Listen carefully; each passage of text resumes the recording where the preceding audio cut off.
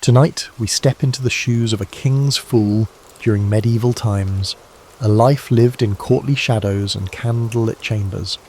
More than just a jester, the fool has balanced wit, humour, and sharp insight, entertaining the court while navigating the delicate line between humour and danger. Through their eyes, we'll explore the pageantry, politics, and precariousness of life at the centre of power, where laughter was both a weapon and a shield. So before you get comfortable, take a moment to like the video and subscribe to the channel. Also, let us know where you're watching from and what time it is for you. We appreciate you guys always coming through with story recommendations, and we will continue to go through all of them slowly but surely. Now dim your lights as always, turn on a fan for some noise, and let's learn some history while you sleep. I remember the day I first came to court, a half-starved jester with bells on my hat jangling and dread in my belly. The royal castle loomed ahead, all grey stone walls and towering battlements against a cloudy sky. My heart thudded as I passed beneath the iron portcullis. A pair of guards snickered at the sight of me in my threadbare motley. I clutched my lute and fool's bauble tightly, praying I wouldn't end the day in the stocks. Inside, torchlight flickered on tapestries and armoured knights. Servants rushed by with steaming platters of meat and trenchers of bread. The air smelled of wood smoke, spiced wine, and a hint of something foul from the stables. I followed a steward into the enormous hall, my shoes scuffing over rushes strewn on the floor. At the far end, on a raised dais, sat King Edward of England, my new master. He wore a fur-lined mantle and no crown, yet he radiated authority. He fixed his keen grey eyes on me as the gathered courtiers announced me as the evening's entertainment. Every gaze in the hall turned my way. I felt naked despite my motley tunic and jingling bells. I swept a deep bow, arms splayed comically, nearly losing my balance for effect. A few chuckles broke the silence. "Welcome, fool," called the king, his voice echoing off the rafters. "What do they call you?" "Tom, your majesty." "Tom Fool," I answered brightly, hiding my nerves under a grin. In truth, my Christian name was William, but a new life warrants a new name. My answer earned an approving smirk. "Very well, Tom. Let us see if your humour is as sharp as your tongue is quick," said King Edward. He gestured for me to begin. I started with a jaunty tune on my lute, a bawdy tavern song about a tipsy friar losing his robe to the wind. My fingers trembled on the strings, but the melody came out merry and bright. Laughter rose from the tables at the chorus's naughty twist. Emboldened, I launched into a comic tale, peppering it with jabs at castle life, a joke about the cook over-salting the stew, a quip about a knight's rusted armour creaking like an old ox. The courtiers guffawed, and even the queen hid a smile behind her hand. Warm relief spread through my chest. They were laughing. Finally, I decided to make a bold joke aimed at the most significant target. Balancing on one leg in an exaggerated pose, I lowered my voice conspiratorially. "Lords and ladies," I announced, "I've heard a wondrous secret about our sovereign." A hush fell. I flashed an impish grin at King Edward. "It's said His Majesty has a unique blessing from St. Peter himself. Only the king can sit on his throne and make the angels sing, especially after he's enjoyed a hearty dinner." I patted my backside and widened my eyes innocently. For a heartbeat, silence. Some lords looked scandalised that I'd joked about the king's royal behind. The king's eyebrow arched. My pulse pounded. Had I gone too far? Then King Edward threw back his head and laughed, a deep roaring laugh that shattered the tension. The court followed suit, laughter rippling through the hall. The king mimicked sternness by waving a finger at me. "Mind your cheek, knave, or I'll have you whipped for impudence," he said, still chuckling. I dropped to my knees in a mock pleading bow. "Mercy, your majesty, I only speak gospel truth in your praise," I replied with an overly pious tone. The king laughed again and gave a dismissive wave, signalling my performance was over. As I backed away, trembling with relief, a servant pressed a silver coin into my palm, a reward from the king.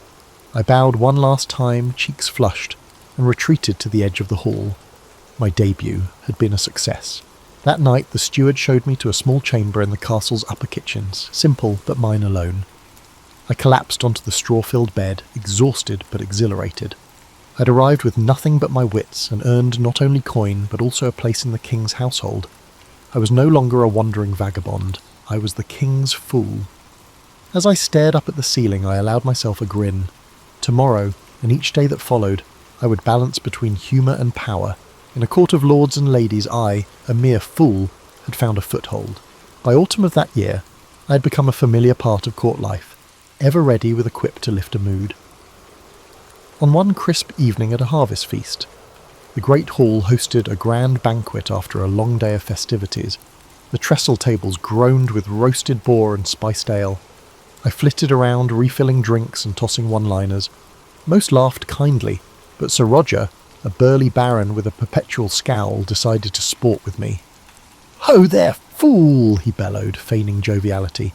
"We hear you juggle anything. Try these." He suddenly hurled 2 oranges at me. The first I snatched out of the air, but the second struck my cheek sharply before splattering on the floor. Laughter erupted. Pain flared in my cheek, and my face burned as nobles howled at my expense. For an instant I nearly flung the remaining orange at him. I imagined it smacking that red-faced oaf, but a fool survives on wit, not wrath.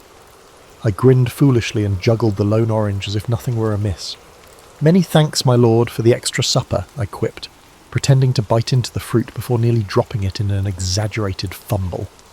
The onlookers laughed anew, this time with me rather than at me.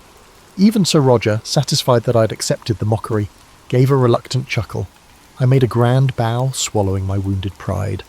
When I risked a glance up at King Edward, he was watching me with a faint smirk.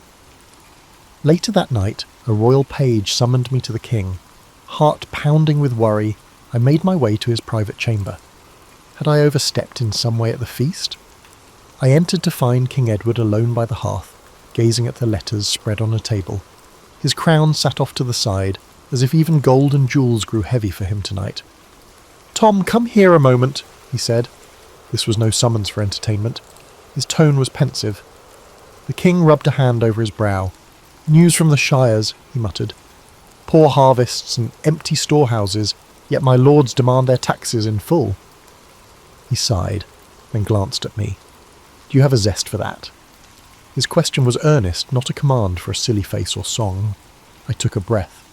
"Sire, if I may spin a small fable, sometimes answers slink out better in story form." At his nod, I spoke softly. I told of a farmer who had a skinny mule that pulled his plough.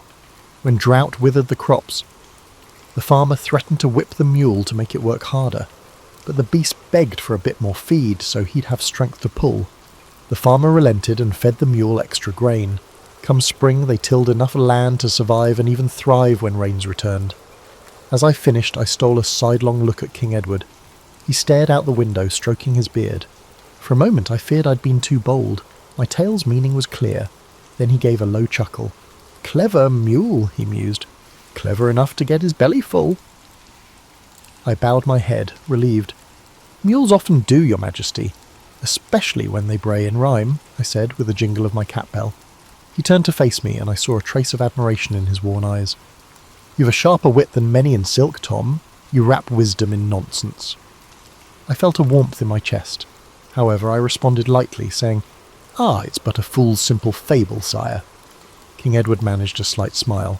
"On the contrary, I will consider what you have implied." He clapped a hand on my shoulder, a gesture of trust and thanks. "That will be all. Get some rest." I bowed deeply. "Good night, your majesty." Before departing, I turned back with a cheeky bow. "And don't forget to feed your mule, sire," I said. King Edward barked a brief laugh and waved me away. I slipped out with a grin. Walking back to my quarters through the dim corridors, I felt nearly weightless. Tonight I had stepped beyond mere entertainer. I had, in my small way, shaped the king's thoughts. It was exhilarating and a little terrifying. A fool's jingling cap, I realised, could carry surprising influence if I used my wit wisely. Although favour can change quickly for the time being, the king relied on the hidden truths within my pranks. Winter brought hardship and unrest. A poor harvest left many starving, and whispers of rebellion drifted into court. King Edward's temper, once jovial in my company, grew brittle as dried kindling. More often I saw him frown at reports from his barons, grain riots, poaching in the royal forests, a distant village refusing to pay tithes. Fear and anger coiled around the court like smoke. One bleak afternoon the king held open court to dispense justice. I stood at the edge of the hall, bells quiet, sensing the tension. One by one, prisoners were brought before the throne.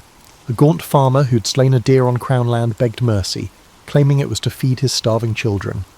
Next, a ragged group of villagers accused of sparking a food riot in the north were dragged in chains. My stomach tightened at their hollow cheeks and terrified eyes. The barons and courtiers looked on with hard disapproval. Sir Warwick, the king's stern-faced adviser, urged severity. "An example must be made, your majesty," he declared loud enough for all to hear. "Clemency for lawbreakers in famine would only breed chaos. Show them the cost of defiance." I watched King Edward's face as Warwick spoke. A muscle in his jaw twitched. The king's eyes, usually so keen and alive, were clouded with worry. He would rather not seem weak. The farmer was up first for judgment. King Edward announced that the farmer would receive a public whipping as punishment. The poor man broke down in tears, grateful that he had avoided the noose. I let out a breath I hadn't realised I was holding. But then came the villagers. A guard read out their crime, leading a mob to raid a granary owned by the crown.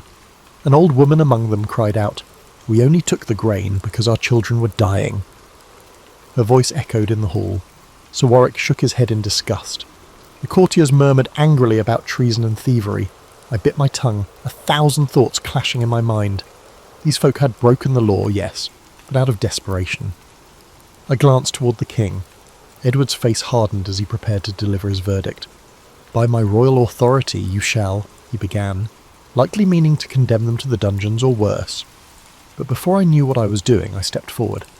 My heart thundered in my chest, but I couldn't stay silent. Perhaps I'd spent too long weaving truth into jests. The truth now came out bare and unadorned. "Your Majesty," I interjected in a loud and clear voice to ask if I might offer a fool's perspective. A shocked hush fell. One did not interrupt the king at trial, certainly not a fool. I dimly heard Sir Warwick's hiss of annoyance. King Edward turned his cold gaze on me, more startled than furious. At least yet. I swallowed hard. There was no turning back. I adopted a deliberately light tone, though my pulse pounded in my ears. "These poor souls stand accused of stealing bread," I said, gesturing to the trembling villagers, "and truly that is no jesting matter. But I wonder, sire, if a father is to be whipped for feeding his children venison, and mothers are to be cast in dungeons for snatching a few loaves." I forced a thin smile. "Perhaps your humble fool should be punished as well, for I've been stealing your valuable air all these years without paying coin for it." A few nervous titters came from the back of the hall, then died immediately. The king's eyes narrowed. I pressed on, my voice gaining a desperate strength. "Only a fool would make light of hunger, my lord. I speak not to mock your justice, but to beseech your mercy. Starvation makes fools of us all." I bowed low, my head bent so I couldn't see his reaction. My hands were shaking. No one else dared breathe. For a heartbeat there was silence so deep I heard the distant drip of wax from a candle. Then, "Enough," King Edward said quietly. The word fell like an axe. I looked up. His face was flushed not with mirth but with anger. "I'll hear no more." He stood from the throne, and in that moment he loomed larger than I'd ever seen him. "Who is king here? You fool?" His voice was deceptively soft, quivering with restrained rage. "Do you presume to lecture me on duty and mercy, dressed in motley and bells?" Every utterance from his lips felt like a boulder hurled towards my head. I opened my mouth to stammer an apology, but he silenced me with a glare. "Take him," the king snapped to his guards. In an instant, rough hands seized my arms. My bell-tip cap tumbled to the floor as a guard yanked me backward. I heard a few gasps among the courtiers. Lady Marjorie covered her mouth in dismay. Sir Warwick simply watched with a thin smile. My cap's little bells jangled on the stones, a faint jingling that seemed to underline my folly. King Edward's voice echoed in the rafters, cold and formal. For his disruption and insolence, let the king's fool receive the same punishment he pitied. He should receive 20 lashes before the court at dawn. Terror washed over me. 20 lashes. My knees nearly buckled. I wanted to beg for forgiveness, to plead that I'd only spoken out of concern, but my tongue felt paralysed. 2 guards dragged me from the hall as the king's attention returned to the stunned prisoners before him. As they hauled me away, none dared to object or even meet my eyes. They threw me into a draughty antechamber, where I collapsed to the floor, my back pressed against cold stone as I tried to catch my breath. I tasted blood. I must have bitten my tongue without noticing.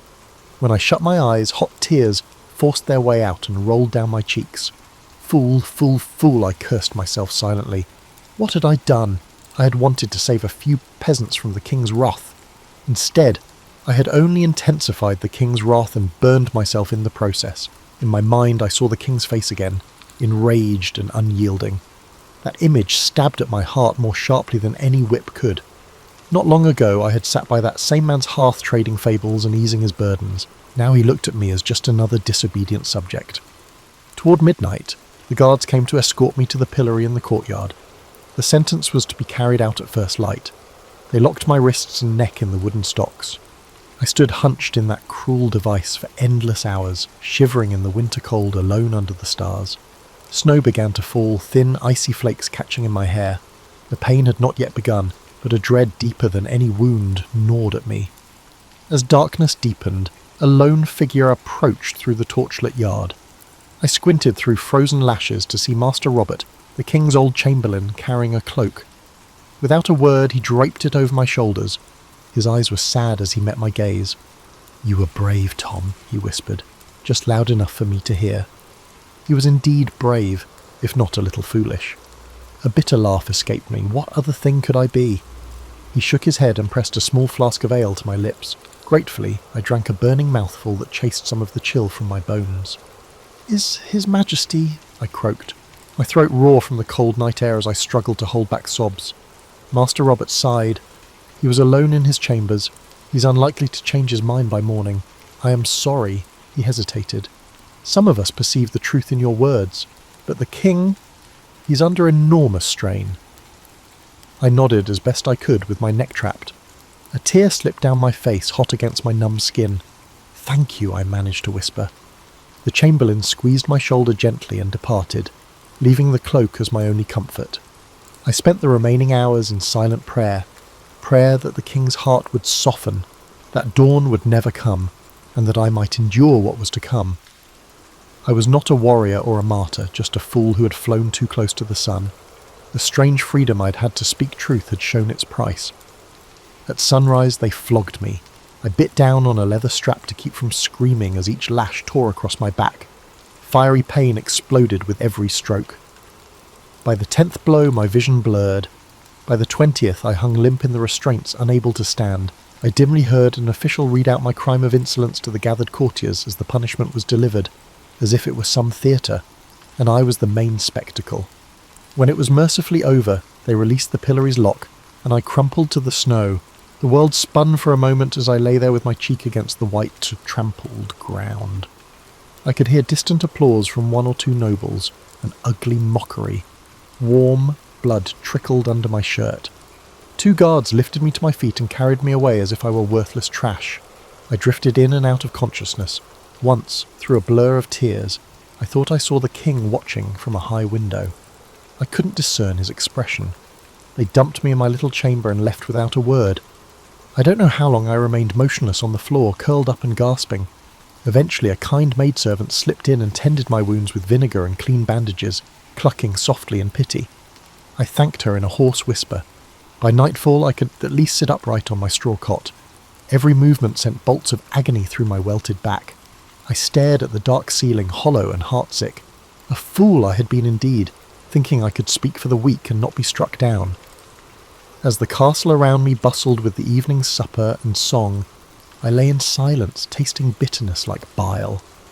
I did not know what hurt more, the fiery stripes across my back or the cold distance that now yawned between me and the king I had thought perhaps foolishly was my friend. After a week under siege with little progress, the king decided to send a message of surrender terms to Duke Geoffrey.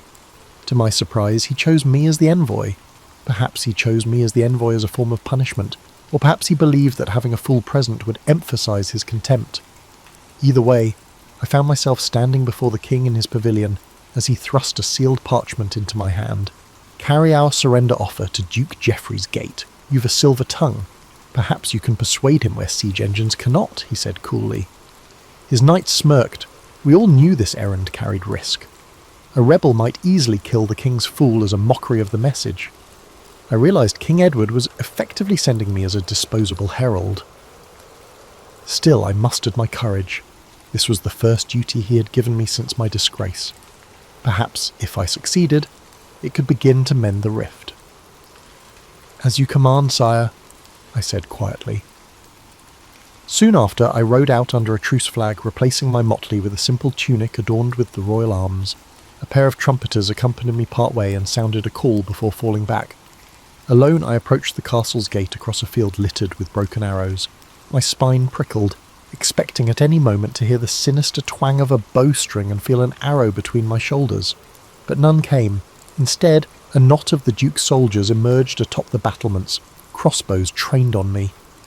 "I come bearing a message from King Edward," I shouted up in as steady a voice as I could manage. Eventually, the iron portcullis creaked upward, just enough for a handful of armoured men to drag me inside. I was roughly searched and relieved of my small dagger, more a tool than a weapon. Then they shoved me into a torchlit great hall where Duke Geoffrey himself awaited. He was a formidable figure in steel plate and a crimson cloak, a middle-aged man with a scarred brow and weary eyes. "So," he said, his voice echoing off the stone walls, "Edward sends his fool to parley. Is he so short of loyal knights?" Snickers echoed from the Duke's men around me. I straightened to my full height, trying not to let my knees quake. "Loyal knights are too valuable to risk on Duke Geoffrey," I replied, before thinking better of it. My old reflex for wit had slipped out. Some of the rebel soldiers bristled, but the Duke barked a short laugh. "Hand me the message, fool," he said. I presented the parchment with a slight bow. As he read the king's offer, amnesty in exchange for immediate surrender, his face showed no flicker of concession. When he finished, he scoffed. "Empty promises. Did Edward think a few pardoning words would make me kneel? He must consider me more foolish than you." A tense silence fell.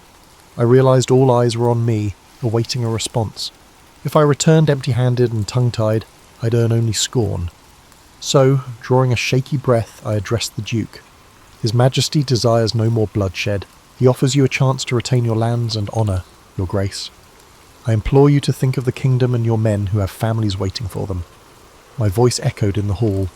It was a bold speech for my station, but I spoke with genuine pleading. I had seen enough suffering. Duke Geoffrey regarded me with a faintly surprised expression.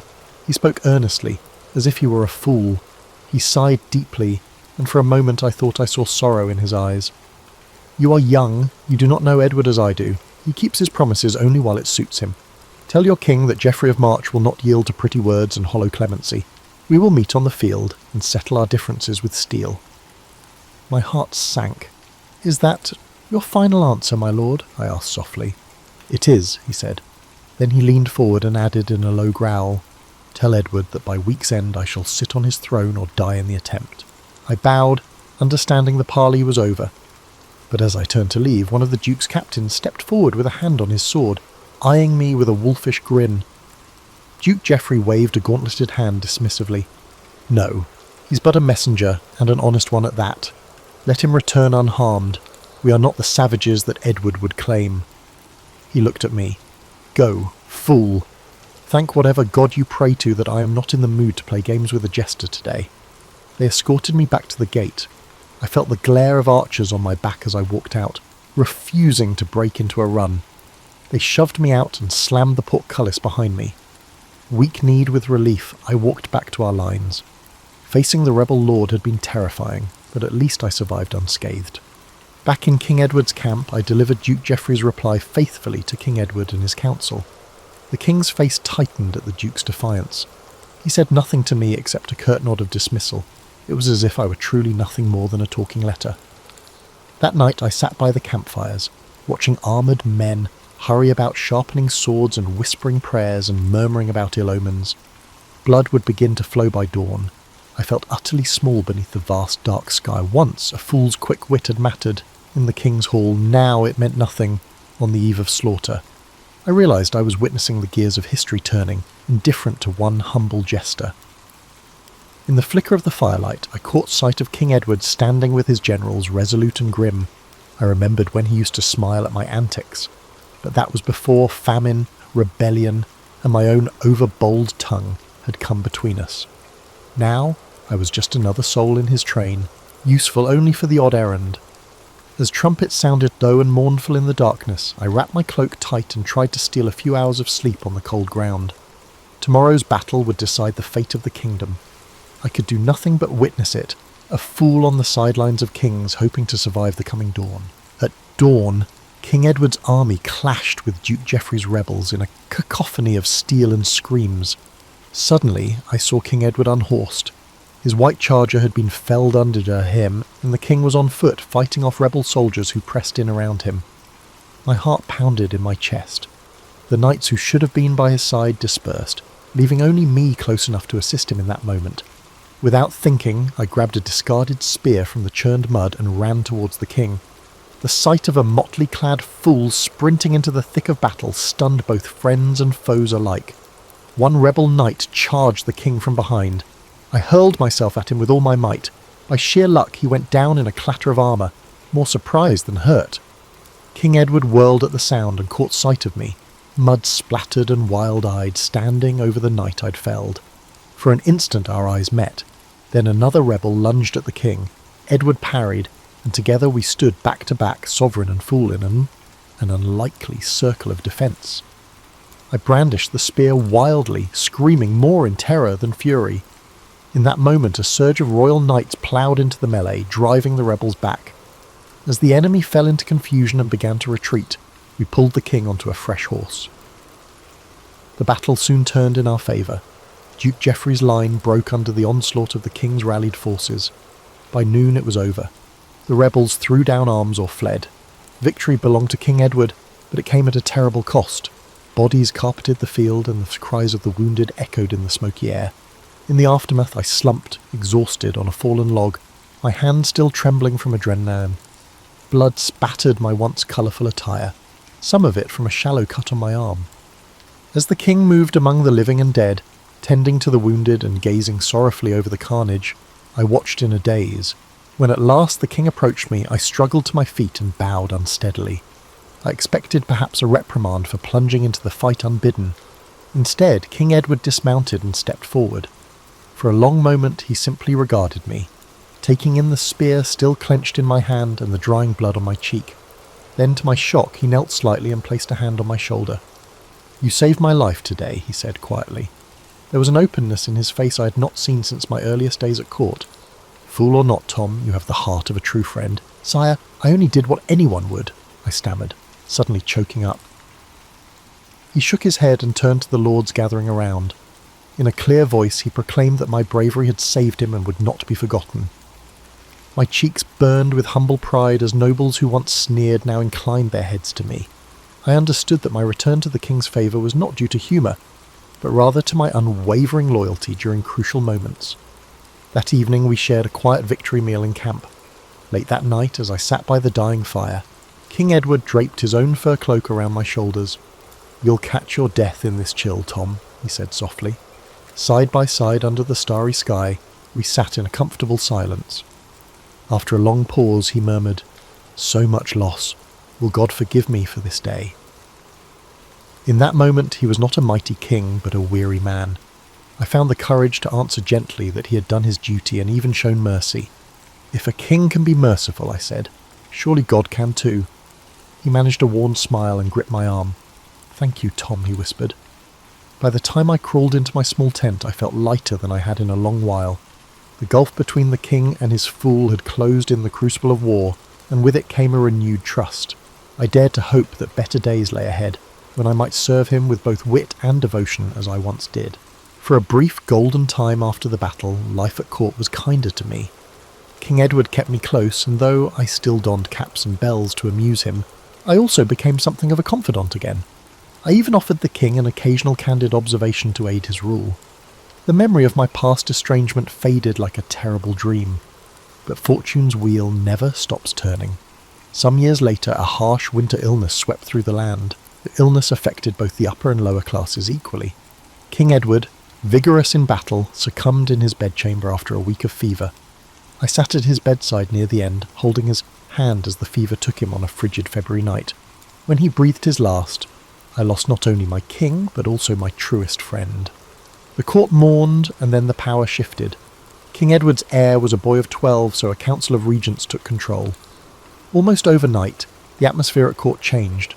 The new rulers had little use for the old king's fool. To them I was a remnant of Edward's era, at best irrelevant, at worst a nuisance with too many of the late king's confidences. In the weeks after the funeral, I became increasingly unwelcome. The boy king, guided by stern advisors, showed no interest in my antics. I used to sit near the throne, but now I found myself standing at the back of the hall.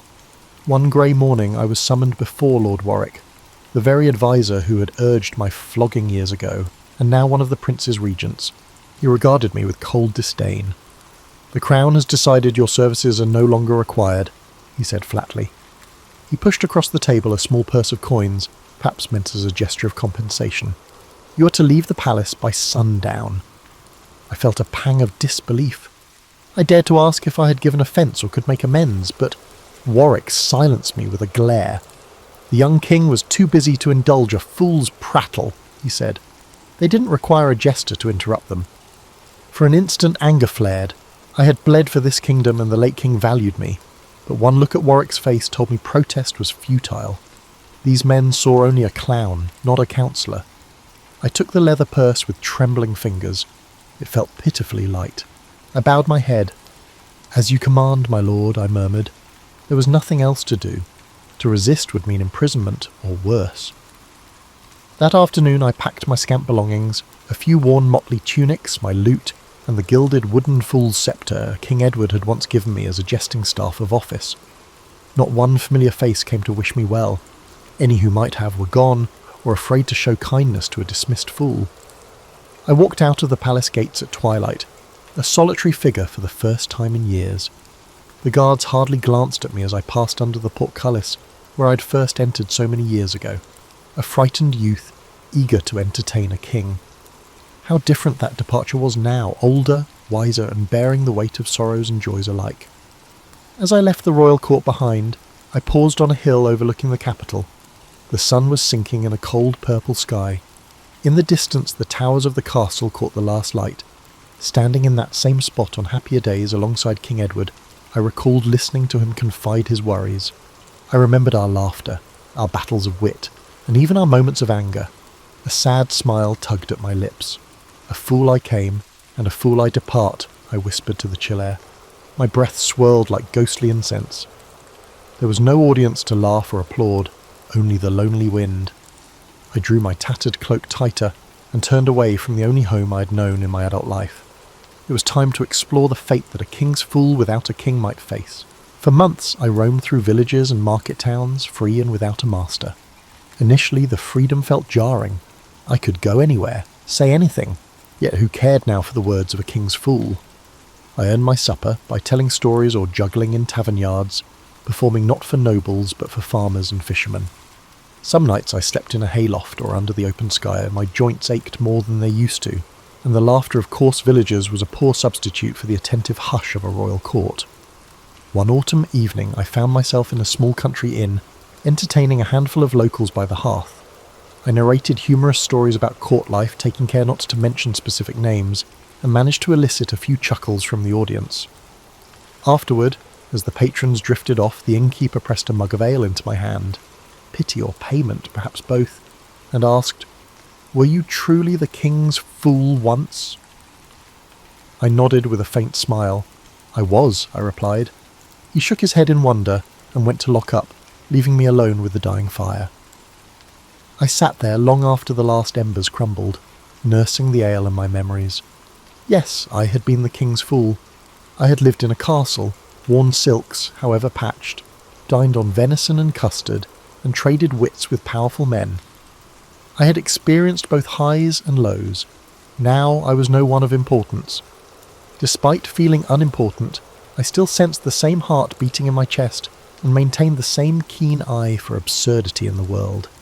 In the silence of that tavern, I realized that in my own way, I still carried the truth speaker's torch. I could now speak freely about the Lord's vanity, the poor's plight, and other palace secrets. The strange privilege I once held to speak truth to power had come at enormous risk. Now I held a different sort of freedom. I could speak truth openly, but power no longer heeded. It was a lonely freedom, stripped of the glamour that once gave my words weight. I drained my ale and stepped outside into the crisp night. A thin sliver of moon hung overhead. The village was dark and sleeping. Only the distant bark of a dog and the rustle of trees kept me company. Pulling my threadbare cloak around my shoulders, I walked down the empty lane toward the inn's stable loft, where a pile of straw waited as my bed. Overhead, countless stars glittered. The same stars I used to gaze at from the castle parapets in King Edward's day. How many times had I stood by his side after a feast, pointing out a constellation or making a wish? I closed my eyes and could almost hear the king's rich laugh beside me. An ache swelled in my throat, part sorrow, part sweet reminiscence. "Ah, Edward," I murmured to the sky, "they took your fool away, but they'll never quite rid me of you." Perhaps it was a foolish thing to say, but then foolishness had always been my trade. I climbed into the loft and lay down on the straw. Through a gap in the roof I could see a splash of stars.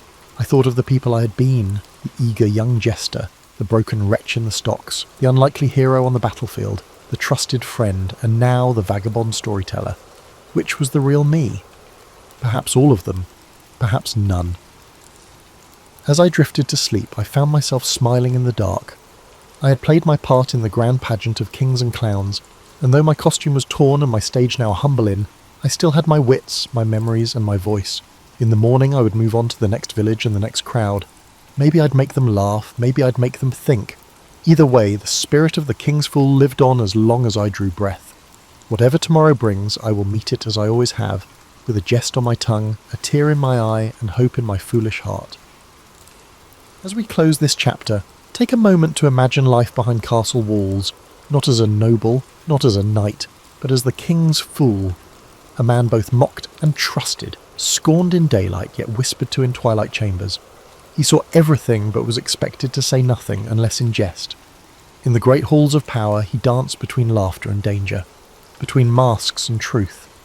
Life as a medieval King's Fool was more than juggling and laughter. It was a dangerous balancing act of wit, observation, and survival. If you're still struggling to fall asleep, don't panic. We have more content lined up in this video, shuffled between old favourites and new gems to help the insomniacs caught in thought loops. I genuinely enjoy helping you drift off with my voice. This has become more than storytelling. It's a shared space of calm. You all deserve rest, no matter what weighs on your mind. Now, I'll go sit by the fireplace and sip tea for the rest of the day. Sweet dreams, my friends. And as always, sleep tight and good night.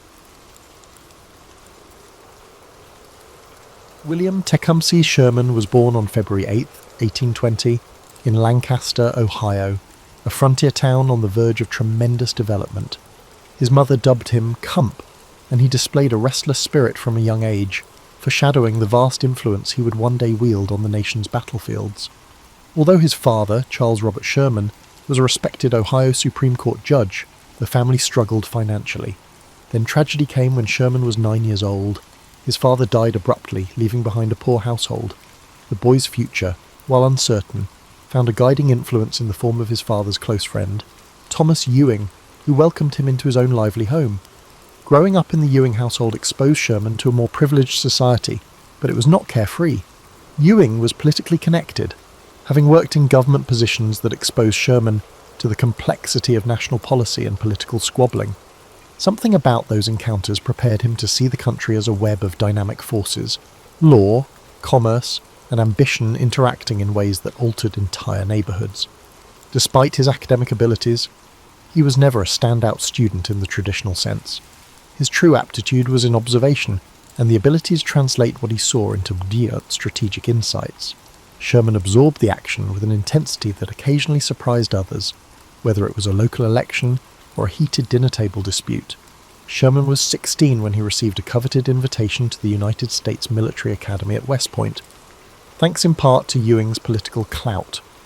When he arrived at West Point in 1836, he discovered that the regiment was both difficult and stimulating. Mathematics, engineering, and tactics dominated the curriculum, combining practical skills with theoretical knowledge. Although he did not excel academically, he graduated 6th in his class, he was known for being clever, pragmatic, and unromantic about his military service. Classmates noticed his frank demeanour, which would become a defining feature of his personality throughout his career. Sherman enlisted in the army as a second lieutenant in the 3rd US Artillery after graduating in 1840. He served in many outposts, from Florida to the distant frontiers, dealing with the problems of a rising nation. The Florida job embroiled him in the Seminole Wars, a brutal milieu of swamp warfare and uncertain goals. Sherman quietly recorded the lessons. Combat was chaotic, objectives shifted quickly, and success required a combination of planning and sheer tenacity. He also developed a dislike for half-hearted confrontations, believing that if a battle was unavoidable, it must be pursued with utmost determination. Despite periodic promotions and the allure of new assignments, Sherman never felt completely at ease in the peacetime army. Bureaucratic red tape, restricted chances for growth, and a desire for new experiences gnawed at him. His restlessness prompted him to quit from the army in 1853. In the decade that followed, he dabbled in various endeavours, including banking in San Francisco, law practice and company management in New York. Each position deepened his understanding of the fundamental principles of American business, the importance of risk-taking, and the vulnerability of trust in a period marked by frequent booms and busts. The banking crisis of 1857 devastated him financially, demonstrating how rapidly riches might vanish when markets crashed. During his civilian years, Sherman made friends from both the North and the South, including plantation owners and entrepreneurs.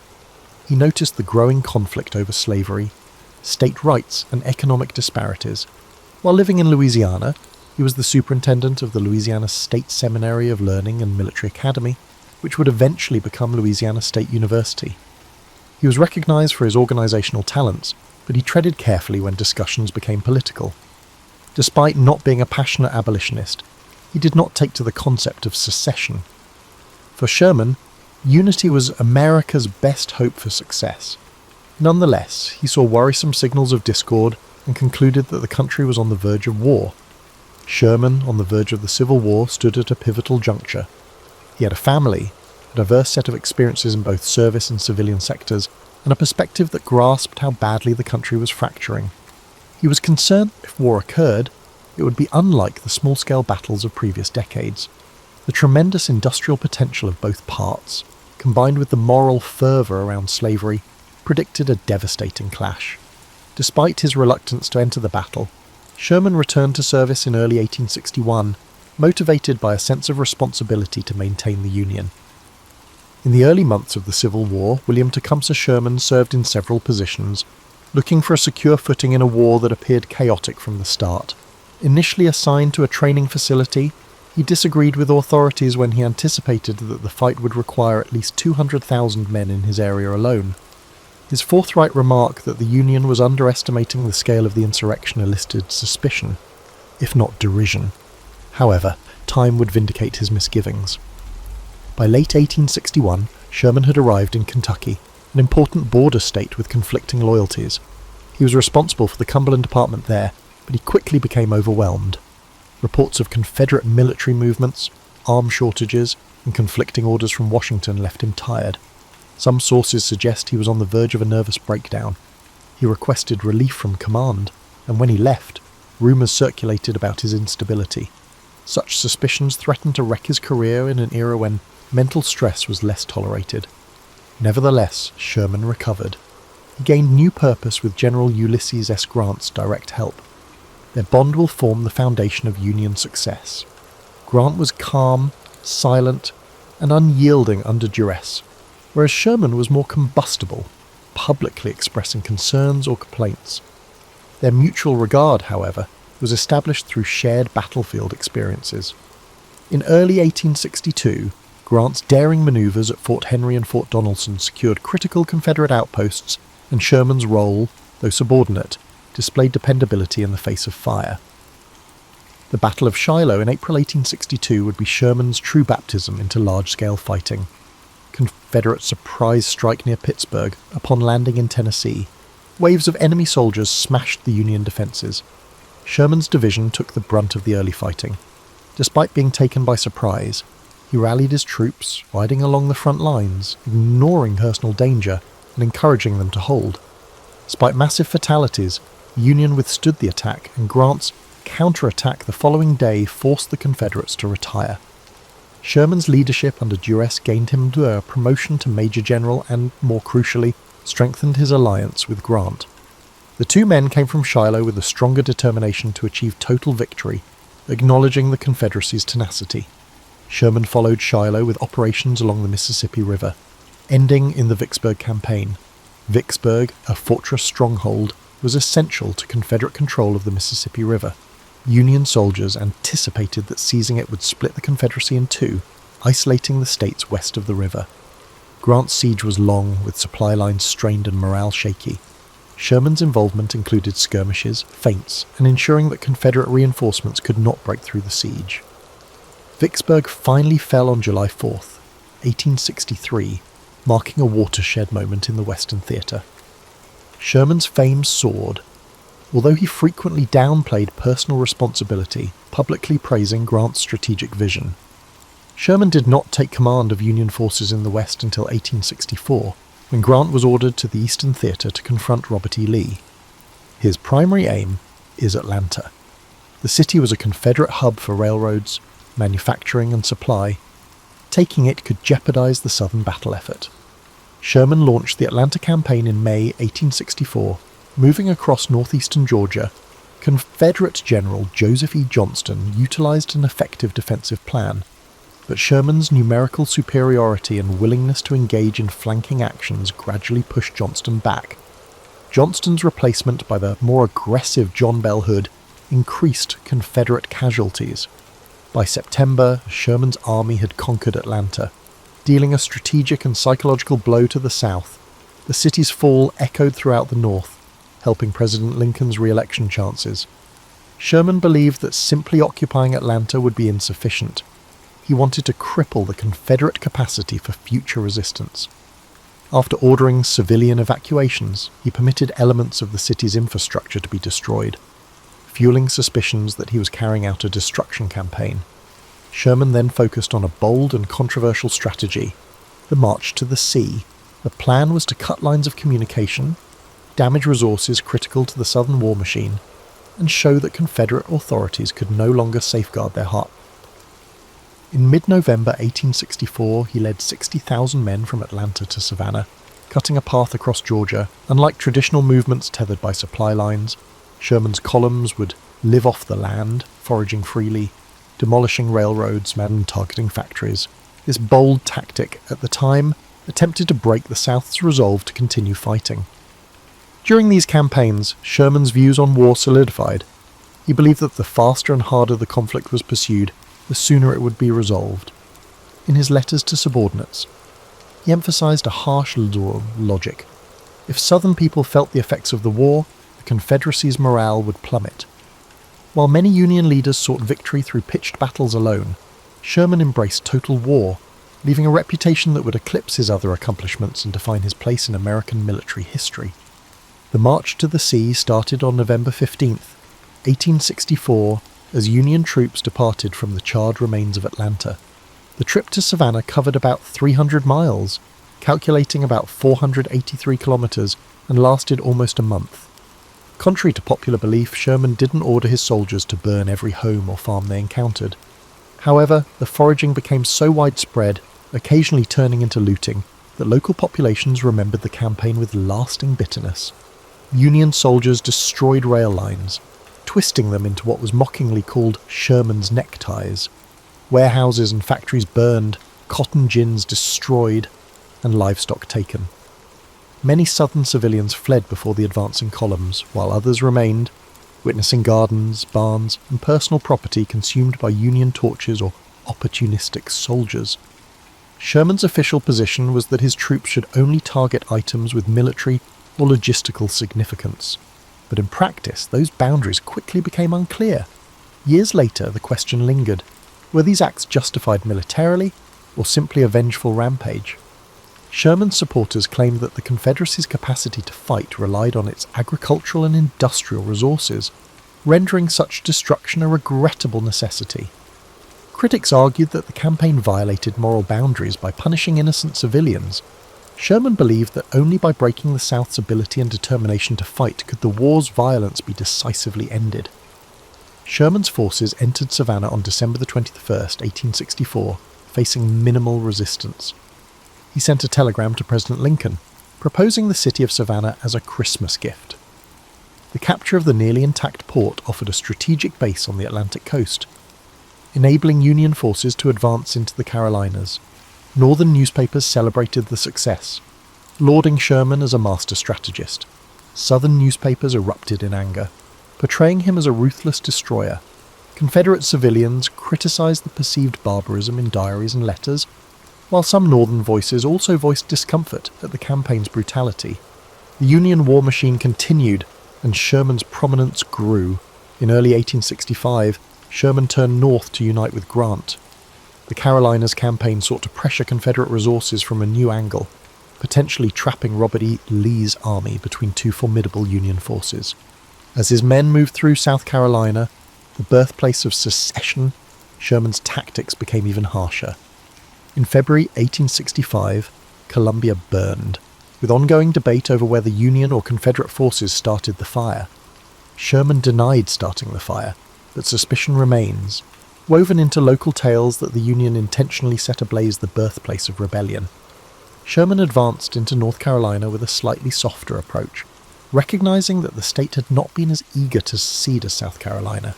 The operational logic persisted: weaken Confederate capabilities, disrupt railroads, and harass the demoralized Southern forces.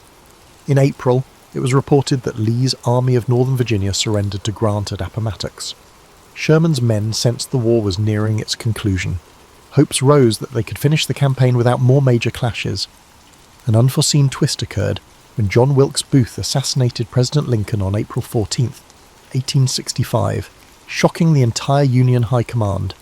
Grief and anger surged through Sherman's ranks. After Lincoln's death, talks with Confederate General Joseph E. Johnston in North Carolina became increasingly strained. Sherman, aiming for a quick reconciliation, proposed terms that many in Washington viewed as excessively generous, including political concessions that exceeded his authority. The War Department, shaken by Lincoln's assassination and favouring tougher actions, rejected Sherman's agreement. Reports suggested that Sherman was either naive or overreaching. The fiasco briefly damaged his reputation. A revised negotiation resulted in Johnston's surrender on April 26, effectively ending the war in the Carolinas. Sherman's desire to heal wounds quickly conflicted with the mood in Washington, creating misunderstandings that would persist for years. Despite the friction points, the North celebrated Sherman as a hero. His soldiers admired him, referring to him as Uncle Billy, impressed by his relentless energy and talent for boosting morale. Southerners condemned him as the cause of devastation. He rarely attempted to soften that image, stating that war was cruelty and efforts to refine it were pointless. That straightforward view shaped his strategic approach. Sherman believed that war should be pursued with full commitment, or not at all. After the war, Sherman oversaw military districts in the South, attempting to maintain order during Reconstruction's tumult. He found the political squabbling exhausting, favouring direct military leadership over the complexities of civil policy. Sherman's legacy was solidified by his wartime campaigns, despite the post-war complexities that overshadowed it. The challenge for him, and for the nation, was how to address the resentment caused by total war while also focusing on rebuilding a unified country. After hostilities concluded, William Tecumseh Sherman expected the clear structure of wartime command to translate into a simple post-war position.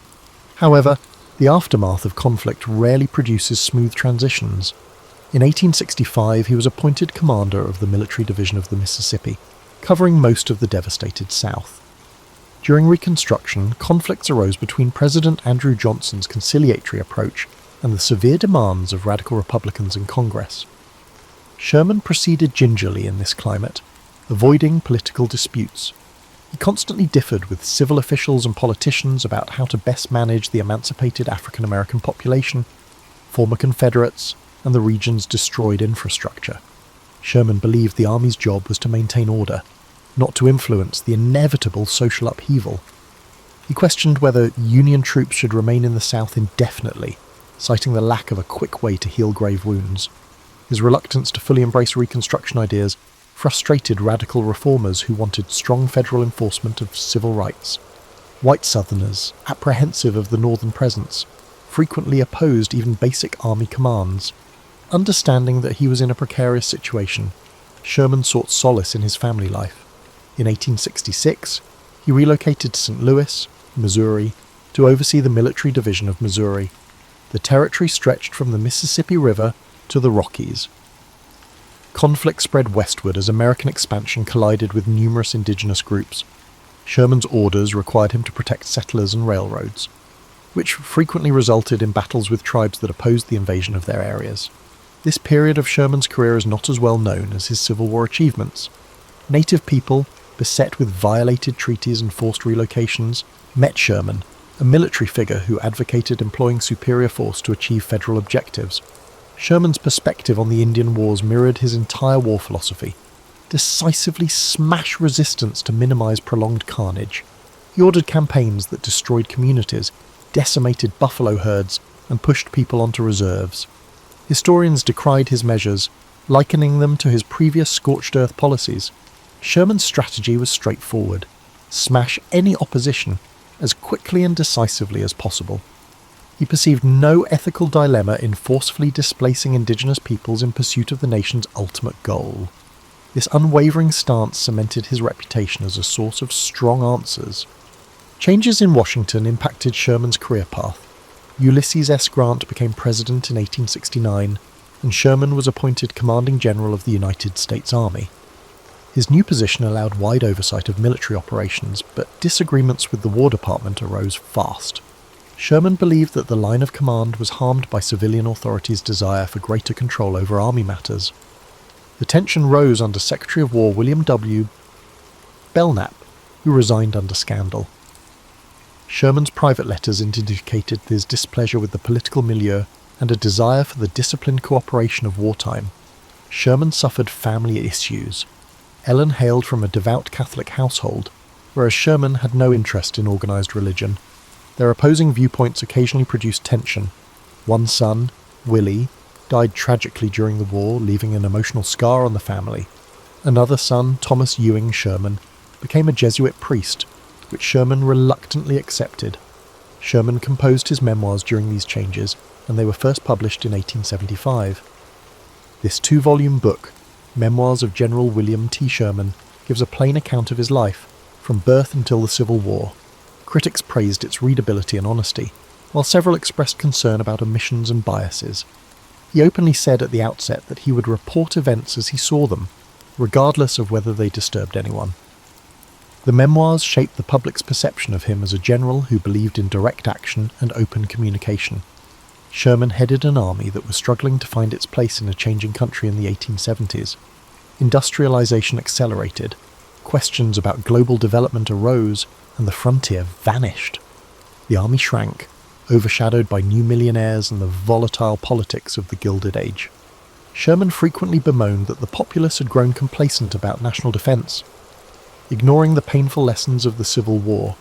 In quieter moments, he realized that a diminished army presence was precisely what a reunited country needed, even if it left him feeling a little lost. The Great Railroad Strike of 1877, which saw federal troops dispatched to quell labor unrest, was the final major dispute of his tenure. Sherman struck a compromise between compassion for workers' concerns and the necessity for order, directing a reaction that sought to minimize bloodshed. The incident pointed at a new sort of internal conflict, industrial turmoil supplanting sectional conflicts. Sherman, noted for his directness and rigidity, was reminded that war is never static. It changes with the intricacies of civilization. As the 1880s began, William Tecumseh Sherman entered retirement but stayed a notable public figure. In 1882, he stepped down as commanding general, concluding nearly 20 years of consistent leadership in a transforming army. Civic groups, lecture circuits, and political activists often pursued him. Some urged him to run for president, thinking his combat experience and integrity would resonate with Americans. Sherman famously declined, stating, "I will not accept if nominated and will not serve if elected." The statement reflected his post-war identity as someone who had witnessed the harsh realities of politics, leading him to avoid more profound involvement. His reluctance to run for government came from several factors. He was wary of the constant manoeuvring that characterized national elections. His straightforward attitude conflicted with the need to appease groups and trade favors. He understood that his reputation, forged through tough tactics in Georgia and the Carolinas, could provoke significant backlash in the South and among moderate northern voters. He felt his skills were better suited for organizing and leading in challenging situations, Rather than in standard governance negotiations, Sherman travelled extensively, giving speeches on Civil War events and promoting a strong, practical military policy, even after leaving formal duties. He seldom softened his remarks. At veterans' reunions, he portrayed the stern uncle, reminding former troops that war was not a glorious adventure.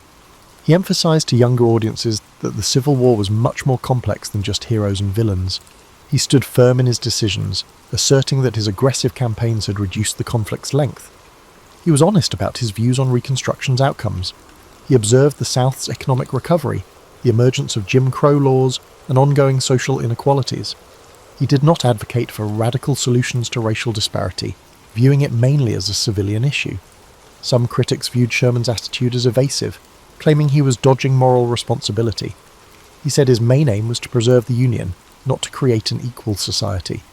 Although Sherman was strategically skilled, his limited view on social fairness reflects the shortcomings of his era, which is clear in hindsight. At the same time, narratives about his private life became gentler. He enjoyed engaging with former allies, especially Ulysses S. Grant, whose presidency concluded amid controversy and failure. Sherman stayed loyal to Grant, honouring their bond from the war despite any controversies. They occasionally gathered to voice their discontent regarding how their legacies turned into political issues. When Grant died in 1885, Sherman mourned publicly, delivering eulogies that highlighted loyalty, the virtue that had united them through numerous conflicts. In the 1880s, new industries and technologies captured public attention. Railroads spanned the continent, telephones connected people, and corporations grew. Sherman felt torn after observing these changes. He appreciated America's ambition for growth, but worried about possible societal instability. The Great Railroad Strike indicated rising unrest among industrial workers. He warned that if class tensions weren't handled correctly, they could erupt violently. Although he wasn't an economist, he identified conflict patterns and warned political leaders that neglecting labour demands could lead to chaos similar to the devastation of war. Sherman, who relocated to New York City later in the decade, joined various clubs and wrote letters condemning the rise of sensational journalism. He was accustomed to media scrutiny. During the war, he was portrayed as either a hero or a criminal. Tabloids thrived on sensationalism, making him cautious about interviews. Young journalists sought his views on military issues. He emphasised that future wars could lead to unimaginable destruction if not quickly contained, particularly with advanced weaponry. He insisted that the only real strategy was to either fully engage in war or not at all. Sherman's health declined as he got older. Stiff joints, persistent pain, and years of fatigue in uniform consumed him. He refused to disguise himself as a weak, elderly general. He walked through the streets of Manhattan in casual clothes, tipping his hat to those who noticed his distinctive grey hair. He visited West Point and other army locations rarely, providing straightforward advice: train with discipline, but hope you never have to use it in a civil war. Listeners felt that beneath his tough exterior were deep wounds shaped by the harsh realities of war. In his later years, the people embraced him as a grandfather figure. His once fierce demeanour mellowed over time. Fundamentally, he was the man who bravely marched through Georgia, firmly believing that such harshness was essential. In the evolving landscape of modern America, William Tecumseh Sherman remained prominent, his influence softened rather than faded, a reminder of when cities trembled at the sight of blue-clad troops. William Tecumseh Sherman spent his final months in New York surrounded by family and friends. He was stoic, yet he occasionally made sad remarks about how the Civil War ruined his reputation. He recognized that for many Southerners, his name symbolized terror, a reminder of burned houses, ruined railroads, and the unrelenting march of Union forces. To many, particularly in the North, he was the driving factor behind the Confederacy's demise, ultimately sparing many lives by ending the war. The dichotomy left him resigned. Historical assessments are rarely balanced, especially for those who shape conflict in new disputed ways. Sherman became ill with pneumonia in January 1891. Doctors tried to restore his health, but difficulties occurred. By early February, it was clear he was unlikely to recover. He faced his decline discreetly, eschewing some treatments and facing his mortality with the same candour he used in strategy. Family members watched him closely, recalling how the once unstoppable man appeared weak under the light of the bedside lamp. He died on February 14, 1891, at the age of 71. News spread across the country. Southerners reacted calmly to the announcement. Some newspapers ran brief obituaries, while others recalled the misery he caused. In the north, praises poured in, hailing him as a hero who broke the war's illusions and drove the South to its knees. Foreign commentators reflected on how the American Civil War influenced worldwide military thinking, observing that Sherman's death marked the end of an era of bold, large-scale maneuver warfare. Sherman's funeral in New York drew massive crowds to the streets. Veterans wearing uniforms saluted the casket. Young observers were captivated by the legend and listened to serious comments from generals who had served under him. The army provided full honours as a final homage to the man whose worldview was defined by his dedication to duty. Pallbearers included notable civic and military figures, emphasising his life's impact on American growth. They brought his remains to St. Louis with quiet solemnity, where he was buried alongside his wife, Ellen, who had died a few years before.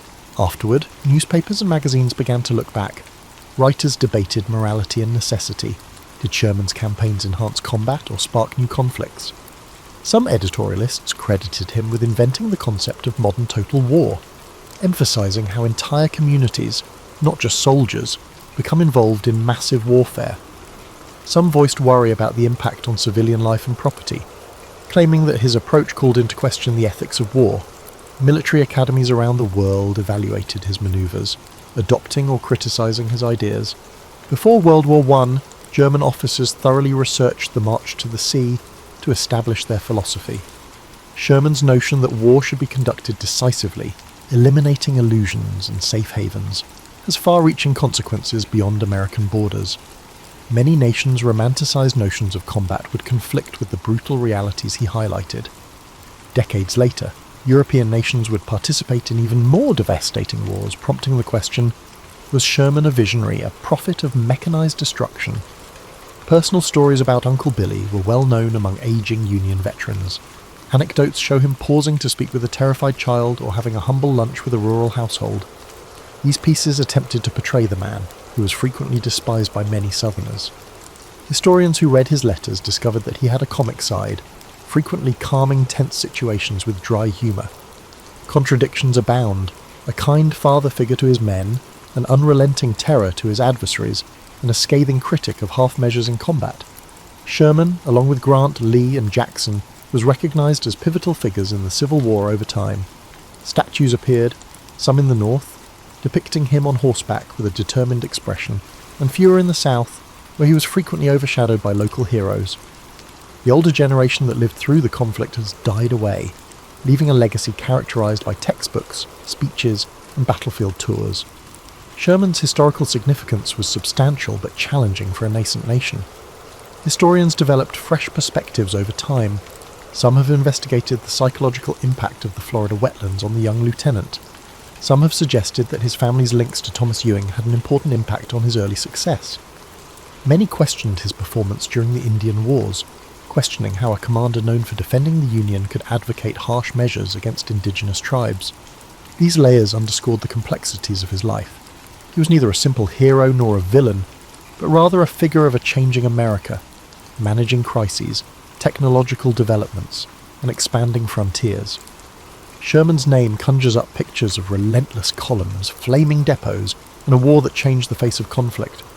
William Tecumseh Sherman is still regarded as a key character in the Civil War pantheon, yet views of his actions continue to shift.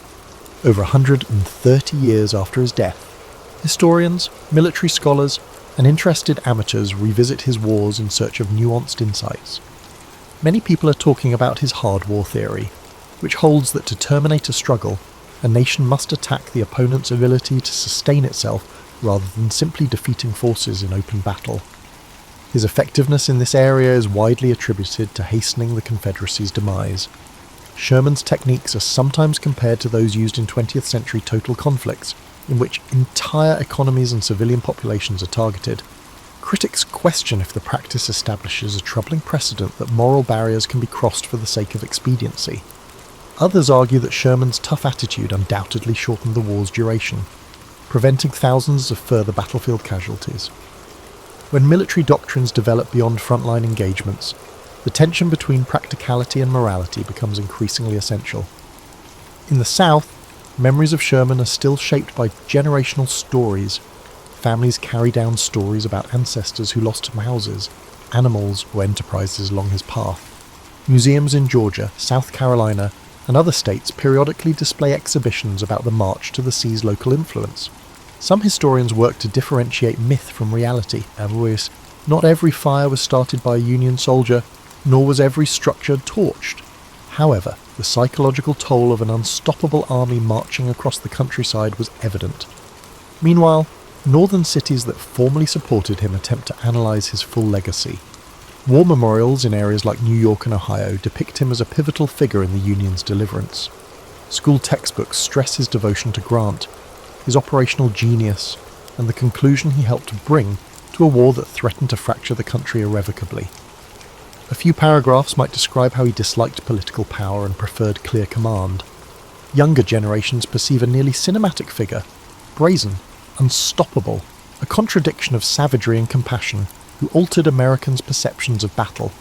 Sherman's personal documents, which are preserved in libraries, illustrate the intricacies of his relationships. Letters to his wife Ellen express love and parental care, particularly when they lost their son Willie in Memphis. Correspondence with fellow officers illustrates the stress that weighed on him, particularly in the dark nights preceding important operations.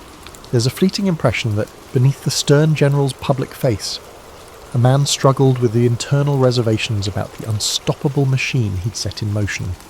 In scholarly areas, studies of Reconstruction address his post-war deeds. Some argue that, despite his ability to effect Southern reintegration, he mostly deferred to civil authorities and focused on limited army duties. Did he demonstrate smart statesmanship, or did he allow systemic injustices to continue? The discussion continues. According to the record, Sherman considered himself first and foremost a soldier, and he rarely saw the army as an instrument for sweeping social engineering. This perspective, aligning with his pragmatic approach, significantly shaped the course of Reconstruction, both positively and negatively.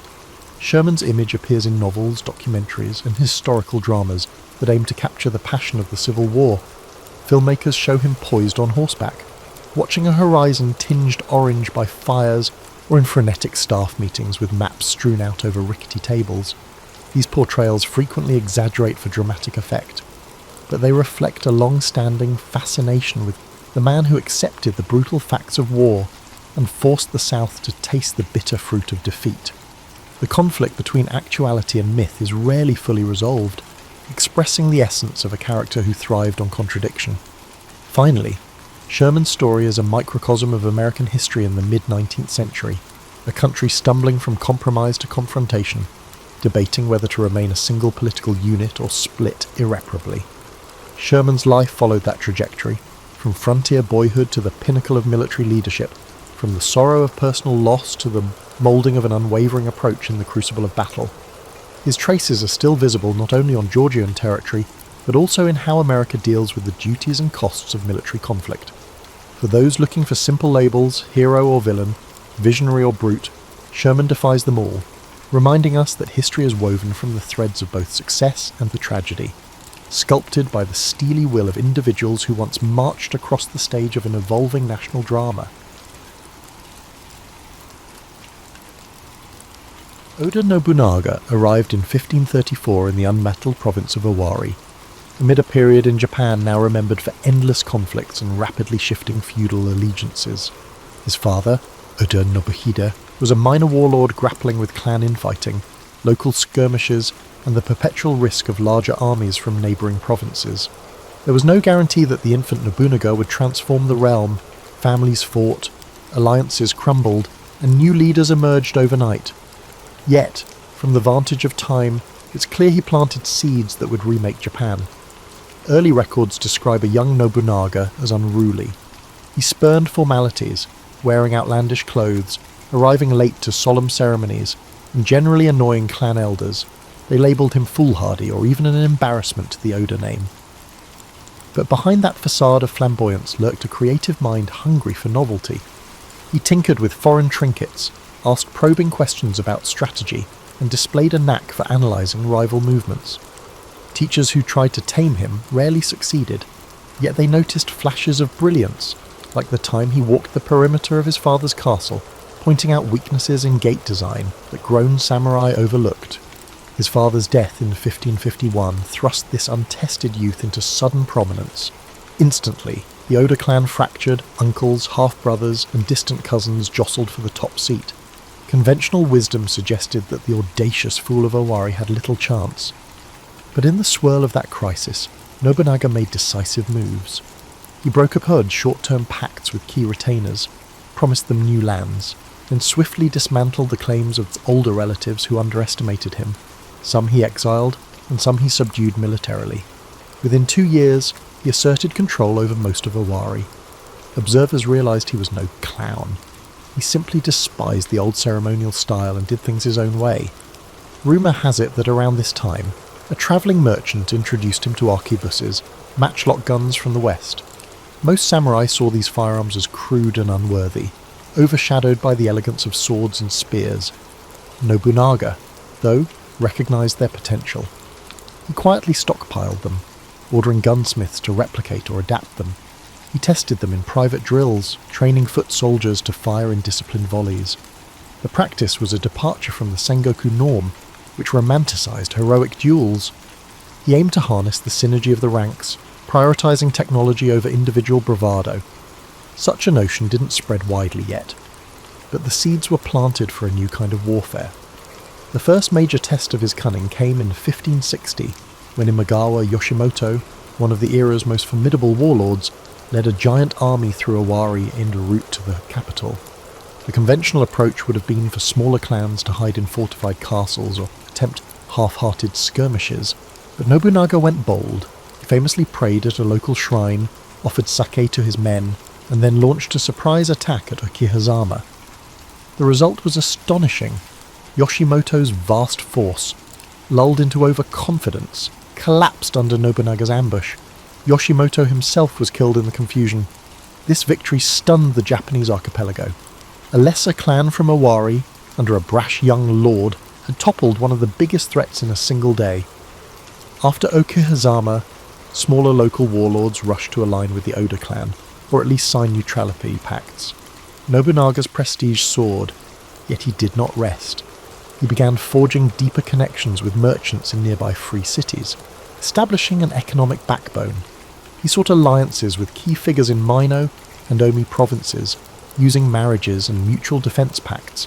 At the same time, he displayed unpredictability, punishing uncooperative lords harshly, sacking their castles, and installing loyal retainer families in the void. Amid these expansions, he showed an unusual attitude towards status. Traditional samurai lineage mattered less to him than competence.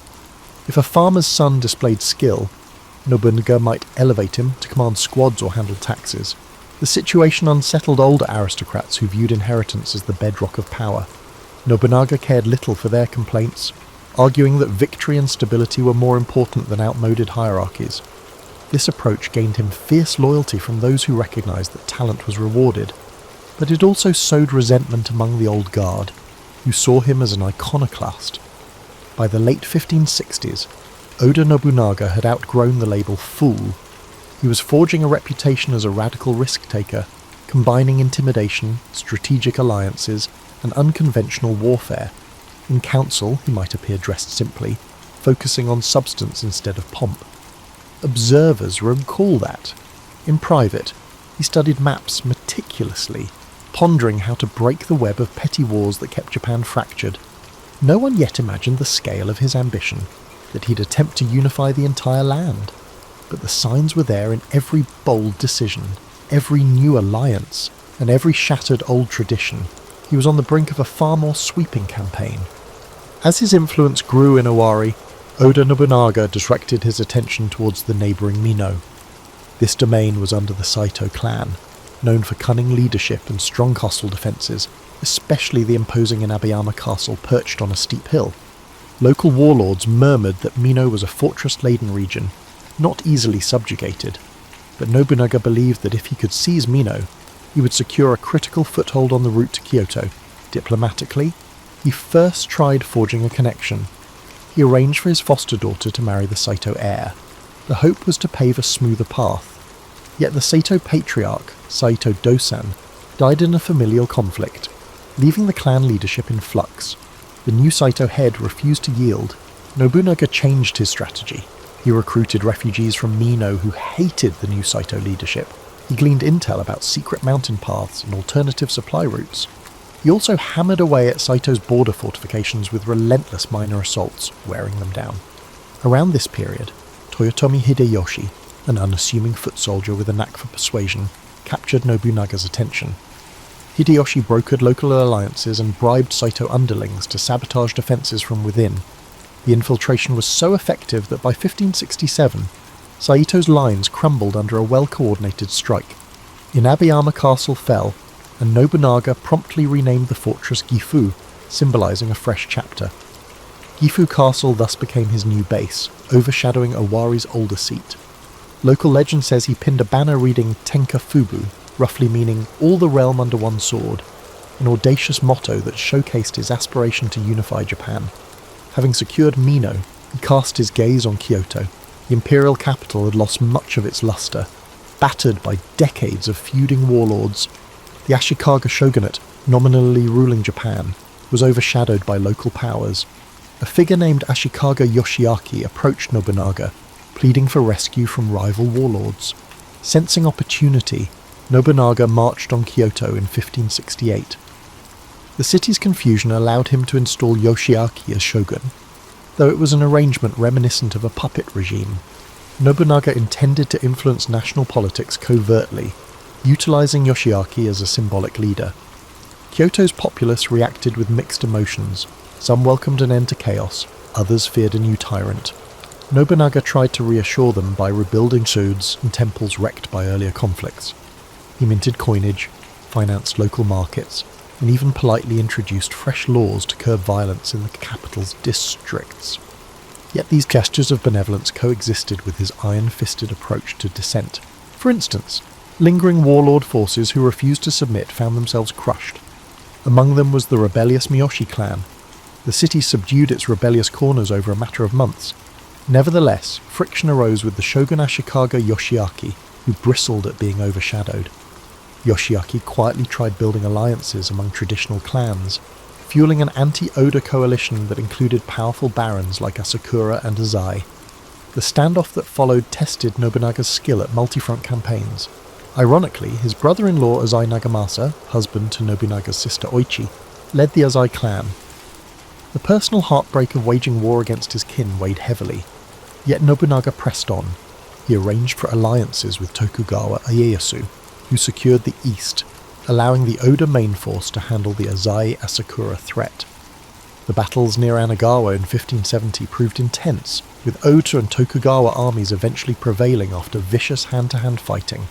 This victory, though overshadowed in popular lore by larger events, signalled that family ties would not deter Nobunaga from his greater mission. Around this juncture, Nobunaga displayed his approach to religious factions more starkly. The warrior monks of Mount Hiei near Kyoto allied with the Azai-Asakura coalition. Nobunaga demanded their submission. They refused. In 1571, he unleashed a brutal assault. The entire complex at Enryakuji was put to flame, and thousands of monks, novices, and civilians perished. It was an act so grim it even shocked some of Nobunaga's staunch allies. But he justified it, claiming that the militant monks had threatened the capital's order for too long. For him, no sacred label could shield an armed group from the unstoppable cause of unification. If an institution meddled militarily, it had to be crushed, no matter its spiritual veneer. Though these actions consolidated his grip, they fueled a reputation for ruthlessness. People whispered that he had become a demon lord. Yet ironically, he also cultivated appreciation for the arts. He introduced modern styles of castle architecture, invited Portuguese artisans to demonstrate new building techniques, and toyed with the newly introduced trend of tea ceremony. This contradictory mix, extreme brutality on the battlefield paired with refined cultural pursuits, confused many, but it formed the heart of Nobunaga's method, forging a new Japan by blending modern innovation with unstoppable force. By 1573, the puppet shogun Yoshiaki, now thoroughly at odds with Nobunaga, was exiled. The Ashikaga shogunate officially collapsed. From that point forward, The question wasn't whether the old order was gone, it was whether Nobunaga could fill the vacuum before other warlords struck. The next moves he made would define the entire future of the archipelago. The year 1573 unleashed a new dynamic in central Japan. The centuries-old Ashikaga shogunate stood dissolved, leaving a power vacuum that Oda Nobunaga sought to fill. Although he did not assume the shogun title, some suspect he viewed it as too entangled with archaic baggage, he effectively governed from Kyoto as the central warlord. Nobunaga's subordinates, notably Hashiba Hideyoshi, later Toyotomi Hideyoshi, and Tokugawa Ieyasu, took on crucial roles in expanding the Oda domain and stabilizing conquered territories. Nonetheless, pockets of fierce resistance remained, including the might of the Takeda clan in eastern provinces. One would not expect that a man ascending so rapidly would find time for culture, yet Nobunaga's passion for spectacle grew. Reports mention grand banquets in Kyoto with exotic dishes, Portuguese wine, and comedic theatre performed at night by torchlight. He sponsored the No drama, though in a personal style that adapted scripts to laud new heroes. Some older aristocrats frowned. No, they believed, was the hallmark of an older, refined tradition. But to Nobunaga, tradition was a tool, not a chain. He saw in artistic displays an opportunity to unify the fractious elites by enticing them with entertainment and proving that his rule overshadowed any prior pageantry. Still, war overshadowed these amusements. The formidable Takeda Shingen died in 1573, leaving Takeda Katsuyori in charge. Though less accomplished than his father, Katsuyori was no pushover. In 1575 he led a formidable cavalry force into Mikawa, clashing with Nobunaga's allied armies. The event set the stage for the pivotal Battle of Nagashino. Typically, a cavalry swarm overcame infantry, but Nobunaga's novel approach, extensive palisades, rotating lines of arquebusiers, shattered the myth of unstoppable horse charges. The musket volleys decimated the Takeda ranks. Eyewitnesses described how, for the first time, massed firearms overcame famed cavalry charges in open terrain. This watershed moment reaffirmed Nobunaga's reputation as a modernising general, who embraced firearms wholeheartedly. Following Nagashino, the Takeda clan's prestige plummeted, enabling Nobunaga to extend deeper into eastern domains. Meanwhile, in the capital, he grew more direct in quelling any recalcitrant aristocrats or religious sects. He was rumoured to have humiliated certain courtiers who showed insufficient obedience. Indeed, a swirl of new rumours painted him as borderline sacrilegious, ignoring the established kami worship in shrines or publicly mocking certain shrine rituals as superstitious. This spurred the rumour of him being the demon warlord, culminating in some devout warriors forming tiny conspiracies to rid the land of this impious figure. One overlooked dimension was his approach to commerce. Beyond the free markets in castle towns, Nobunaga established way stations and lodging posts along major highways. He suppressed local toll collectors who bled travellers. This policy triggered an economic upswing. Caravans from the Seto Inland Sea carried salt, textiles and foreign goods with fewer bribes to pay. The Oda domain thus built a stable fiscal backbone, fueling further expansions and enabling him to grant rewards to loyal vassals without bankrupting the treasury. Such a commercial savvy warlord was a novelty in a period when martial glory overshadowed the humbler business of economics. Nobunaga also interacted with a figure rarely acknowledged in mainstream accounts, Yasuke, often regarded as the first African samurai. A tall man from Portuguese or Italian missions, Yasuke arrived in Japan under uncertain circumstances. Impressed by his physique and exotic background, Nobunaga took an interest, eventually welcoming him into service. Letters from Jesuit sources hint that Nobunaga found Yasuke's presence refreshing, a symbol of how broad the world truly was. Some accounts mention that Yasuke was entrusted with certain guard duties. While the authenticity of that arrangement has faced debate, it underscores how Nobunaga's curiosity extended even to foreigners of unusual origin, bridging cultural gaps at a time when xenophobia was rampant. By the end of the 1570s, unstoppable momentum seemed to define Nobunaga's progress.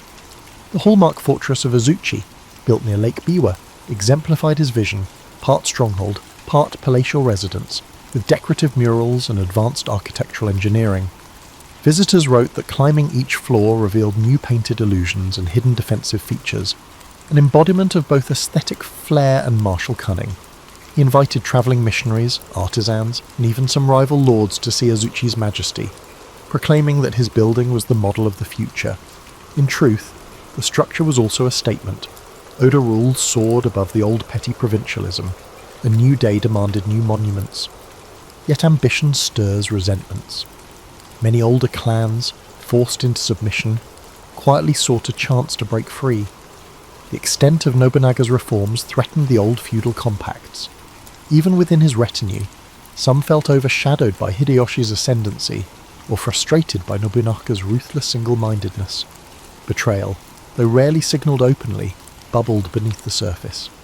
The old adage that a fortress can withstand foreign assault but not always internal treachery would soon prove hauntingly apt. Although the warlord pressed onward, planning fresh campaigns, events at the cusp of the 1580s would reveal the fatal cost of ignoring that silent discontent. In spring 1580, Oda Nobunaga appeared invincible. The formidable Iko-Iki strongholds were mostly crushed. The Takeda clan was in shambles, and the capital recognised him as the de facto power. Yet a cluster of uneasy alliances still dotted the map, including some warlords who pretended loyalty while resenting Oda dominance. Nobunaga, though rarely timid, seemed almost relaxed that year, hosting lavish celebrations at Azuchi, and paying only mild heed to rumours of minor revolts in distant provinces. The unstoppable wave of conquest had lulled him into believing only a formidable outside foe could challenge him. Among his retainers, Akechi Mitsuhide quietly navigated the new order. Mitsuhide had served Nobunaga loyally, yet their relationship was never warm. Nobunaga's leadership style often involved public dressing downs of subordinates who failed or displeased him. Some claimed Mitsuhide endured multiple humiliations, once when an Oda supply line fiasco cost Mitsuhide's mother her life at the hands of brigands. Nobunaga supposedly dismissed it callously. Another time, a minor mishap at a feast led Nobunaga to fling a teacup in anger, scalding a Mitsuhide. Whether these spats festered into hatred remains uncertain, but it's clear Mitsuhide felt overshadowed. In the swirl of Oda's triumphant expansions, many believed Mitsuhide was too measured or timid to lash out. They were mistaken. Parallel to these tensions, Nobunaga decided to press further west, sending Hideyoshi to subdue the Mori clan. That campaign demanded reinforcement. Nobunaga prepared to dispatch extra troops. He halted in Kyoto at Honnoji Temple, intending a brief rest en route to greet Hideyoshi's forces. The temple, though not heavily fortified, was considered safe enough given the capital's calm. Nobunaga was travelling lightly with only a small guard. Most of his main army had been deployed to support different operations. Some close advisors questioned this vulnerability, but Nobunaga brushed aside their concerns, certain no serious threat lurked. Then came that fateful dawn of June 21st, 1582. Akechi Mitsuhide, commanding a detachment under the pretext of reinforcing Hideyoshi, turned his force abruptly toward Honnoji. Storming in, they caught the Oda guards unawares. The temple's interior lit with flames as Mitsuhide's men torched wooden halls. Nobunaga fought back with sword in hand, but the odds were overwhelming. Realizing escape was impossible, he retreated deeper into the complex. Sources differ on the details, but they converge on the notion that he took his life, either by seppuku or ensuring no capture, rather than fall into Mitsuhide's hands. The blazing temple sealed the scene, forging an indelible final image. Japan's mightiest unifier consumed by betrayal and fire, undone not by an external rival but by a subordinate he underestimated. Mitsuhide, proclaiming "the realm is ours," tried to consolidate. But public shock overshadowed any acceptance of his coup. Hideyoshi, on hearing the news, swiftly made peace with the Mori to rush back. In a short campaign culminating in the Battle of Yamazaki, Hideyoshi avenged Nobunaga, defeating Mitsuhide less than 2 weeks after Honnoji. Mitsuhide, attempting to flee, was slain by bandits or vengeful peasants, an ironic end that left no stable regime in his wake. The echoes of that betrayal lingered. For centuries, Mitsuhide's treachery became a byword for disloyalty and sudden reversal of fortune. Nobunaga's demise fractured the Oda clan, but the impetus for unification persisted. Hideyoshi emerged as the next major figure, eventually subjugating much of Japan and styling himself as the unifier. Tokugawa Ieyasu, more patient, would outlast them all and set up the Tokugawa shogunate. In each subsequent stage, the ghost of Nobunaga's ambition hovered. Hideyoshi and Ieyasu both acknowledged that their expansions leaned on the foundation Nobunaga laid, the harnessing of firearms, the impetus for centralized domain, and the notion that old feudal autonomy should yield to a singular authority. In many ways, the abrupt end at Honnoji shaped Nobunaga's legacy as a fiery comet, unpredictable, transformative, but short-lived. Historians puzzle over what might have been had he survived. Would he have forged a stable monarchy, or introduced a new bureaucratic structure? Might his tolerance of foreign presence have expanded Japan's global connections earlier? Or could he have become a dreaded autocrat, stifling dissent so thoroughly as to hamper future evolution? The abruptness of his death leaves a swirl of speculation. The site of Honnoji itself stands in Kyoto, though much rebuilt after the conflagration. Tourists pass by a modest memorial, often overshadowed by more famous temples. Yet, for students of Japan's Sengoku era, that place resonates as a symbolic crossroads, the unstoppable warlord ended by his retainer, pivoting the entire arc of national unification. The charred remains from that day are long gone, but glimpses remain in curated relics, diaries, and a handful of swords believed to have belonged to Nobunaga's retinue. Each artifact underscores the transience of power. One moment, a near-omnipotent figure rewriting the land's destiny. The next, a victim of fate and betrayal. Thus, the final chapter of Nobunaga's life stands not as a diminishment but as a crescendo. In falling, he cemented the impetus that others carried forth. Hideyoshi, Ieyasu, and the entire notion of an eventually unified Japan under a single rule trace back to Nobunaga's unstoppable wave. He forced the country to see the old code, where archaic chivalry overshadowed modernization, was no longer viable. In that sense, though he vanished in flames, the brand of revolution he championed burned onward, fueling the next generation's quest to reorder the nation under a single banner. Post-Honnoji, the manner in which Oda Nobunaga's memory evolved offers a profound insight into how Japan processes historical figures. In the immediate aftermath, many warlords excised him from official genealogies. He had, after all, the dismantled centuries of tradition. However, within a decade, references re-emerged describing him as the initial impetus that any warlord seeking unification must emulate.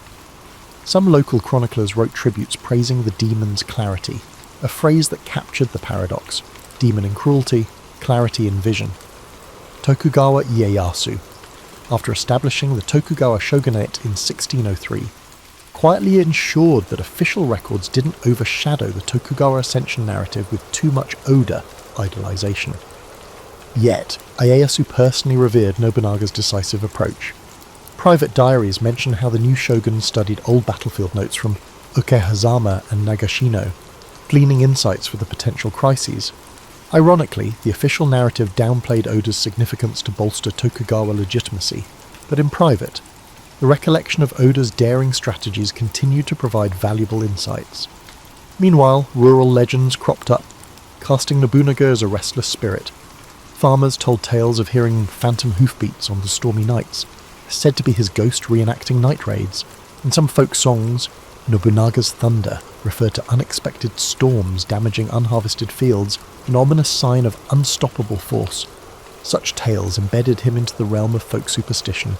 People across provinces, especially in regions once scorched by his campaigns, found echoes of both awe and dread in these stories.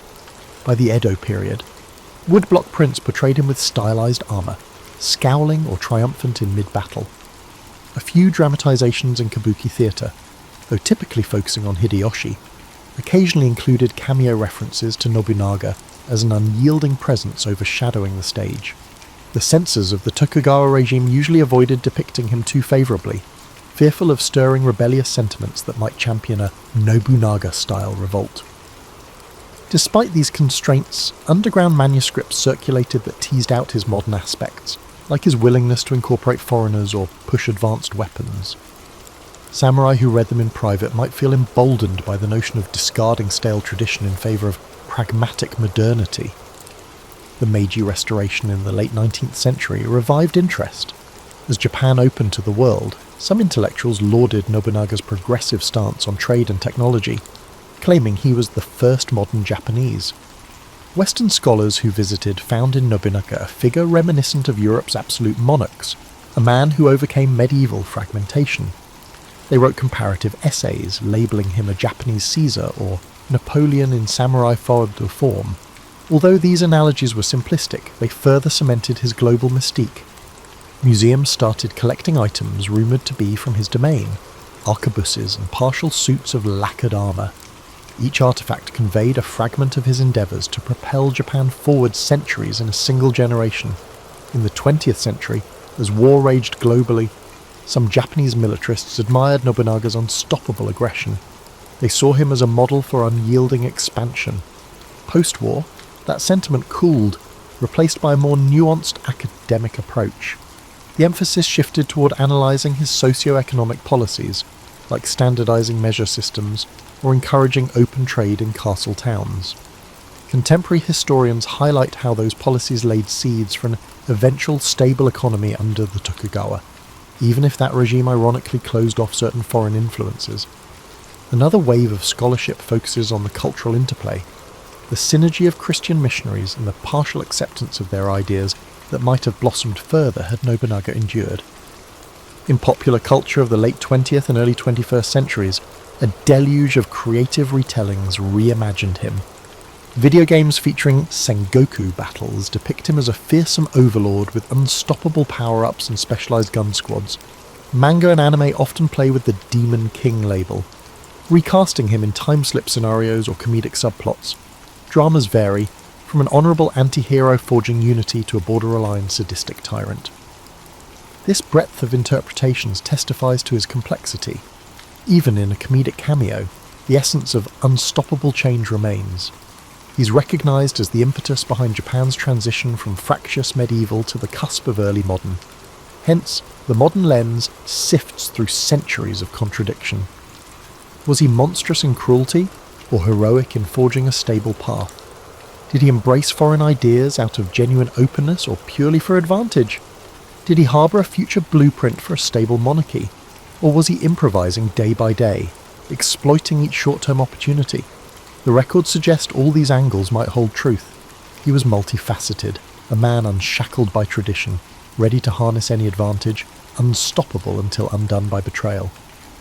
In that sense, Oda Nobunaga's name remains a prism. Turn it one way, you see a progressive champion of modernisation, tilt it another, a fearsome reaper of old shrines and foes. Japan's memory and the world's fascination revolve around these shifting lights. Among lesser-known facets of Nobunaga's story is his personal retinue of varied advisors, some from backgrounds not typically admitted to samurai council. He believed that rank was earned by merit, an unusual stance for the time. For instance, he once appointed a skilled blacksmith to direct certain siege engine creations. That was heresy in the eyes of traditional samurai, a blacksmith leading warriors. Nobunaga brushed off the critics, pointing to results. The blacksmith's technical cunning helped forge innovative catapults that battered a walled fortress into submission. This anecdote, though overshadowed in mainstream accounts, exemplifies his break from hierarchical norms. Another overlooked detail lies in the realm of intelligence gathering. Nobunaga, according to scattered diaries, established a nascent espionage network in Kyoto and merchant towns. He recognised that raw might alone wouldn't keep him ahead. Through discreet watchers, some disguised as travelling entertainers, some as pilgrims, he gleaned updates on rival lords' alliances, or fractious Buddhist sects plotting in secret. This network of information helped prevent revolts and enabled him to intercept clan collusion. While espionage existed in prior eras, Nobunaga systematized it more thoroughly, reflecting a willingness to adopt whatever gave him an edge. One puzzling dimension was his attitude to the imperial court. Typically, warlords either revered the emperor as a symbolic pivot or ignored him. Nobunaga courted the court's favour in a measured way, offering them economic assistance, refurbishing certain neglected palace halls, and ensuring the emperor's dignity. This was not out of pure devotion, it was a strategic move. By championing the emperor's prestige, he legitimised his expansions. At some ceremonies, he arrived in flamboyant attire, overshadowing lesser lords, then humbly bowed before the emperor, an odd mixture of vanity and obeisance that left watchers uncertain how to interpret him. The emperor, though powerless in martial terms, recognised that Nobunaga's guardianship provided a stable environment for the court's survival. Thus, a polite, if uneasy, synergy arose. Nobunaga's personal life, beyond the political realm, remains partially veiled. He married multiple times, forging alliances with significant families. Notably, little is said about deep personal attachments. Some historians wonder if he maintained an emotional remove, seeing marriage as a strategic game. A personal diary snippet suggests a fleeting mention of a beloved consort, but her name remains uncertain, lost in burned records or overshadowed by formal marriages. The narrative is incomplete, overshadowed by warfare logs and alliances. It underscores how the official story seldom captures intimate sentiments, especially for a man so public in ambition. One rumoured anecdote from castle staff claims that Nobunaga had a private reading habit, poetry anthologies from the Heian period and Chinese military treatises. He found parallels between ancient poems praising ephemeral blossoms and the transience of alliances. He told a close retainer that the ephemeral nature of cherry blossoms matched the ephemeral nature of men's loyalty. Some guess this reflection spurred him to adopt savage efficiency in the stamping out potential threats, believing that if a blossom would fall anyway, best it do so on his terms. Whether or not that anecdote is fully accurate, it captures the sense that a philosophical thread ran under his pragmatic exterior. As for the everyday peasant or merchant in his expanding territory, the experience was double-edged. They might face forced relocations or heavy corvée labour to build new fortifications, but once integrated, they also benefited from relative security and new roads that spurred commerce. Contemporary letters from village headmen describe a mix of relief at decreased local warfare and disquiet about the unwavering demands of the Oda administration. Taxes might be consistent, but if the local official was incompetent, they feared Nobunaga's retribution. Entire hamlets might be sacked if accused of harbouring rebels. So, daily life was balanced between a calmer environment and the dread that a single misstep could provoke a brutal crackdown. As he neared the final chapter, some retellings claim he grew more flamboyant. He staged banquets with kabuki or comedic plays, wearing elaborate kimonos. Others emphasize an increasing paranoia, pushing him to punish even minor affronts. Possibly both narrators contain truth. The synergy of a man who recognized he was on the cusp of forging a new epoch, yet felt the press of potential betrayals from every corner, could produce a contradictory stance. Lavish celebration one day, savage clampdown the next. Ultimately, that tension snapped at Honoji, leaving him consumed by betrayal. In the end, these lesser-known details, his espionage, unorthodox appointments, subtle alliances with the imperial court, and personal reading habits, magnify how complex Oda Nobunaga was. Not purely the demon king, not purely the modernizing champion. He traversed spaces beyond simplistic labels. His story, though overshadowed by dramatic battles, resonates in the subtle underpinnings of how he managed realms, resources, and relationships. It hints that while overshadowed by an era of swirling conflict, his efforts carved out a new path from medieval fragmentation to emergent central authority, paving the way for Hideyoshi, Ieyasu, and the eventual dawn of a stable, albeit closed, Japan under the Tokugawa. Standing at the confluence of myth and fact, Oda Nobunaga remains a singular figure in Japan's historical consciousness. Centuries have passed since that fateful day in 1582, yet the shadow of Honoji lingers. Observers, even in modern times, see in him a tension between brutality, enlightenment, tradition, and radical innovation. His presence looms in talk of the Sengoku era, overshadowing many of his contemporaries because he alone dared to step outside the old rules so dramatically. One wonders how, if not for Mitsuhide's coup, Japan's path might differ. Maybe Nobunaga would have extended even friendlier ties with the West, fostering deeper trade or adopting new sciences. Some speculate he might have orchestrated a national bureaucracy well before Tokugawa consolidation, speeding modernization by centuries. Others argue the pace of Western contact was still too slow and that his stance on Christianity was too ambiguous to create a real opening. Or perhaps his severity would have ignited a larger civil revolt, cutting his story short anyway. Such conjectures swirl because the actual drama ended abruptly, leaving a vacuum for Hideyoshi and Ieyasu to fill. In modern Japan, historians group him among the three great unifiers, albeit the earliest and the most audacious. Hideyoshi refined, Ieyasu entrenched, but Nobunaga was the unstoppable spark. Various local festivals in Gifu or Nagoya celebrate him as an iconic local hero, perhaps ignoring the cruelty that charred the walls of temples. The duality remains, parades costumed in flamboyant Oda regalia, hosting cheerful crowds, ironically commemorating a man who showed little mercy to foes.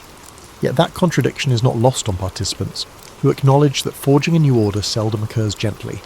Schools in Japan mention him in textbooks, albeit briefly, formidable lord who championed guns, overcame the Imagawa, subdued the Takeda, and died at Honnoji. This truncated version rarely delves into his approach to governance or the transformations in commerce he championed. Meanwhile, academic circles delve deeper, re-evaluating newly found diaries or cross-referencing Portuguese mission letters. Each re-examination can shift the nuance. Was he truly a patron of broad-minded exchange or just pragmatic about receiving advanced weaponry? Did his free market instincts come from moral convictions or from the desire to centralise wealth under his control? The records are incomplete, and ensuing debates continue. Outside Japan, popular culture globalised his name. Strategy games depict him as a charismatic conqueror with cutting-edge muskets. Anime series swirl him into fantasy battles. Occasionally they highlight the heartbreak of betrayal, other times the unstoppable conquests. In global narratives about heroic tyrants, Oda Nobunaga stands comfortably among Genghis Khan, Napoleon, and other icons of unstoppable expansion. The mythic dimension grows with each retelling, overshadowing smaller truths, like how he dealt daily with petty clan disputes or municipal tax controversies. Yet those small truths made the difference in his success, the capacity to handle detail, from forging muskets to forging pacts with blacksmiths and foreign traders. Perhaps the ultimate takeaway is that leadership in a time of flux is rarely pure. Nobunaga's story underscores how seizing the moment demands leaps of imagination, a willingness to adopt unfamiliar tools, and readiness for pushback from entrenched interests. But such leaps can also breed enemies from unexpected places. He overcame vast hurdles, only to be undone by the retainer whose loyalty he took for granted. The caution is timeless. Unstoppable impetus might yield breathtaking victories, but ignoring the intricacies of trust can prove fatal. For all the rancor, the story of Oda Nobunaga is also one of bridging a medieval fractiousness to a future marked by central governance. The unstoppable impetus he began was not fully realised in his lifetime, but the impetus did not die at Honnoji. It continued through his successors, culminating in a unified, though autocratic, Tokugawa regime. So, in a sense, he was the father of modern Japan in everything but his official name. That's the irony. The one who set the stage for stability never personally enjoyed it. His life ended in a conflagration, leaving fans of heroic epics to mourn that the unstoppable path ended just short of the final victory.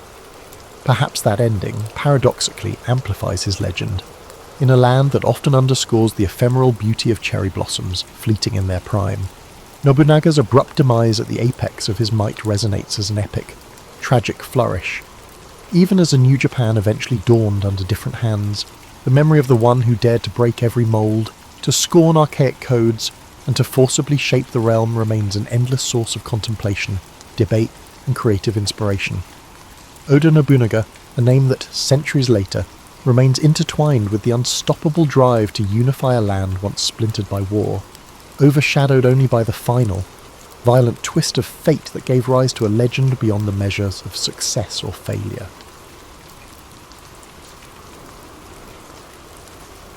James Madison was born on March the 16th, 1751, at Belle Grove, his maternal grandparents' estate in the Virginia colony. His parents, James Madison Sr. and Nellie Conway Madison, soon settled the family on a plantation called Mount Pleasant, later renamed Montpelier in Orange County. From a young age, the boy showed an aptitude for quiet observation. While many in the region prized physical feats of hunting or riding, young Madison was introspective, devouring books whenever possible. The plantation environment shaped Madison's outlook. His family used enslaved labour, as did most large Virginia estates, embedding him early in the complexities of an agrarian system reliant on bondage. Madison's father was a leading figure in local affairs, passing on a sense that civic duty was integral to a landowner's life. But overshadowing these local routines was the broader tension between the colonies and Britain. By the time Madison reached adolescence, the fervour for rights and representation had begun simmering throughout the 13 colonies. His formal education commenced locally, though for advanced training, his father sent him to the boarding school of Donald Robertson, known for rigorous classical curricula. There, Madison honed his Latin and Greek. He later studied under a private tutor who introduced him to Enlightenment writings, fueling a deep fascination with political philosophy. This intellectual grounding set him apart from many peers who aimed for more practical pursuits. In 1769, he entered the College of New Jersey, later Princeton University, drawn by its reputation for scholarly seriousness.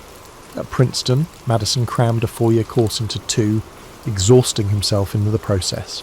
He delved into moral philosophy, logic, mathematics, and theology. Under the influence of the college's president, John Witherspoon, a staunch advocate of Republican ideals, Madison absorbed radical notions about citizen virtue and structured government. After graduating in 1771, Madison continued to study Hebrew and political theory independently, developing a habit of solitary reading. Physically, he was often frail, plagued by periodic seizures or severe headaches. This delicate health contributed to Ambroise' introspective demeanour, contrasting with the more robust images of early American patriots like George Washington. Returning to Virginia in 1772, Madison found the colony edging toward confrontation with Britain. The Boston Tea Party had inflamed tensions, and Parliament's retaliatory measures sparked colonial outrage. Though shy in large gatherings, Madison aligned with those who believed the colonies deserved self-governance. At local committees in Orange County, he offered calm but pointed arguments on imperial overreach. This local activism grew into a seat in the Virginia Convention of 1776, where leading lights of revolution assembled. At the convention, delegates hammered out Virginia's first constitution and a Declaration of Rights. Madison found himself overshadowed by older luminaries like George Mason and Patrick Henry, but his pen soon proved influential. He successfully campaigned for a slight revision to Mason's draft, ensuring broader language about religious liberty. This incident was a telling moment.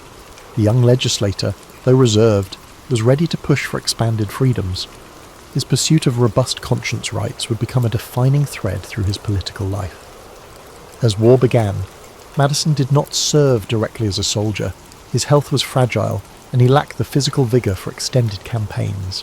Instead, he contributed behind the scenes, working on local committees that coordinated supply lines and militia organisation. He believed that a stable home front, bound by sound governance, was essential to support the Continental Army's efforts. Throughout the Revolutionary War, he remained primarily in Virginia, developing legislative expertise. In 1777, Madison's political fortune had stumbled briefly when he lost a bid for re-election to the Virginia House of Delegates. Why?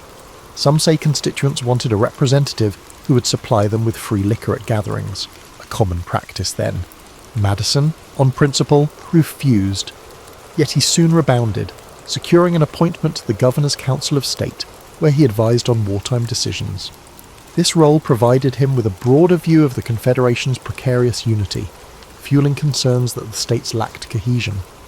Thus, by the war's midpoint, James Madison was forging a reputation not as a battlefield hero, but as a methodical intellect, devoutly committed to Republican ideals. His quiet style and scholarship contrasted with the fiery oratory of more visible patriots. Yet among those who worked closely with him, he was recognised as a serious thinker. The tapestry of conflict and emergent governance gave him a laboratory to test his ideas. He already suspected that a mere alliance of states would be insufficient for post-war stability. The impetus for a stronger union simmered in his mind, setting the stage for his future role as father of the Constitution. By 1779, Madison's involvement in the revolutionary cause led him to Philadelphia, where the Continental Congress convened. Despite his youth, still under 30, he plunged into the Congress's labyrinth of debates. The delegates were grappling with financing a protracted war, forging alliances abroad, and keeping the shaky Confederation intact. Madison quickly grew disenchanted with how the Articles of Confederation withheld key powers from the central government, no authority to tax or regulate commerce. States squabbled, like Francis Dana or Robert Morris jostled for influence, and the fledgling nation struggled to maintain a cohesive front. In the corridors of Congress, Madison quietly excelled as a legislative craftsman. He compiled reams of notes, summarizing arguments and tracking which delegates aligned with each stance. He recognized that persuading allies demanded carefully framed logic, not bombast. This skill in bridging positions would become a hallmark of his approach to government making. Meanwhile, as the Revolutionary War inched toward an uncertain end, he advocated vigorously for stable funding for the Continental Army. The near mutiny of unpaid troops underscored the systemic weaknesses. He concluded that without a robust federal structure, the new states risked fracturing into petty fiefdoms. After the war ended in 1783, with the Treaty of Paris securing independence, the deeper test began: how to organise a functioning union. Madison returned to Virginia's politics, helping shape the state's statutes, but he never lost sight of the broader question about forging a stronger national framework. During this period, he grew close to Thomas Jefferson, then serving as minister to France. Their correspondence soared with intellectual synergy, exchanging ideas on liberty, religion, agrarian ideals, and architecture. Jefferson's radical theories about the tyranny of old Europe combined with Madison's more measured instincts. The pair formed a dynamic partnership crucial to the next stage of constitutional debate. In 1786, a meeting in Annapolis aimed to address commerce disputes among states. Madison championed the notion that commercial harmony demanded unified regulations. Attendance was sparse, but the delegates present, including Alexander Hamilton, recommended a grander convention for a thorough revision of the Articles. The seeds for the 1787 Constitutional Convention were sown. Madison, with unwavering conviction, busied himself in a flurry of pre-convention research. He studied ancient confederacies, Greece, the Holy Roman Empire, Swiss cantons, composing a Notes on Ancient and Modern Confederations. This comparative study guided him to see how partial alliances often collapsed under disunity. When the Philadelphia Convention commenced in May 1787, Madison arrived armed with a plan. He had penned the Virginia Plan, advocating a strong central government with a bicameral legislature, an executive, and a judiciary. The plan, introduced by Edmund Randolph, formed the blueprint for the delegates' debates. Madison's systematic approach, he anticipated objections and had reasoned counters, made him an intellectual pivot. Yet compromises were inevitable. The smaller states objected, pushing for equal representation in at least one legislative chamber. The final solution, the Great Compromise, gave each state equal Senate representation and population-based House representation. Madison found that compromise unsatisfying, but recognised it as essential for unity. Another point of contention was slavery. Madison personally disdained the moral contradiction, but recognised the deep rifts it created. He opposed a federal ban on the slave trade at that juncture, acknowledging that southern states might bolt if threatened. The convention's final text, in effect, postponed the question. This stance would later stir conflicting feelings in Madison. He wanted a rationally consistent republic, but saw the necessity of short-term concessions to secure overall support. Meanwhile, the 3/5 compromise about counting enslaved people for representation was hammered out, a deeply fraught measure that would sow seeds of future national crises. In September 1787, after months of debate, Madison signed the Constitution. Despite its imperfections, Madison saw the Constitution as a significant improvement over the weak Articles. Yet forging the document was one step, persuading states to ratify it was another. Madison teamed with Hamilton and John Jay to write the Federalist Papers, published under the pseudonym Publius. In these essays, Madison's most well-known contributions, Federalist No. 10 and No. 51, focused on managing factions and instituting mechanisms of check and balance. He argued that an extensive republic would guard against tyranny by ensuring no single faction dominated. This line of reasoning swayed skeptics, demonstrating that a new national government could combine stability with personal liberties. Ratification success came in 1788. Madison's clarity of thought had played a major role in securing enough states' approval. Yet critics demanded enumerated safeguards for individual rights. Aware of anti-federalist fears, Madison publicly pledged to add a Bill of Rights once the new government convened. His reputation soared as a champion of reasoned persuasion. By 1789, the Constitution took effect, and Madison found himself elected to the new House of Representatives, primed to finalise the protective measures he had promised. Having largely established the Republic's structural blueprint, Madison's next task was to safeguard the liberties that the revolutionary generation had sacrificed so much for. In the first Congress under President George Washington, James Madison took centre stage, drafting amendments to the Constitution, fulfilling his Bill of Rights promise. Many anti-federalists had demanded explicit safeguards for speech, religion, assembly, and due process. Madison sifted through over 200 suggestions from state-ratifying conventions. His approach balanced enumerating fundamental liberties while ensuring the new government's integrity remained intact. By late 1791, the first 10 amendments were ratified, codifying freedoms crucial to the national ethos. This moment cemented Madison's reputation as a principal architect of American liberty, though debates continued about the precise scope of these rights. Even as he championed the Bill of Rights, Madison found himself in friction with Treasury Secretary Alexander Hamilton. Hamilton's financial program, the federal assumption of state debts, a national bank, and protective tariffs clashed with Madison's preference for decentralized fiscal power. At the onset, Madison and Hamilton had been allies in ratifying the Constitution, but once the new system functioned, ideological rifts arose over how strong the central government should be in shaping economic life. Madison believed Hamilton's approach skewed too far toward commerce elites, risking a quasi-aristocracy. Their congressional debates presented two emerging visions for America, laying the groundwork for the initial party split. This political cleavage deepened with foreign affairs. The French Revolution erupted in 1789, initially hailed by many Americans, including Madison, as a sister movement echoing the spirit of '76. But as France slipped into revolutionary bloodshed, Hamiltonians urged caution. They believed forging close ties with Britain, a stable trading partner, was paramount. Jefferson and Madison favoured supporting the French Republic diplomatically. This tension culminated in the formation of two factions, the Federalists, led by Hamilton, and the Democratic Republicans, spearheaded by Jefferson and Madison. The press took sides, with scathing editorials labelling Federalists as pro-monarchy stooges or Republicans as French stooges. By the mid-1790s, Madison's oratory sharpened. He and Jefferson co-authored the Virginia and Kentucky Resolutions, 1798 to 1799, condemning the Federalist-controlled Congress's Alien and Sedition Acts. Those acts clamped down on immigrants and criminalized criticisms of government. The resolutions advanced a novel concept. States could nullify unconstitutional federal laws, although this stance rattled the notion of federal supremacy. It resonated with many who saw the Sedition Act as a gross overreach. The matter never reached a direct constitutional crisis, but it planted the seeds of the states' rights argument that would reappear in later controversy. During this period, Madison's personal life also evolved. In 1794, he married Dolly Payne Todd, a vivacious widow known for her social acumen. She brought a warmth and flair to Madison's somewhat reserved persona, soon becoming a key figure in Washington's political society.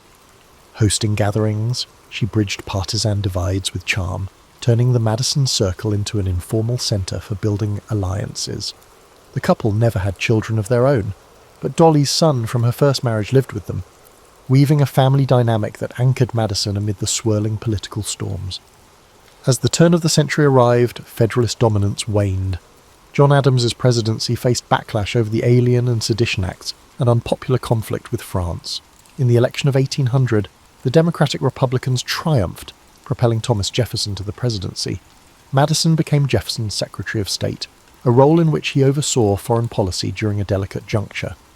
Tensions with Britain and France remained high as those powers waged war. The US strove to trade with both, though each tried to block the other's commerce, seizing American ships. Madison counseled Jefferson through embargoes and trade restrictions, culminating in the widely hated Embargo Act of 1807 that backfired economically at home. During these years, Madison handled numerous negotiations. The Louisiana Purchase in 1803, though spearheaded by Jefferson, also reflected Madison's behind-the-scenes diplomacy. He recognized the chance to secure the Mississippi River for American commerce, though some critics hammered them for pushing constitutional bounds. Meanwhile, the embargo fiasco underlined the difficulties of peaceful coercion. As Secretary of State, Madison tried to find subtler ways to defend neutral shipping rights, but British impressment of American sailors persisted. The seeds of war were sown. By the end of Jefferson's second term, the presidency awaited a new occupant. The Democratic-Republican caucus selected Madison as their candidate, a natural next step given his long-standing role as Jefferson's confidant. Despite some factional grumblings, Madison prevailed over Federalist rival Charles C. Pinckney in 1808. He assumed the presidency in 1809 at age 57. The once shy scholar of Montpellier now stood at the apex of national authority, though overshadowed by an approaching storm of British hostility and domestic divisions. In the next phase of his life, Madison would wrestle with the War of 1812, forging a path that tested his convictions on constitutional principles and national identity like never before. James Madison became president in March 1809, inheriting a precarious foreign policy environment.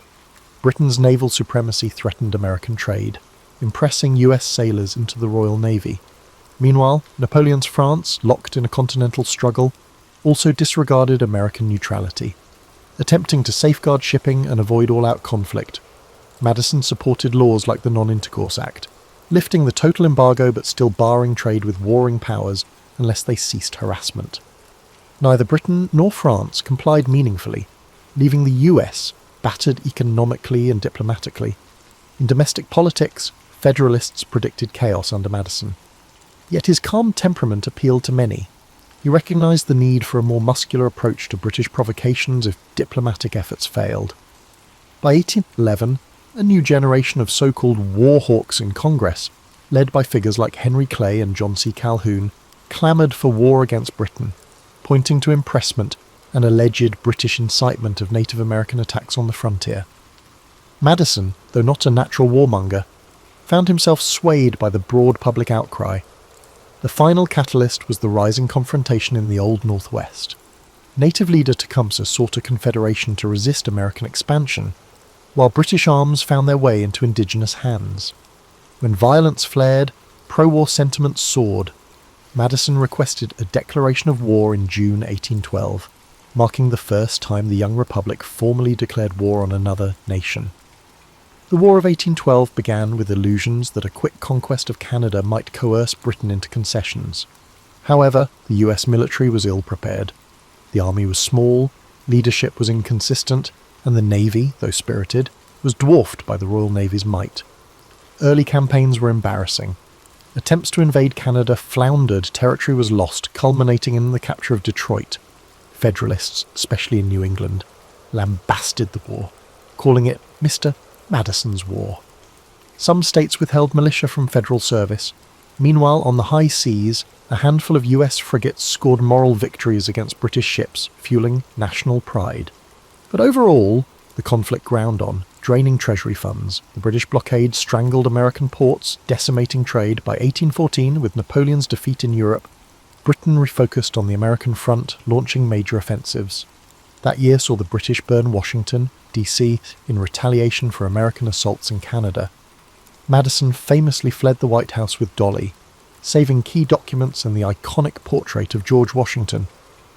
The Capitol's sacking was humiliating, but the refusal of local militias to stand firm was equally sobering. Many deemed it a low point in the deal, yet subsequent events provided redemption. The British turned to capture Baltimore, but American defenders repulsed them, inspiring Francis Scott Key's Star-Spangled Banner lines. Meanwhile, in the West, US forces began pushing back. By late 1814, both sides were weary. Negotiations in Ghent, Belgium, led to a peace treaty signed on Christmas Eve 1814, restoring pre-war boundaries without addressing impressment. Still, news travelled slowly, so the Battle of New Orleans occurred in January 1815, where General Andrew Jackson's forces inflicted a stunning defeat on the British. The subsequent euphoria overshadowed the fact the battle took place after the treaty, making the final memory one of triumphant victory. This outcome salvaged national pride, effectively rebranding the war as a second war of independence. In practical terms, the War of 1812 ended with no major territorial gains, but it catalysed a wave of nationalism. The Federalist Party, which had opposed the war, never recovered from accusations of disloyalty spurred by the Hartford Convention, where some New England delegates discussed secession or radical constitutional changes. Thus, Madison left the presidency in 1817, presiding over a newly re-energized sense of national unity, though behind the scenes, sectional rivalries still brewed. He was also known as the last of the Virginia dynasty, after serving 2 terms, succeeded by James Monroe. Reflecting on the conflict, Madison admitted the war's impetus was as much about national honour as about maritime rights. He believed the fiascos early on revealed the necessity for better national defence, a well-organised financial system, and a sense that the states must unify behind federal decisions in crises. While the war was no triumphant conquest, the ephemeral surge in patriotism gave him a measure of vindication. With the crisis concluded, he and Dolly prepared to retire to Montpellier.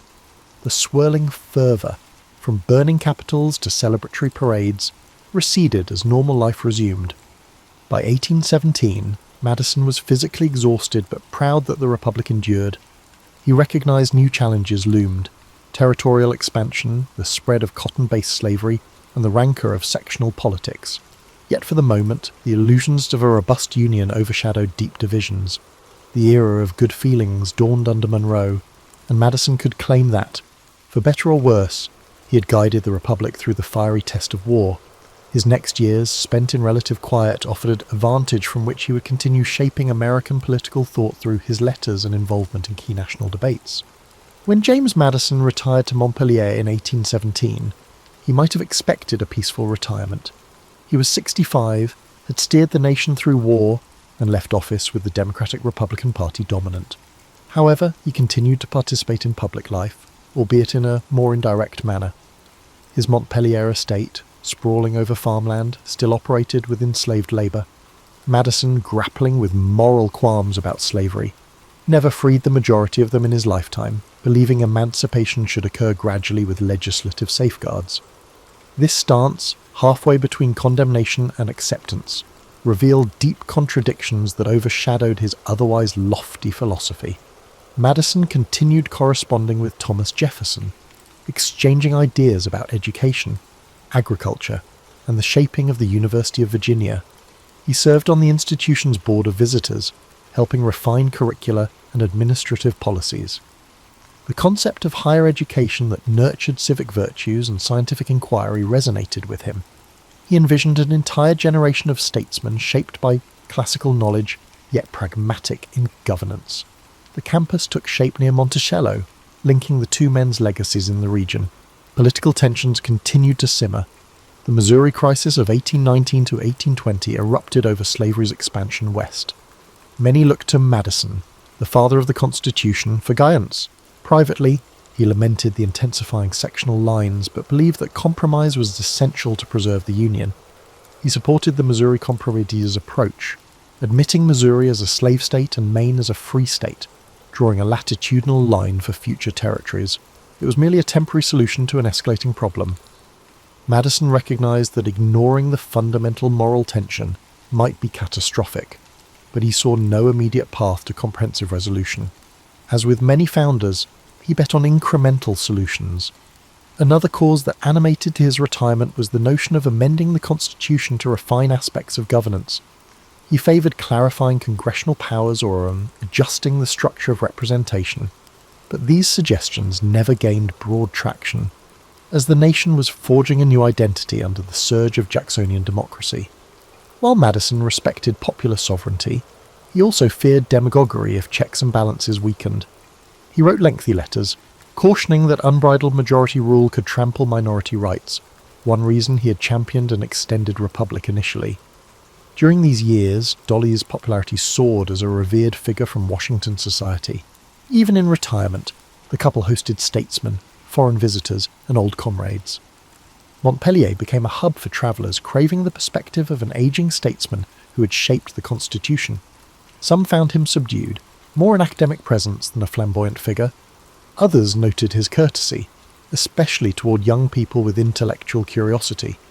He remained open to debate, seldom raising his voice yet always weaving references to classical sources or past legislative battles. Financial strains, however, plagued him.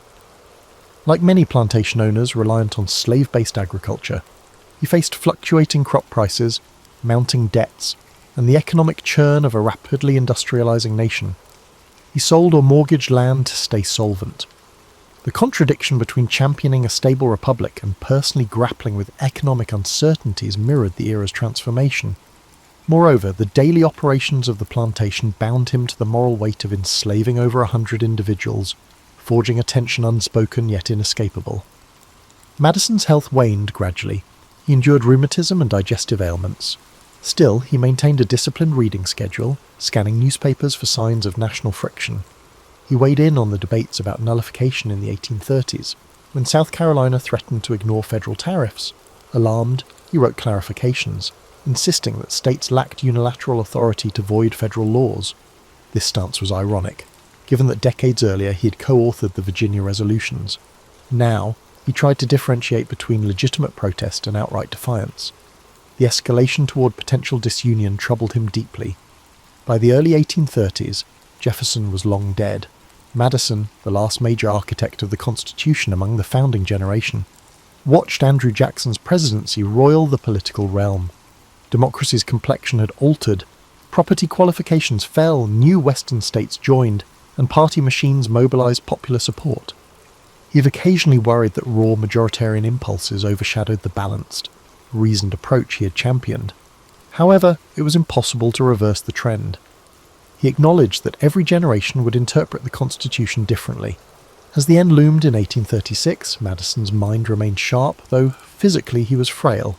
He passed away on June 28, 1836, at Montpellier, aged 85, the last living signer of the Constitution. The event marked the end of an era. He left behind reams of letters and essays and an indelible role as the methodical framer. The republic he helped birth had changed drastically, propelled by populist energies he only partly embraced. Still, for all the turmoil, it had survived half a century, guided by the structure he had so carefully shaped. His final rest concluded a life bridging revolutionary fervour and the complexities of a young but expanding nation. After James Madison's death, public memory swiftly lionized him as the father of the Constitution, yet the immediate 19th century saw only sporadic references to his intellectual achievements. The spotlight often went to Washington's military leadership or Jefferson's flair. In Virginia, admirers recognized him as a thoughtful statesman overshadowed by flamboyant peers. Outside the region, his image was comparatively muted. The Civil War overshadowed the mid-19th century, forcing issues of union versus states' rights to the forefront. Madison's nuanced approach to balancing federal and state powers gained fresh scrutiny during that conflict, with both sides citing elements of his writings to bolster their arguments.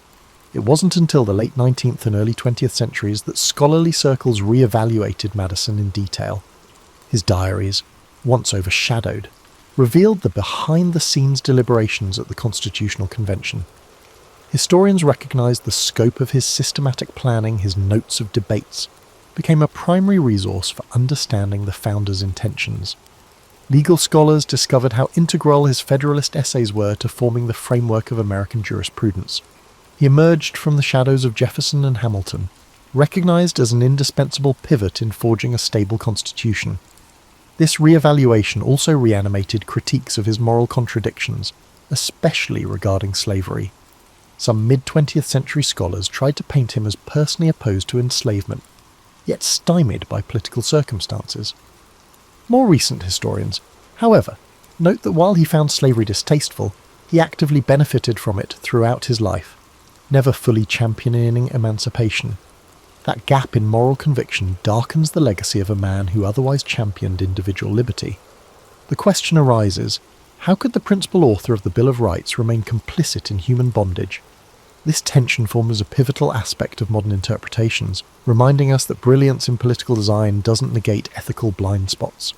Another dimension of renewed interest focuses on Madison's partnership with Dolly. Historians highlight how her sociable presence helped unify fractious politicians, forging the White House or other receptions into spaces for bridging partisan divides. While overshadowed by the flamboyance of, say, a John Adams or the grandeur of Washington, the Madisons offered a sense of Republican elegance, with Dolly's hospitality matching James's intellect. In the early 19th century, visitors often left with the sense that the President and First Lady were forging a new style of leadership, less monarchical pomp, more approachable refinement. In legal circles, the Supreme Court under Chief Justice John Marshall gradually shaped constitutional interpretation in ways that arguably extended beyond Madison's original blueprint.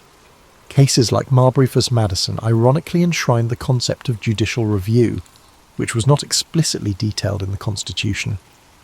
Madison's name was attached to the case, though in that instance, he was the official who refused to deliver a judicial appointment, sparking the lawsuit. The ruling gave the judiciary the final say on constitutional matters, which might have surprised Madison, as he championed legislative dominance in some writings. Yet the evolution continued, and the living constitution adapted in directions possibly beyond even Madison's foresight. Into the 20th century, major anniversaries, the bicentennial of the Constitution, for instance, amplified Madison's place in public consciousness. Speeches recast him as the quiet genius, ensuring no single branch of government overshadowed the others. In an era dominated by large-scale political parties and global power structures, some admired his conviction that extended republics control factionalism. Others found his view naive, pointing to the intense polarizations of modern politics. Even so, the blueprint of checks and balances persists, credited to Madison's systematic approach. In popular culture, references to Madison remain less flamboyant than to certain other founders, but occasionally a biography or documentary underscores his role in shaping the Bill of Rights or guiding the War of 1812. Montpellier, after extensive restoration, now stands as a museum site. Exhibits highlight not just Madison's role, but also the lives of enslaved families who toiled there. Visitors witness a more complete portrait of the plantation's layered reality, bridging triumphs of constitutional genius with the heartbreak of forced labour. This dual narrative corrects earlier hagiographies, pressing visitors to reconcile the complexities. Thus, James Madison's posthumous journey swings between reverential acknowledgement of his institutional craft and sober acknowledgement of moral paradoxes. That deeper portrait suits a modern audience seeking authenticity over myth. We find in him a humbly sized man overshadowed by bigger personalities, yet in many ways the intellectual core of the revolutionary generation's nation-building. While not flamboyant, his persistent focus on structure and compromise proved essential to forging a republic resilient enough to survive civil war, expansions, global conflicts, and leaps in technology. His legacy remains a testament to the power and limits of thoughtful governance, reminding us that the best structures still rely on the flawed humans who inhabit them.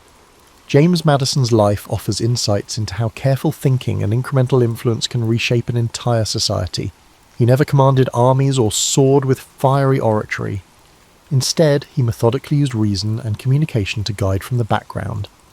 Observing his trajectory underscores that leadership can emerge from quiet conviction rather than flamboyant displays. One lesser-known aspect is his continued devotion to scholarly processes even while in office. He read widely, devouring classical references on governance and moral philosophy.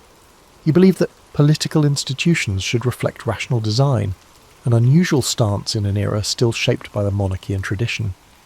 This penchant for structured problem-solving remains relevant in modern contexts, where data-driven policies and careful legislative drafting often outlast bombastic speeches. Madison's approach, bridging principles with compromise, might serve as a template for bridging polarized divides, yet any reflection on him also demands confronting the slavery question. Madison's private letters to Quaker friends or philanthropic acquaintances reveal the moral wrestling he endured, admitting that slavery was incompatible with Republican ideals. But time after time he balked at championing immediate emancipation. He accepted half-done measures, perhaps out of economic dependency or fear of disunion if the matter was pressed. This tension resonates with many professionals who see moral imperatives but feel constrained by practical or institutional obstacles. Madison's example warns that deferring a moral crisis can cause deeper agony down the line. Another dimension is how Madison navigated personal adversity. Like his fragile health, throughout his life he experienced episodes described as seizures or severe migraines. Despite these constraints, he pressed forward academically and politically, forging a robust intellectual brand. This quiet resilience challenges the notion that a leader must display robust physicality. Indeed, in a modern context of chronic health concerns, his perseverance demonstrates that mental acuity and steadiness can offset physical limitations in achieving profound influence. Additionally, Madison's partnership with Dolly illuminates how a supportive spouse or partner can facilitate better leadership. Dolly's social grace and convivial approach bridged political adversaries, turning White House receptions under the Madisons into events that softened partisan rancour. This synergy highlights that effective governance can rely on intangible personal connections, not just legislative prowess. In workplaces or community organisations, a relational dimension often complements the policy dimension, making success more sustainable. Madison's legacy also reveals the complexity of championing novelty within a group setting. The Constitutional Convention was a grand collaborative environment with brilliant minds, each wielding distinct agendas. Madison's drafting of the Virginia Plan emerged from years of studying historical confederacies and forming personal alliances. Earning buy-in required tailoring the plan to quell the smaller states' fears, eventually morphing into the Great Compromise.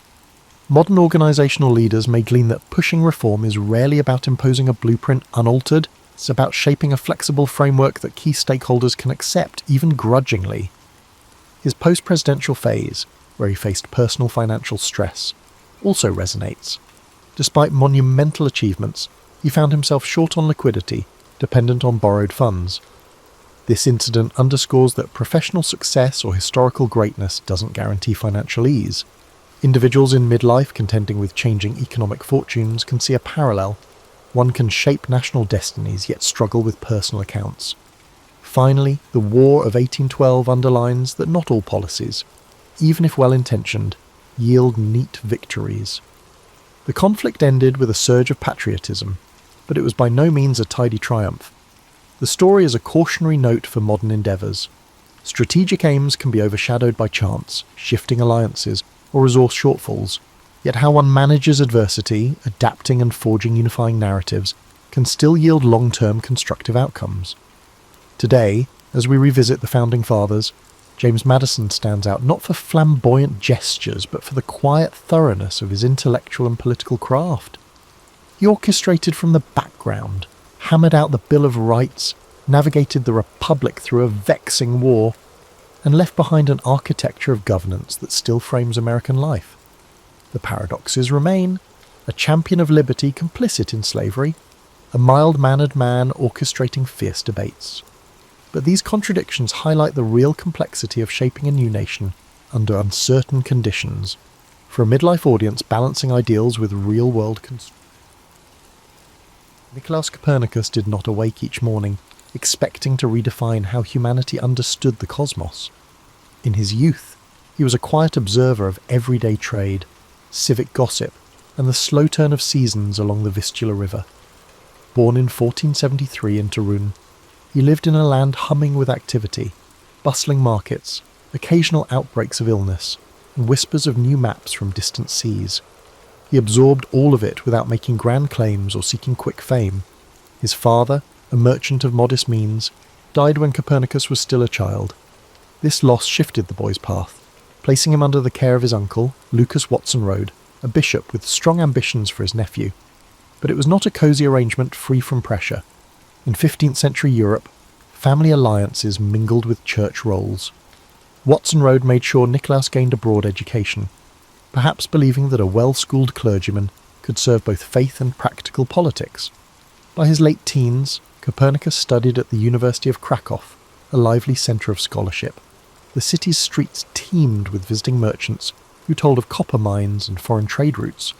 Professors taught geometry side by side with astrology, half-lost Greek texts and careful reflections on the cosmos. Nicolaus listened eagerly.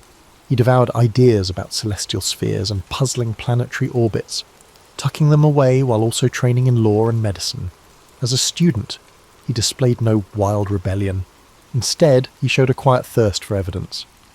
If a notion seemed inconsistent, such as the accepted idea that the sun spun around Earth, he filed it under needs more thought. Beyond the lecture halls, Copernicus encountered a swirl of travelling scholars. Some boasted credentials from Italy or distant corners of the Holy Roman Empire. They debated the relative positions of stars, whether Mercury followed a perplexing path, and if ancient astronomers might have overlooked simpler interpretations.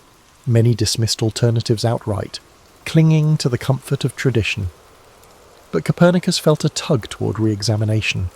Observing the sky with primitive instruments, he noted patterns that didn't align perfectly with existing models. He completed his basic studies in Krakow, then ventured beyond Poland's borders. Italy beckoned, with universities in Bologna and Padua promising more specialised knowledge. There, he immersed himself in the revival of Greek and Roman thought.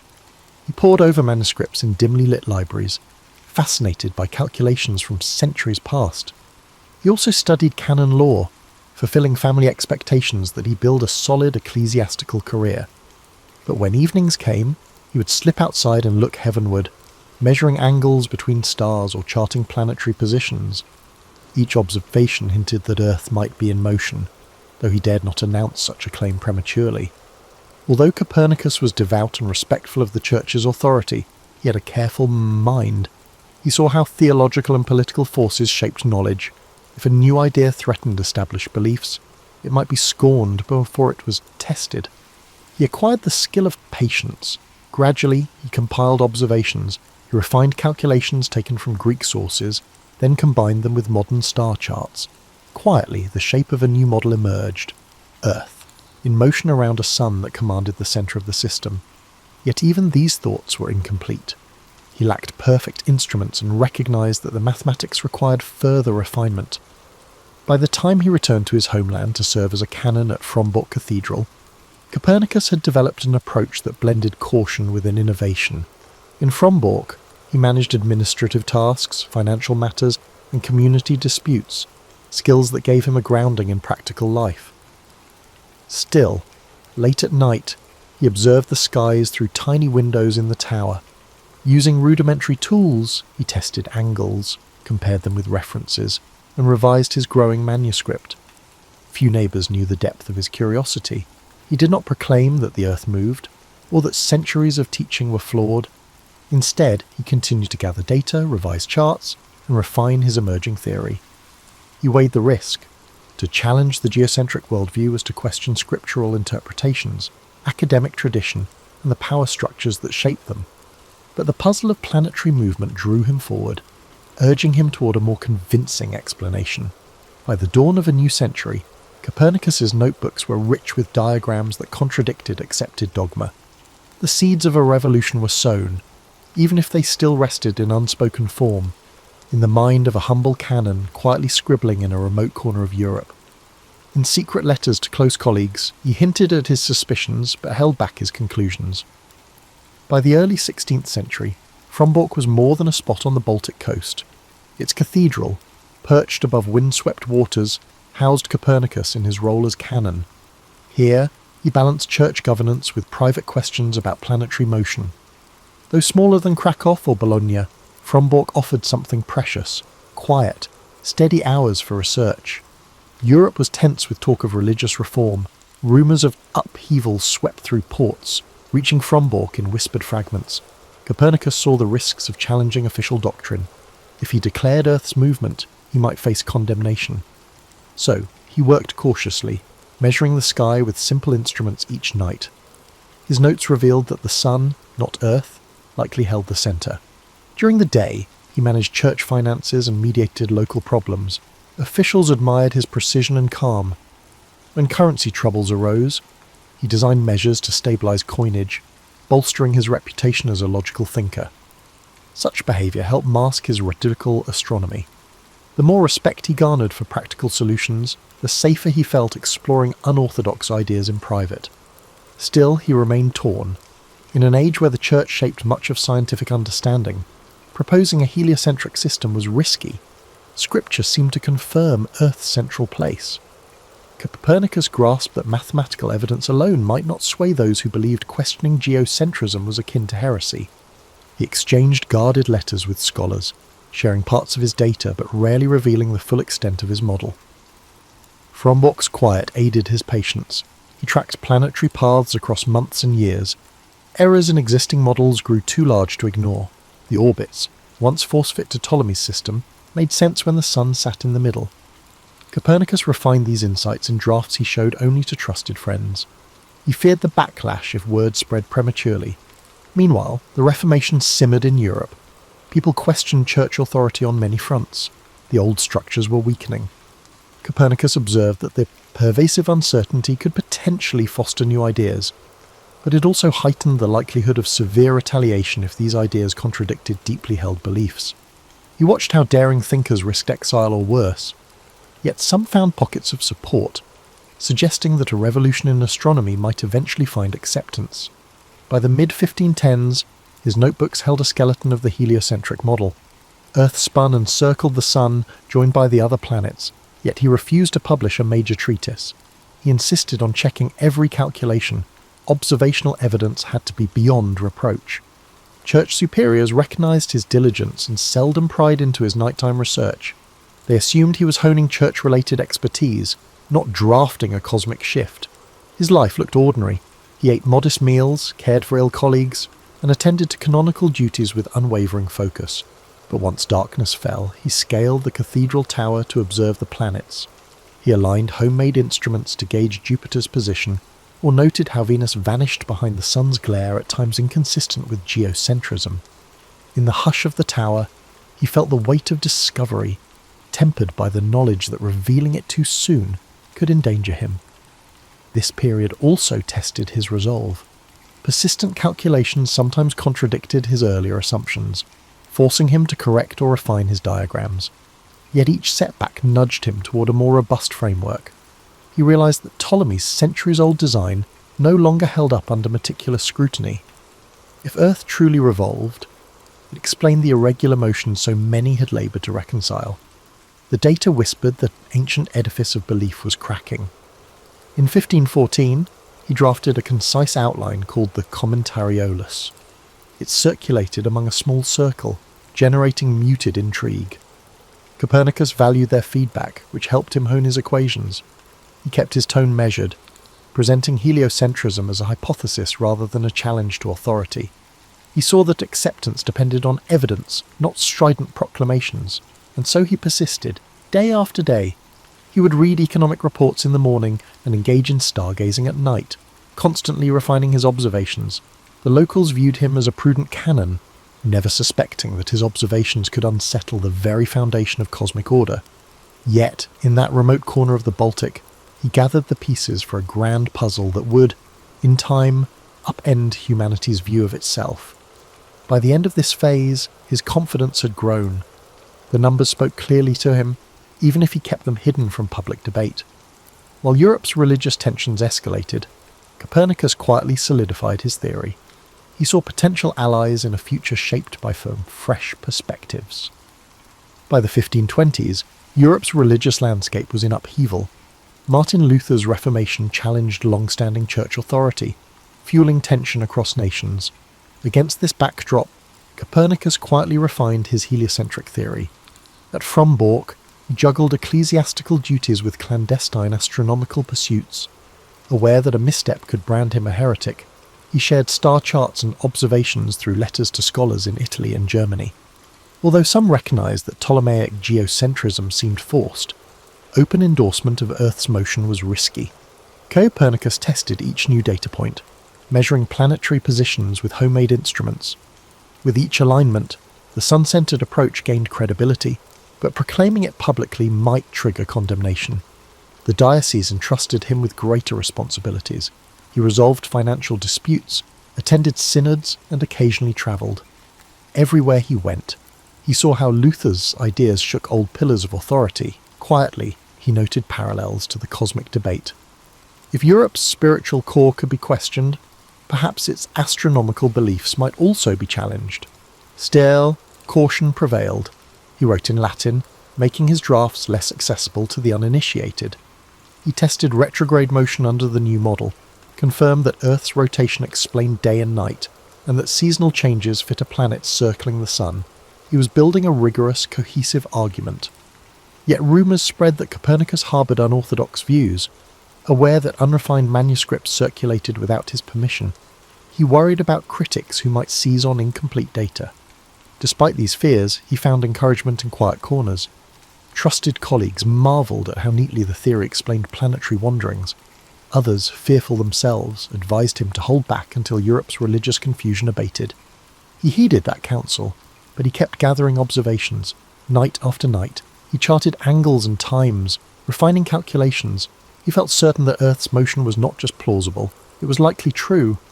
One of his challenges lay in reconciling scripture with a moving Earth. Many clerics took biblical phrases as literal proof of geocentrism. Copernicus believed the Bible employed everyday language, not strict cosmic geometry. He chose his words carefully, asserting that a sun-centered system needn't undermine faith. Privately, he wished for a church open to nature's revelations, but he recognized the risk of alienation if he pushed too hard. By the mid-1520s, Europe's political shifts touched him personally. He helped local officials with coin reforms, an effort that drew upon his mathematical precision. This success bolstered his standing as a practical problem solver, indirectly shielding him from suspicion. Yet church officials sometimes hinted that he should remain within traditional boundaries. They valued his service but seemed uneasy about whispers of cosmic novelties. His progress on the manuscript advanced. The geometry no longer relied on clunky epicycles. Heliocentrism explained phenomena more directly, with fewer forced corrections. He tested Mercury's orbit, verifying that its swift revolutions made sense in the new scheme. He noted how Venus's phases and brightness variations supported a sun-centered perspective. These observations, though rudimentary by modern standards, were groundbreaking. As Europe's religious conflicts intensified, Copernicus reflected on timing. Should he reveal his findings before the Church fully stabilized? He feared that any radical claim might be conflated with Lutheran heresies. He remained loyal to Catholicism, seeing no reason why a more accurate cosmic map should threaten spiritual truths. Yet he knew that misunderstandings abounded, and dogmatic zeal could swiftly erupt into persecution. By the late 1520s, he had assembled a near-complete draft. He called it De Revolutionibus Orbium Coelestium, on the revolutions of the heavenly spheres. He circulated sections to close confidants, soliciting feedback on calculations or clarity. A few suggested releasing it soon, hoping Europe's thirst for new knowledge might outweigh theological resistance. Others counselled patience, warning that the times were too volatile. Copernicus weighed both sides. He recognised that the Reformation had shattered old certainties. Perhaps the moment was ripe for new truths. However, the consequences of open defiance were significant. He decided to continue polishing the manuscript, ensuring that no detail was left unverified. In the event of condemnation, the evidence would undoubtedly bear witness. Meanwhile, life at Frombock proceeded with routine. He oversaw funds, settled disputes, and tended to the occasional patient. By night, he ascended the tower to observe the stars. They remained serenely predictable, orbiting the sun in patterns his mathematics could describe. This harmony sustained him, even as Europe's politics churned unpredictably. He remained resolute. Soon, he would finalize his cosmic blueprint. Copernicus was on the verge of a significant discovery. Years of painstaking work had reinforced an idea once unthinkable. Earth was neither the cosmic pivot nor immovable. In the hush of his study, he refined equations that could uproot centuries of belief. Yet for now, he kept them close, awaiting an opening in history's storm that might allow the light of his discovery to shine without calamity. Copernicus continued his delicate balance as the 1530s approached. Europe's religious turbulence showed no sign of easing, and he sensed that caution remained critical. Yet, with each passing year, his manuscript neared completion, the pages revealing a coherent system in which Earth, once deemed the universe's anchor, now shared the heavens with planets spinning around the sun. Quietly, he refined details that nagged at him. Because Mars seemed to be moving backwards, it needed extra care because its path showed there was a better way to solve the problem than the geocentric mess of spheres and epicycles. By focusing on Mars and Venus, planets whose orbits came closest to Earth, he strengthened the numerical backbone of his claim. His devotion to precision occasionally bordered on obsession, but this meticulousness, he believed, was the only shield against accusations of error. Frombock's daily routines persisted. In the cathedral's records, his signature appears on financial ledgers and property documents. He participated in church synods, debated currency standards, and offered medical consultations to fellow clerics. Despite his responsibilities, he was always fascinated by geometry and star charts. At times, he found it ironic that a man so deeply entrenched in the church's official structure was assembling a radical concept that could unseat centuries-old dogma. Yet Copernicus did not see himself as a rebel.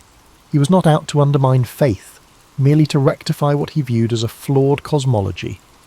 The impetus behind his work was neither vanity nor rebellion, but a quest for a truer understanding of creation. If God had set the sun at the centre, then acknowledging that truth honoured, rather than defied, divine order. In these years, a handful of younger scholars began seeking him out. They heard whispers that an unassuming canon in a Baltic outpost was building a staggering new celestial framework.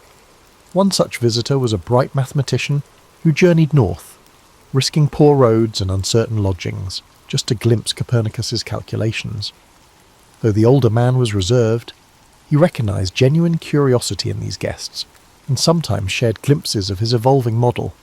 He stressed that it was still in flux, cautioning them not to spread half-formed theories that critics could easily dismantle. Occasionally, word of Copernicus's ideas made its way to academics in larger cities. Some expressed scepticism. They pointed to centuries of authority backing Earth's fixed position, or they raised theological concerns about dislodging humanity from the cosmic centre. Others quietly cheered him on, intrigued by reports that his geometry matched observations more neatly than Ptolemy's. This division in response only heightened his sense that timing would be everything. One challenge he faced was how to present his findings. The written text was dense, filled with geometry and astronomical tables. It would not be a casual read for the untrained. That was intentional. Copernicus believed that if his argument stood against theological scrutiny, it must first appear airtight to mathematicians. Once the mathematical skeleton was unassailable, he hoped reason would triumph, persuading even skeptics who feared contradiction with scripture. Still, he had lingering doubts about reception. Europe was in disarray, local skirmishes erupted over doctrines that now seemed fluid, and the threat of political entanglement loomed. When he read news of harsh punishments for dissenters, he wondered whether his cosmic theory might be lumped in with dangerous heresies. Yet he pressed on, guided by an inner conviction that the simpler explanation of planetary motion must eventually prevail. Between editing sessions, he still took time to observe the heavens. Nightly vigils were a source of comfort for him even in his 50s. The glimmer of Saturn, or the brightness of Jupiter, reassured him that the sky did not bend to human quarrels. It followed laws that beckoned to be understood. Inside Frombork's walls, Copernicus's outward life appeared unchanged. He was a dutiful canon, a measured official, and an occasionally stern caretaker of church affairs. Only a trusted few knew how deeply he wrestled with the final touches of his magnum opus. Some nights, by lamplight, he rearranged entire paragraphs, seeking a more precise way to describe planetary paths. Small errors had no place in a claim this bold. As the decade progressed, letters trickled in from scholars who'd glimpsed parts of his manuscript. Many urged him to publish. His seclusion, they argued, only delayed a necessary debate. Yet the swirling uncertainty in Europe gave him pause. He suspected that once his book was out, there would be no turning back. For now, he clung to a cautious optimism. Perhaps a new era would dawn, one open to re-evaluating ancient truths. In that hope, he saw the faint glow of a future shaped by calculation and observation. The dawn of the 1540s brought Copernicus an unexpected visitor, Georg Joachim Rheticus, a young mathematician from Wittenberg. Rheticus had heard the rumours. An ageing canon in distant Warmia was challenging the cosmos itself. Curious and bold, Rheticus travelled north to see if the stories were true. Upon arrival, he found Copernicus at his desk, surrounded by geometric diagrams, half-finished manuscripts, and star charts pinned to walls. Their initial conversation was guarded. Copernicus, ever wary, questioned Rheticus's motives. Was this gentleman a genuine scholar or a spy, sent by critics seeking ammunition against him? But Rheticus displayed both admiration and a profound knowledge of mathematics. Before long, trust replaced suspicion. The younger man pored over Copernicus's notes, impressed by the clarity with which heliocentrism solved planetary riddles. Retrograde motion, awkward epicycles, and the wandering paths of Venus and Mars became far more comprehensible in a sun-centered layout. Encouraged by Rheticus's enthusiasm, Copernicus cautiously shared more details. He explained how decades of observations pointed to the same conclusion. Earth was a planet orbiting the sun, spinning on its axis to create day and night. Rheticus, astonished, urged him to publish. If even a fraction of these calculations were accurate, the world needed to know. Copernicus hesitated. Europe's religious situation remained volatile. One misinterpretation of his work could see him branded a heretic. Still, Rheticus persisted. He offered to write a preliminary treatise showcasing the core arguments, a trial balloon to gauge reaction. Copernicus consented, handing over relevant tables and diagrams. Rheticus composed the Narratio Prima, describing heliocentrism in readable form. Circulated in scholarly circles, it sparked a mix of curiosity, praise and alarm. Some lauded the elegant math, others bristled at dethroning Earth. The Church kept silent for the moment, perhaps not fully grasping the implications or too busy handling other controversies. Buoyed by the reaction, Rheticus urged Copernicus to finalise De Revolutionibus. He argued that reason and observation were on their side. If the book laid out each calculation thoroughly, it could withstand even hostile scrutiny. In private, Copernicus felt he was facing a pivotal moment. He had dedicated most of his adult life to this theory. If he died with the manuscript unpublished, all that effort might fade into obscurity, yet to publish was to risk condemnation. Even as he wrestled with these choices, life in Frombork marched forward. He oversaw church revenues, patched up administrative loopholes, and sometimes practiced medicine for local residents. Rheticus stayed for months, assisting with computations and clarifying textual passages. Their collaboration proved fruitful. Where Copernicus's Latin explanations felt dense, Rheticus suggested simpler wording. Where Rheticus hurried, Copernicus insisted on double-checking each figure. In time, the manuscript became more coherent and approachable. Rumours of this partnership spread, and some scholars travelled north to witness the synergy. They debated planetary speeds and elliptical hints. Though neither man realised it fully at the time, their exchange of ideas foreshadowed future scientific endeavours where collaboration would push boundaries of knowledge. Yet the clouds of doubt hovered. Not everyone was ready for a world lacking Earth's cosmic privilege. Meanwhile, Copernicus received letters from distant colleagues warning him of potential backlash. A few devout theologians insisted that Scripture unequivocally placed Earth at the centre. Another faction, less tied to literal interpretations, expressed intrigue at the possibility of reconciling a moving Earth with God's grand design. In these missives, Copernicus saw both risk and hope. Divisions among intellectuals mirrored the broader rift fracturing Christendom. Increasingly, he leaned on Rheticus for counsel. The younger man advocated transparency, convinced that a well-argued treatise would find defenders among Europe's scholars. This optimism heartened Copernicus, though he remained wary. To reassure his friend, and perhaps himself, he invoked the principle that truth, grounded in measurable phenomena, should endure. If the sun truly lay at the centre, no condemnation could erase the geometry proving it. Yet, as they rechecked tables and refined the text, Copernicus's health began to wane. Long hours at his desk, combined with the stress of potential controversy, weighed on him. Still, he pressed forward. In quiet corners of the cathedral complex, he paced, mentally rehearsing how to defend his findings if challenged. With each revision, De Revolutionibus solidified into a structured argument. Geometry and observation intertwined, forming a fortress of logic. Sensing the urgency of the situation, Rheticus suggested printing the manuscript. Copernicus reluctantly agreed, provided he could oversee the final stages to ensure accuracy. He wanted no sensationalism, no grandstanding. The data would provide sufficient evidence. A moving Earth wasn't just an opinion, it was a conclusion drawn from decades of meticulous inquiry. By the early 1540s, Copernicus was on the verge of publication. The quiet scholar who once hid his notes now inched toward revealing them. Europe might recoil or rejoice. He could not predict. But with Rheticus at his side, he felt less alone. The momentum was unstoppable. A swirl of ink-stained pages, fresh calculations, and cautious excitement gathered force. Soon, the world would learn of a cosmic shift that carried as much poetic wonder as it did sober mathematics. By 1542, Copernicus's manuscript was nearly ready for the printer, yet he fretted over every line. Even after Rheticus departed Frombork to handle affairs elsewhere, they continued exchanging letters. The younger scholar reported progress in securing a printing arrangement in Nuremberg, a city known for scholarly works. Although pleased, Copernicus also felt a pang of anxiety.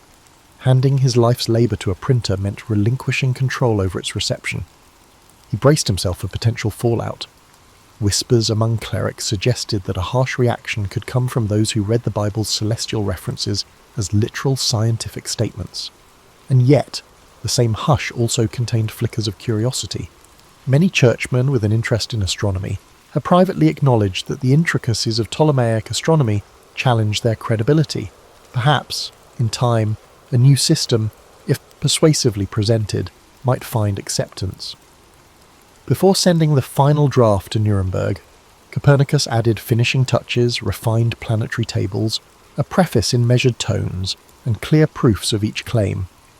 He took solace in Rheticus's vow to oversee aspects of the publication, but as he sealed the last packet of manuscripts, he could not quell a tremor of apprehension. There was no telling how Europe, embroiled in Protestant Catholic tensions, would react to an idea that seemed to rewrite creation's script. In the printing shop, trouble stirred. Andreas Osiander, a Lutheran theologian and mathematician, was enlisted to help with the publication process. Osiander, without Copernicus's direct approval, affixed a preface suggesting that we should treat the new model as a mere hypothesis, not a literal truth. Intent on shielding Copernicus from persecution, or so he claimed, Osiander's note implied that the heliocentric arrangement was just a convenient way to calculate planetary positions. This ambivalence grated on those who knew Copernicus's genuine conviction.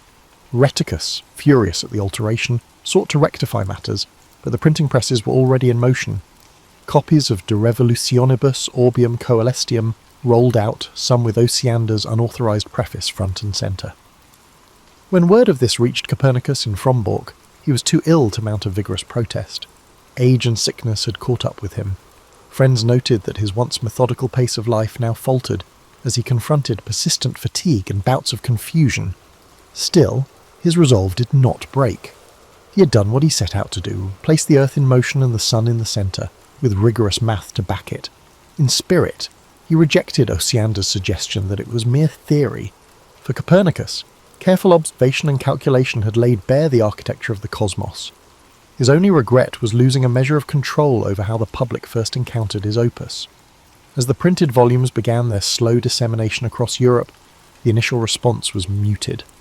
Many readers found the text too dense to pass quickly. Some scholars examined the tables and geometry, intrigued but unsure if they dared endorse such a radical viewpoint. Others dismissed it out turmoil, citing scriptural or philosophical objections. Church officials, preoccupied with stamping out Protestant heresies, did not immediately focus on the treatise. A swirl of local controversies overshadowed Copernicus's cosmic claim. Meanwhile, in the hushed rooms of monastic libraries, a few inquisitive minds turned the pages with dawning realization. The logic was compelling.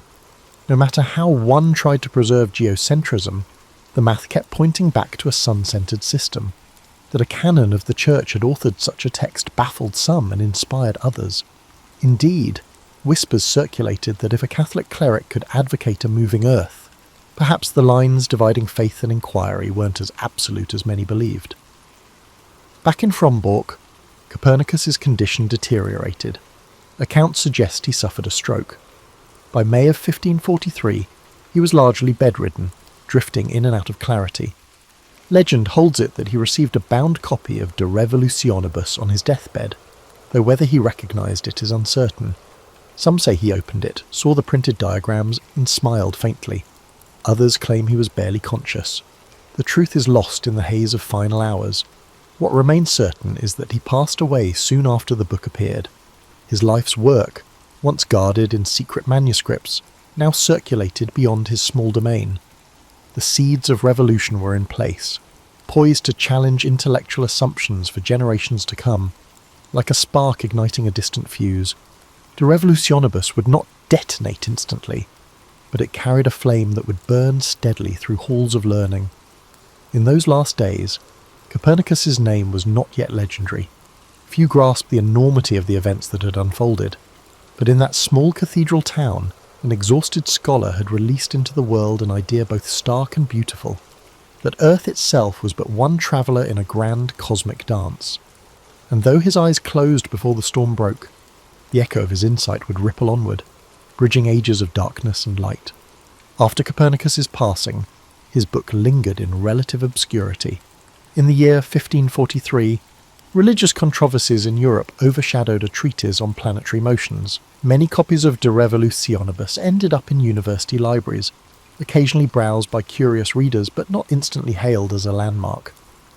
The pace of change in astronomy proved slower than myth might suggest, yet word of a new cosmic theory spread across scholarly circles. Mathematicians and astronomers who tested Copernicus's geometry found it persuasive. Some disliked Osiander's preface, recognizing that Copernicus himself viewed the subject as more than a mere computational tool. Others felt uneasy endorsing a concept that could provoke church censure. Even so, the heliocentric proposition, once unthinkable, steadily gained attention. People wondered, if centuries of geocentrism had been mistaken, what else might we be wrong about? In the decades that followed, defenders of the Copernican system refined his work.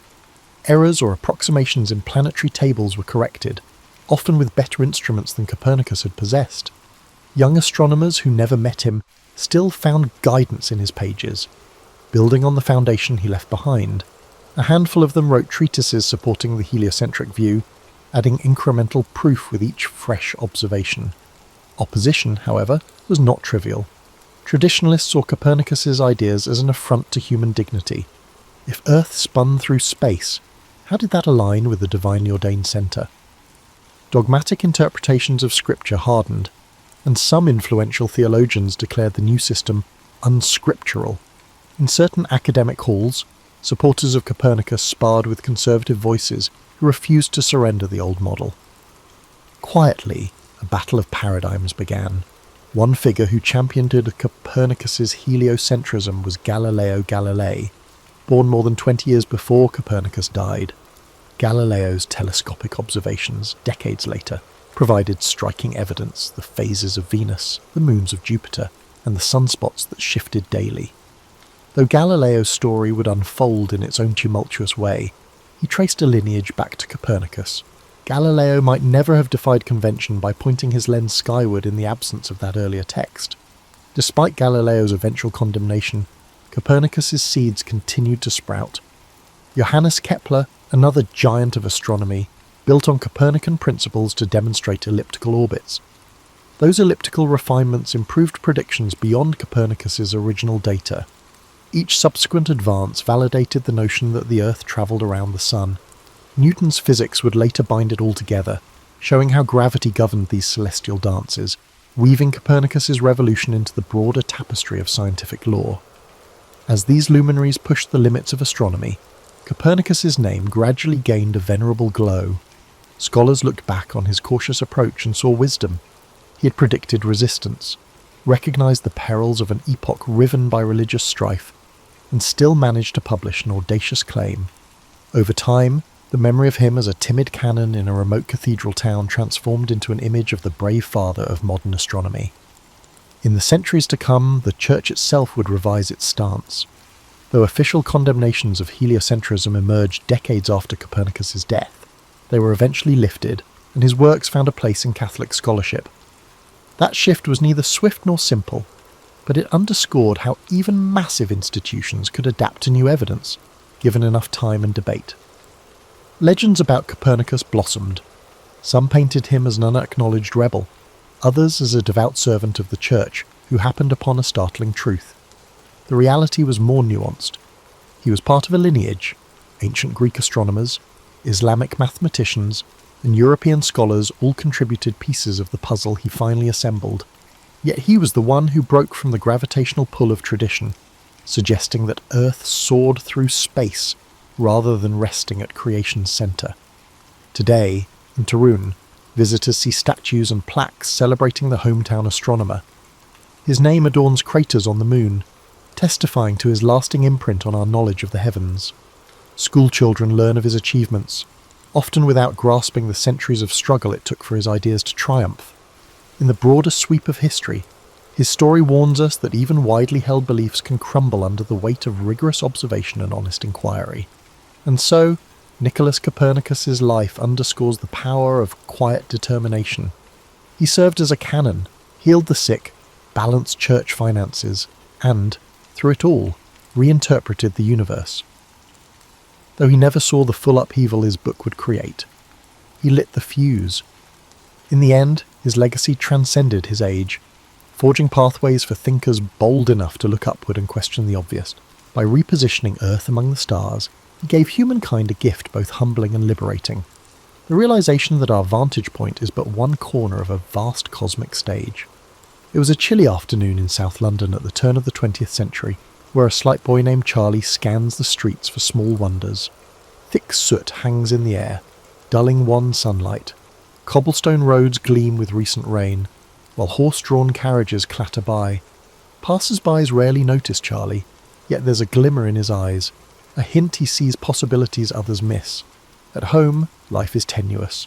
His father, Charles Chaplin Sr., once sang in music halls, but that promise has dimmed beneath alcohol and regret. Charlie remembers nights when his father's lullabies softened the cramped walls, and others have muttered arguments. Meanwhile, his mother, Hannah, struggles to maintain equilibrium in her own fragile world. She once performed too, and sometimes urges Charlie to mimic everyday oddities. Other times, she vanishes into a haze, leaving him to wonder if his antics can reach her. Charlie hones his observational skills in their tiny flat. A single candle flickers in the hearth, casting shadows that inspire makeshift performances. He imitates a neighbour's theatrical gestures or a local gentleman's pompous stride, earning a weary smile from Hannah. Outside, Lambeth's narrow streets become his stage. He notes the lamplighter's angled stance, a stray dog's bark, the swirl of a violin from a pub. Where others see grime, he sees comedic fodder. His older half-brother, Sidney, is more practical, working odd jobs and scolding Charlie for daydreaming. However, even Sidney is unable to overlook Charlie's ability to elicit laughter with a simple roll of the eyes or a humorous bow. Their bond, forged by hunger and transience, is a fragile lifeline. When hunger gnaws louder than any applause, Charlie lurks behind a local theatre. He peers through half-closed doors at rehearsals, mesmerised by fluttering curtains and swirling costumes. Sometimes a stagehand shoos him away, other times he's allowed a few minutes to soak in the magic. Back home, he reenacts what he's witnessed, stumbling in time to imaginary music or making Hannah chuckle with a pratfall. Poverty grows relentless. Hannah's grip on reality wavers until authorities intervene, placing Charlie in a workhouse. The regimented routine is harsh, a stark contrast to the cramped flat, yet he refuses to be crushed. Late at night, he entertains the other children by mimicking the warden's stiff poses or parodying petty quarrels. Laughter becomes a brief reprieve from fear. After his workhouse stint, Charlie returns to a London changed by his mother's decline. He finds a spot in a children's dance troupe by mixing clumsy flailing with sudden bursts of comedic timing. That audition marks his first real step onto a public stage. The touring schedule is grueling, cramped trains, threadbare costumes, but applause, however faint, sparks new hope. Sidney helps manage what little they earn, convinced show business might be their only escape from poverty. Charlie's comedic flair grows, shaped by the everyday misfortunes he observes. If he sees a fruit seller trip, he'll practice that motion later, perfecting it until it's hilarious yet strangely touching. Each pratfall or wide-eyed stare draws from real life, turning ordinary mishaps into moments that transcend dire circumstances. Though the future remains uncertain, Charlie's heart beats to the tempo of creative mischief. Even as he frets over Hannah's well-being, he senses destiny tugging him forward. The boy with the curious gaze is no mere spectator. He's an alchemist, spinning hardship into comedic vignettes. These youthful experiments foreshadow a voice that will one day captivate audiences worldwide. For now, Charlie stages any street corner he can find, and his greatest reward is the unifying power of shared laughter. He still remembers how his father's lullabies once soared through the night, a momentary balm against hunger pangs and the bitter taste of fear. Sometimes, just before dawn, Charlie would lie awake, dreaming of a stage where sorrow could be recast as joy. In these idle moments, he memorized the rhythms of laughter, how it could erupt from even the bleakest circumstances.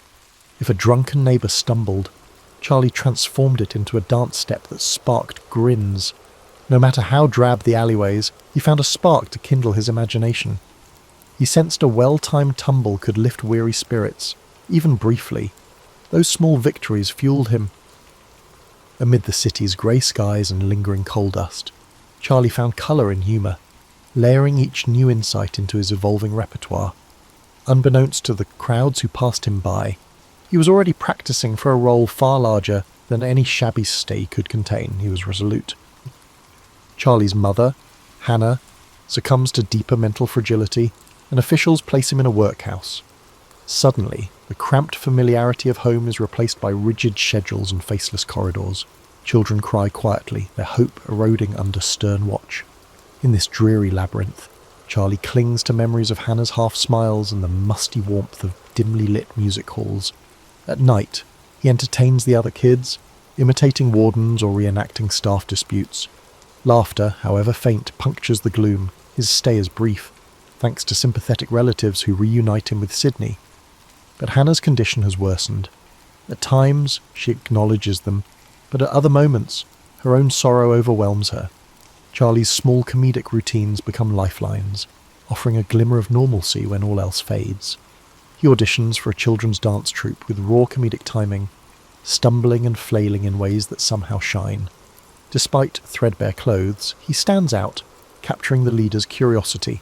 Soon, he tours dingy stages and half-full halls. Applause, however modest, affirms that he's more than his circumstances.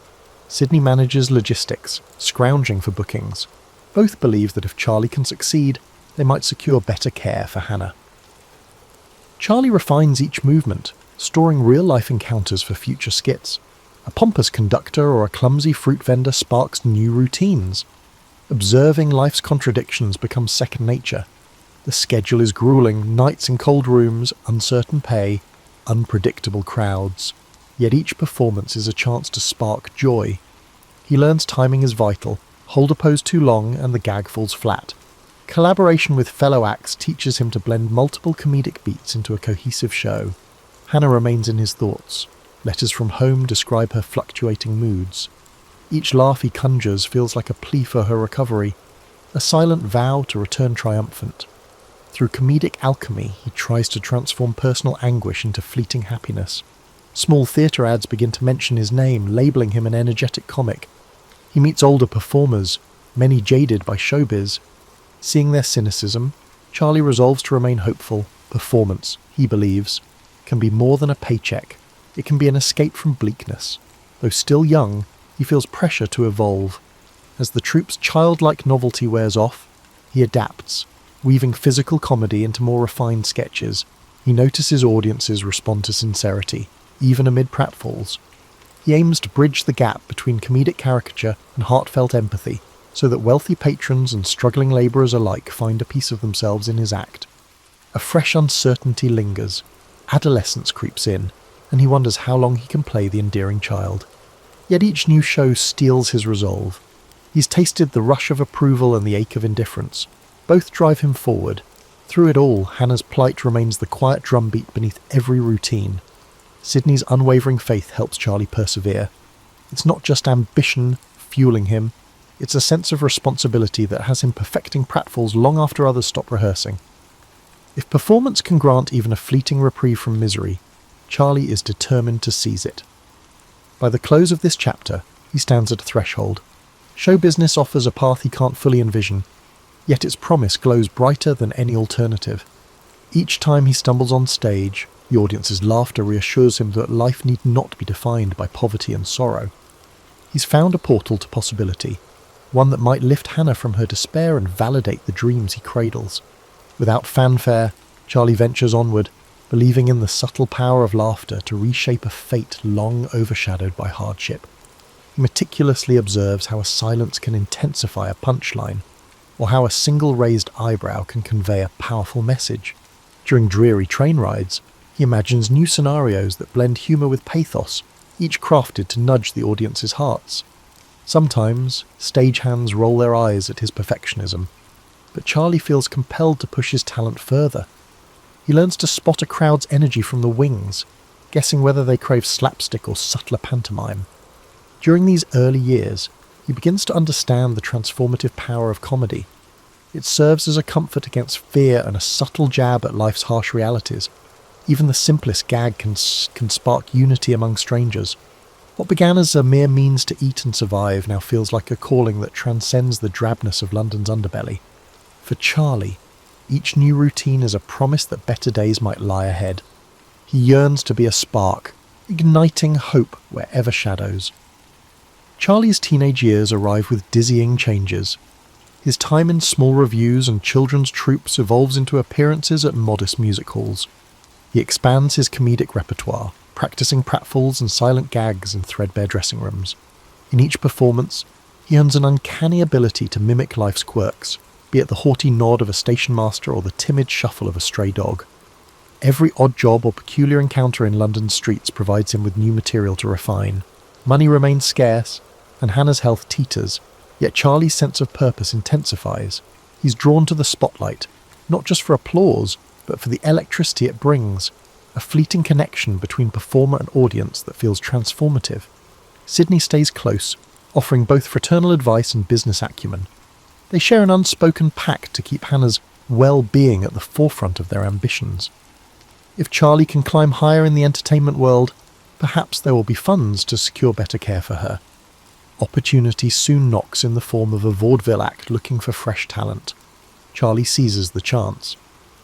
Stepping into a larger circuit that promises slightly better wages and exposure, he discovers an industry brimming with eccentric personalities.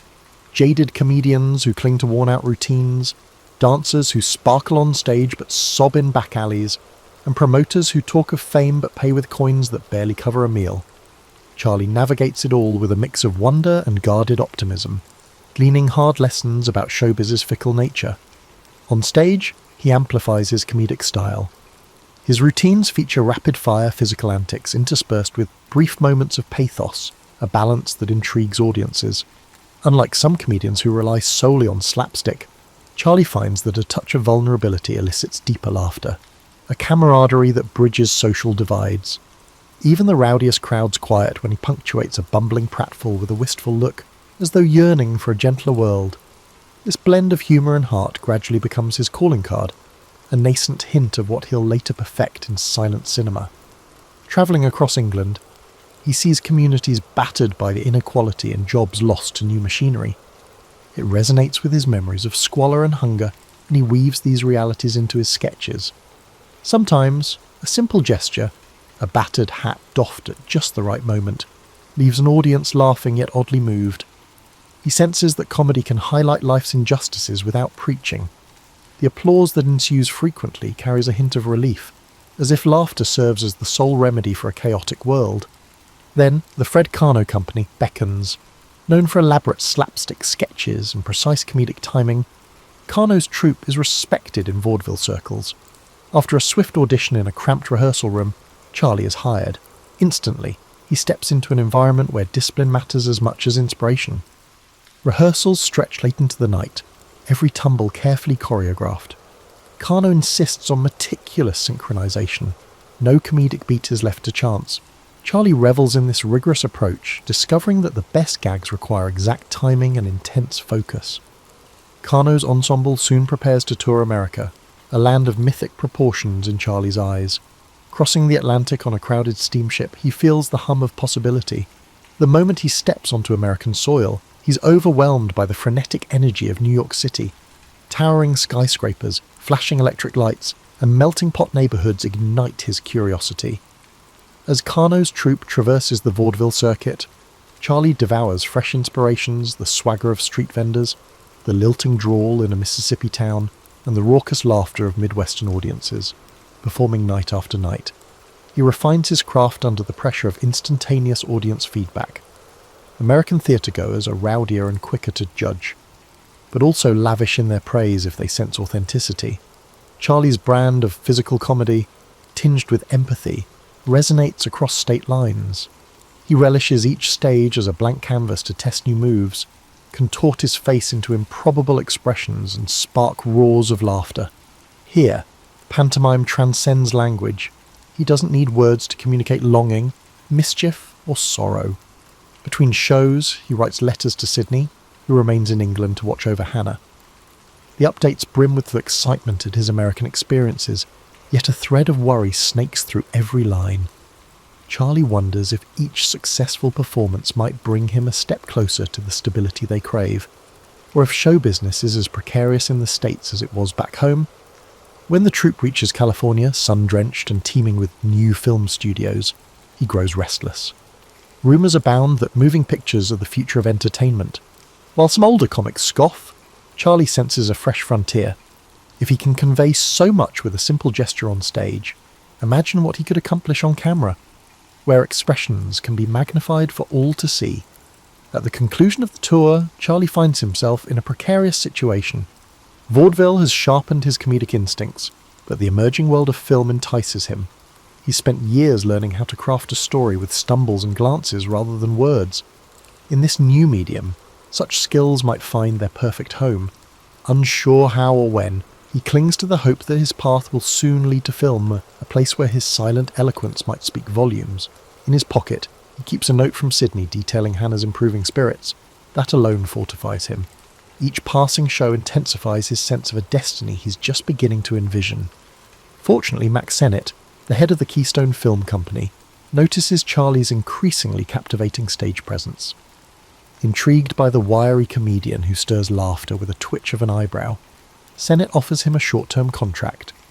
Hesitant yet curious, Charlie steps onto a Keystone set in early 1914, surrounded by banana peels, frenzied chases, and broad slapstick scenes. The chaos is exhilarating, but the film process is unlike anything he's known.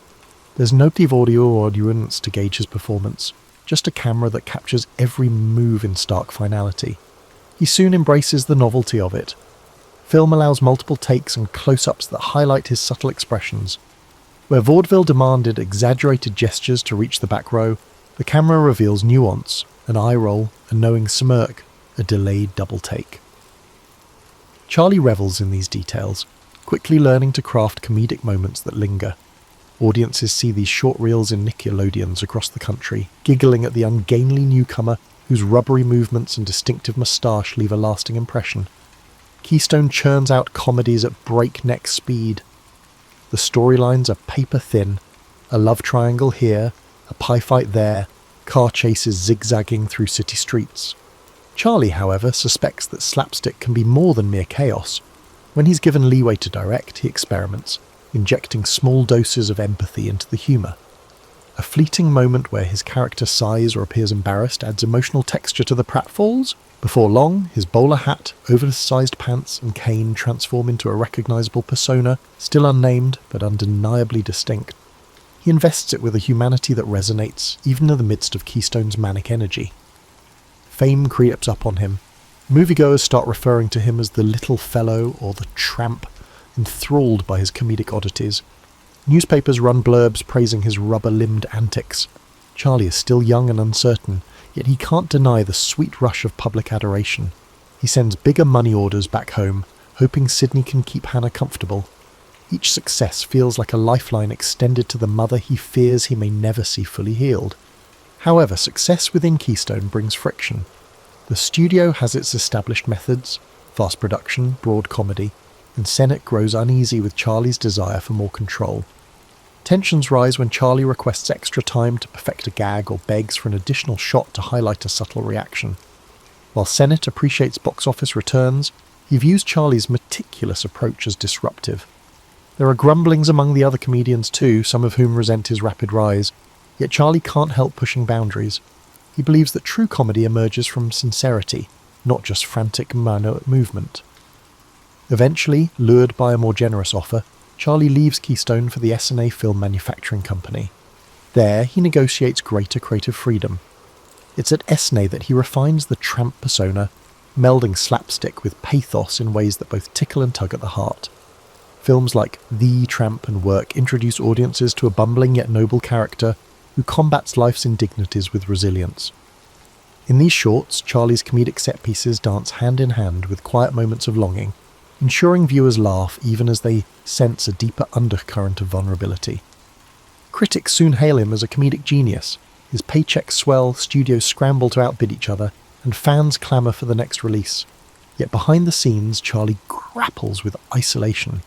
Hollywood's glitz doesn't erase his memories of threadbare clothes, or the heartbreak of seeing Hannah slip away. Private dinners with industry magnates feel hollow, overshadowed by a longing for genuine connection. He writes letters to Sydney, pouring out doubts about whether he's simply dressing up old poverty in new silk, or if he's truly forging a path that matters. When he signs with the Mutual Film Corporation in 1916, the salary is astronomical for its time. More importantly, he secures near total autonomy on set. He directs, writes, stars, and even begins composing musical cues. This level of control, unheard of for most entertainers, lets him craft two real comedies that blend clowning with incisive satire. Each short film boldly explores comedic boundaries, all the while retaining an undeniable tenderness at its core. The public, eager for such inventive humour, devours them. By the close of Part 4, Charlie stands not just as a stage performer who dabbled in film, but as a movie pioneer shaping the language of silent comedy. His trademark shuffle, cane twirl, and half smile enchant audiences worldwide. Still, he's restless. The medium brims with unrealised potential, and he wants to test its limits. Even as he savours each new project, a spark in him yearns for something grander, a longer format to explore deeper narratives without sacrificing laughter. The worry that fortunes can change abruptly hovers in the back of his mind. But for now, in those silent reels, he's found an outlet for the empathy and mischief he first nurtured on London streets. With each new contract, Charlie's creative aspirations escalate. Mutual grants him near complete freedom, and his two reel comedies draw record profits. His Chaplin studios soon rise in Los Angeles, a testament to how far he's come from Lambeth's soot-laden alleys. Here, he fashions sets on a whim and refines comedic bits to exacting degrees. Prop men scramble to satisfy his sudden inspirations, while extras wait, intrigued by his meticulous approach. Some marvel at his devotion to scenes that run only a few minutes on screen, but Charlie insists every frame carry his unmistakable stamp. Now that he earns a fortune, Hollywood's high life beckons, yet he feels uneasy about opulence. Those who endured real poverty rarely shake its memory. Charlie prefers to pour resources into perfecting each film. His silent creations, like Easy Street or The Immigrant, layer pratfalls with social commentary. Even as audiences howl with laughter, they glimpse heartbreak in the tramp's eyes, the reflection of a man who's known desperation. Critics praise his artistry, calling his work a blend of whimsy and empathy, a comedic mirror held up to the tumult of everyday life. However, just as he settles into his routine, a sudden shift occurs. The silent era stands on the verge of a seismic transformation, the invention of talkies. Some studios embrace recorded sound with giddy excitement, certain it will revolutionize film. Others fear it might cheapen the universal language of pantomime. Charlie watches these developments warily. His art relies on expressive gesture. Wouldn't spoken dialogue fragment the broad appeal that made the tramp beloved worldwide? He's torn between clinging to silence and experimenting with sound. For a time, he sidesteps the issue by pushing silent film to new heights. Shoulder Arms, set amid the trenches of World War I, merges slapstick with the wartime satire, resonating with soldiers and families seeking a glimmer of hope in dark times. Audiences hail it as a testament to comedy's power to sustain morale. His studio becomes a bustling creative hive. Carpenters hammer away at elaborate sets, while musical directors work in tandem to ensure that live orchestras can perfectly underscore each comedic beat. As the 1920s roar on, silent cinema flowers, and Charlie stands at its pinnacle. Alongside other legends, he's revered for forging a distinct comedic grammar, close-ups that capture a flicker of pathos, comedic sequences that unfold like orchestrated ballets. Yet the clamour for sound intensifies. Films like The Jazz Singer stun Hollywood by demonstrating that moviegoers will pay to hear performers speak and sing.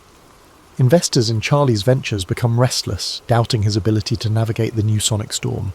Unwilling to jump blindly, Charlie moves cautiously. His next major project, The Circus, remains silent, showcasing the tramp amid lion cages and high-wire antics. The production is fraught, financial woes, technical snags, and a dissolving marriage all burden Charlie's spirit. However, despite his constant editing and re-editing, the core of the comedy remains unwavering. When the film premieres in 1928, audiences roar with laughter and tears. For Charlie, it's validation that silence, if wielded thoughtfully, can still conquer hearts. Behind the scenes, he wrestles with personal turbulence. Tabloids feast on his tumultuous romances, painting him as both genius and scoundrel. Hollywood thrives on scandal, and Charlie's rising fame makes him a prime target. He yearns for a quiet refuge to develop his ideas without constant scrutiny. Instead, he juggles public expectations, legal entanglements, and the relentless pulse of show business. Though reclusive by nature, he forces himself to mingle at lavish parties, aware that isolation can be as perilous as exposure. Gradually, he warms to the possibilities of sound, provided it can enhance rather than overshadow the silent charms of his tramp. By the end of the decade, he's toying with the idea of partially synchronized scores, using orchestras and effects to accentuate, not replace, pantomime. The talkies persist in their assault, yet Charlie decides to confront them according to his own terms. His worldview insists that laughter needs no translation, that a raised eyebrow or sly grin can transcend barriers words might construct. As the 1930s approach, Charlie contemplates taking bolder risks. Silent shorts have sufficed thus far, but cinematic evolution beckons him to attempt larger, more cohesive stories. Society, too, is in flux, teetering from the affluence of the roaring 20s toward ominous economic shadows. If the tramp was once a whimsical figure scrounging for dignity, perhaps now he might speak for an entire generation on the brink of upheaval. Standing atop the industry he helped define, Charlie faces the question: how to keep silent film's poetic essence alive while stepping into a future brimming with sound. The Great Depression grinds the world down, yet Charlie presses on, determined to show that humour can still provide solace. Despite intensifying pressure to produce talkies, he chooses to release City Lights in 1931, nearly silent except for a musical score and a few sound effects. Many in Hollywood consider him foolhardy, warning that audiences now crave spoken dialogue. Charlie ignores them. The tale of the tramp and a blind flower girl unfolds in pantomime, underscored by poignant music. At the premiere, the audience's reaction is electric. Some weep, others cheer, but all rise to applaud a film that reaffirms silent cinema's unique power. Bolstered by City Lights, Charlie attempts a daring encore with Modern Times, released in 1936. Once again, the tramp remains essentially voiceless, caught in a whirlwind of assembly lines, gears, and mechanized modernity. The film skewers industrial dehumanization, reflecting the anxieties of a workforce battered by the Depression. As comedic as it is, Modern Times bristles with social commentary, drawing on Charlie's own memories of poverty. The final frame, with the tramp wandering an open road, suggests a blend of hope and uncertainty emblematic of the era. Yet the political climate darkens further. Totalitarian regimes rise in Europe and war clouds loom. Charlie, who has always viewed humour as a universal unifier, now feels compelled to act. He pours his energies into The Great Dictator, a bold satire targeting fascism. This time he speaks. Casting himself as both a ruthless dictator and a humble Jewish barber, he delivers monologues that lampoon tyranny and plead for common humanity. Critics wonder if the public will accept him in a role so overtly political. But upon its 1940 release, the film provokes huge debate and garners massive acclaim. The final speech, an impassioned call for empathy, becomes one of cinema's most memorable moments. This newfound outspokenness, however, places Charlie in the crosshairs of an American society entering a period of heightened paranoia. As war escalates, patriotism takes on rigid contours. Charlie's British citizenship and vocal opinions on global affairs spark suspicion. Gossip magazines spin narratives about his private life, labelling him a radical or worse. The FBI, led by J. Edgar Hoover, compiles files on him. His open disdain for bigotry and his sympathy for the underprivileged are recast by some as communist sympathies. Even so, Charlie clings to the belief that laughter can diffuse hatred. He attends charity events, pushes for war relief efforts, and speaks out against discrimination. Meanwhile, personal setbacks mount. Controversial relationships, painful divorces, and grueling legal battles keep him in the headlines. He tries to shield his children from the spectacle, wrestling with the chasm between his comedic persona and the scrutiny that dogs him day and night. His extravagant lifestyle, once a symbol of success, now feeds criticism. Enemies portray him as an out-of-touch celebrity meddling in political issues. With the end of World War II, relief is short-lived. A fresh wave of suspicion engulfs Hollywood as the Cold War dawns. Government committees investigate subversive elements in entertainment, and Charlie's name surfaces repeatedly.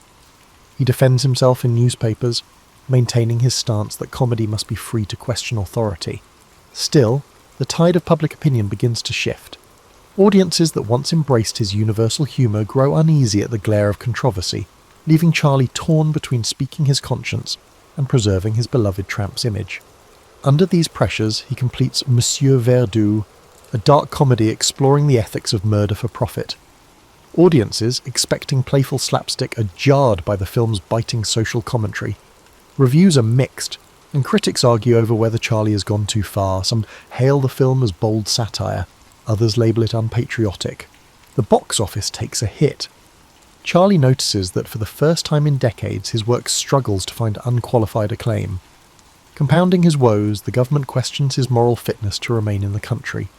Departing for the European premiere of Limelight, he learns mid-voyage that his re-entry permit has been revoked. Effectively exiled from the nation where he built his career, Charlie grapples with the realization that the comedic persona cherished by millions has become politically untenable. Headlines proclaim him a banished provocateur, while supporters decry the move as an injustice. Stunned but unbowed, he settles in Switzerland, left to wonder how the tramp's gentle spirit led to such conflict. Switzerland's quiet lakes and lofty peaks become Charlie's new backdrop, a stark contrast to the glare of Hollywood Klieg lights. Denied re-entry to the United States, he settles with his family in a spacious estate, hoping to find peace. Yet even from this alpine refuge he feels the sting of exile. Newspapers worldwide clamour for comment on his banishment.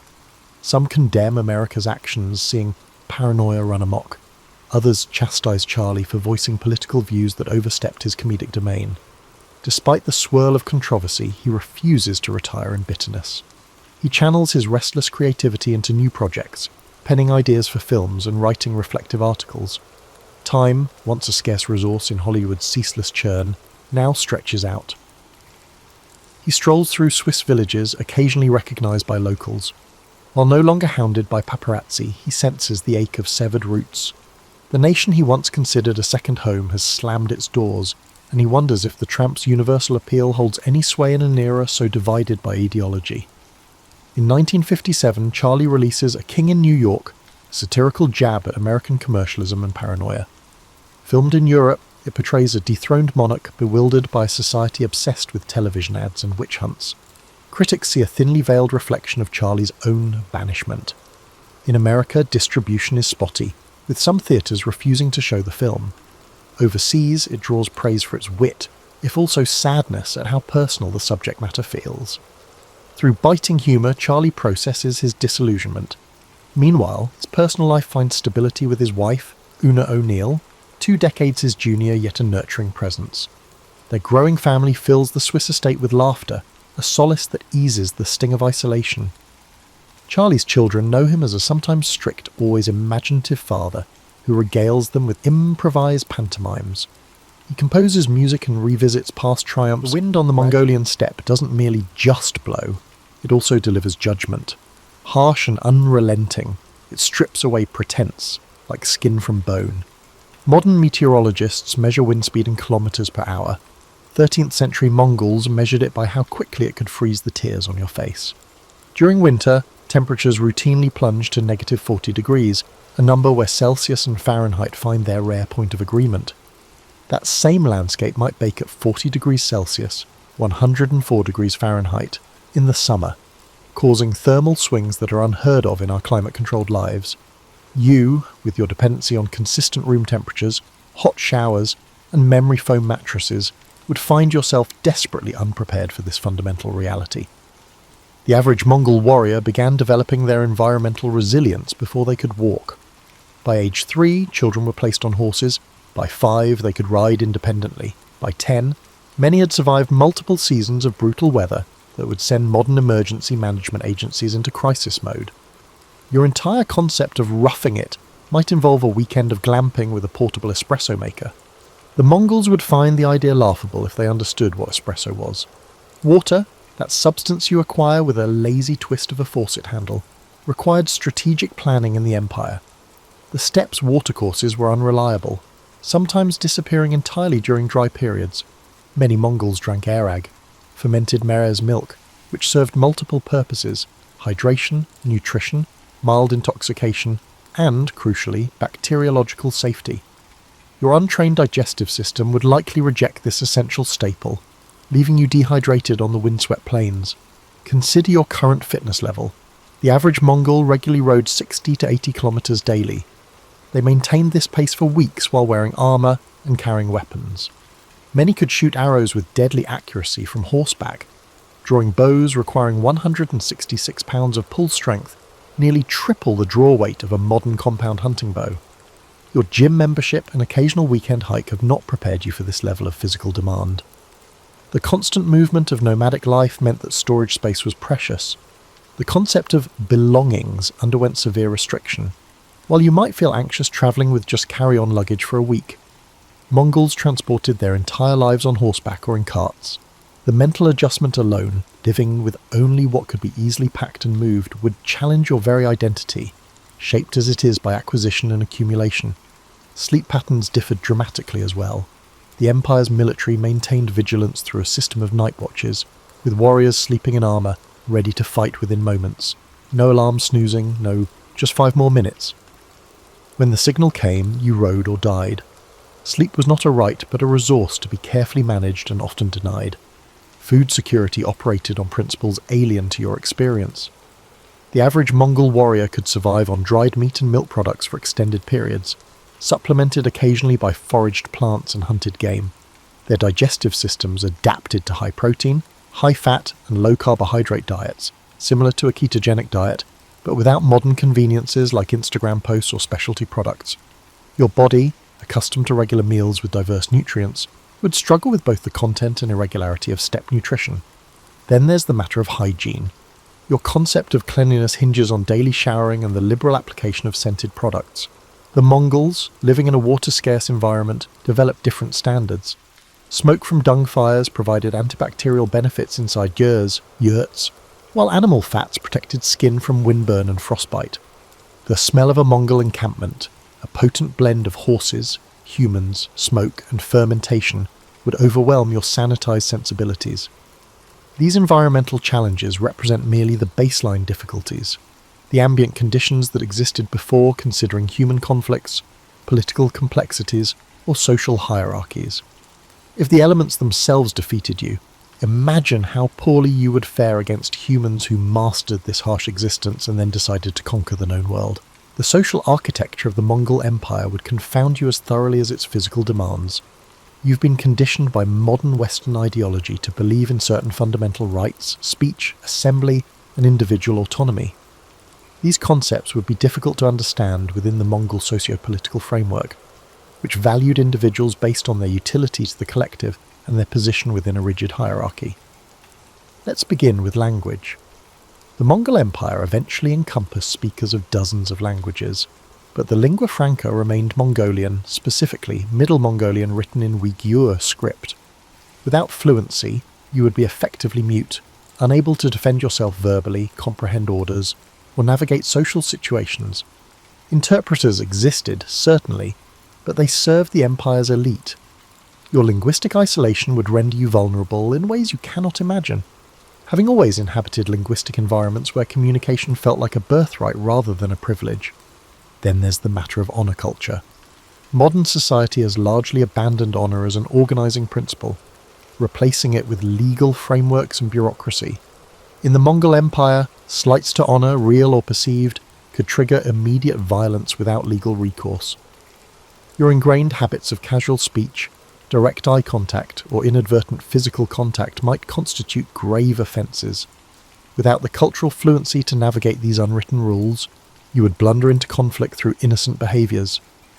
The Mongol legal system, codified in the Yasa, Genghis Khan's legal code, prescribed death for a startling range of offences. What was the penalty for urinating in running water? Death. Adultery? Death. Theft? Often death. Even minor theft could result in punishment 9 times the value of the stolen item. Bankruptcy, the debtor and their family could be enslaved. Your understanding of proportional justice would provide no protection in a system where examples were made to maintain order across vast territories. Religious tolerance in the Mongol Empire is often celebrated by historians, but this tolerance had pragmatic rather than ideological roots. The Mongols permitted various faiths because religious leaders were exempt from certain taxes and conscription, providing administrative convenience. However, this tolerance did not extend to religious practices that conflicted with Mongol customs. For instance, Muslim and Jewish prohibitions against consuming blood or improperly slaughtered meat were directly at odds with nomadic food practices. Religious practitioners were forced to choose between spiritual compromise or physical hunger. Your conception of privacy would dissolve entirely. The GER, yurt, housed extended family units in a single open space. Conversations, bodily functions, and intimacy all occurred within a communal environment.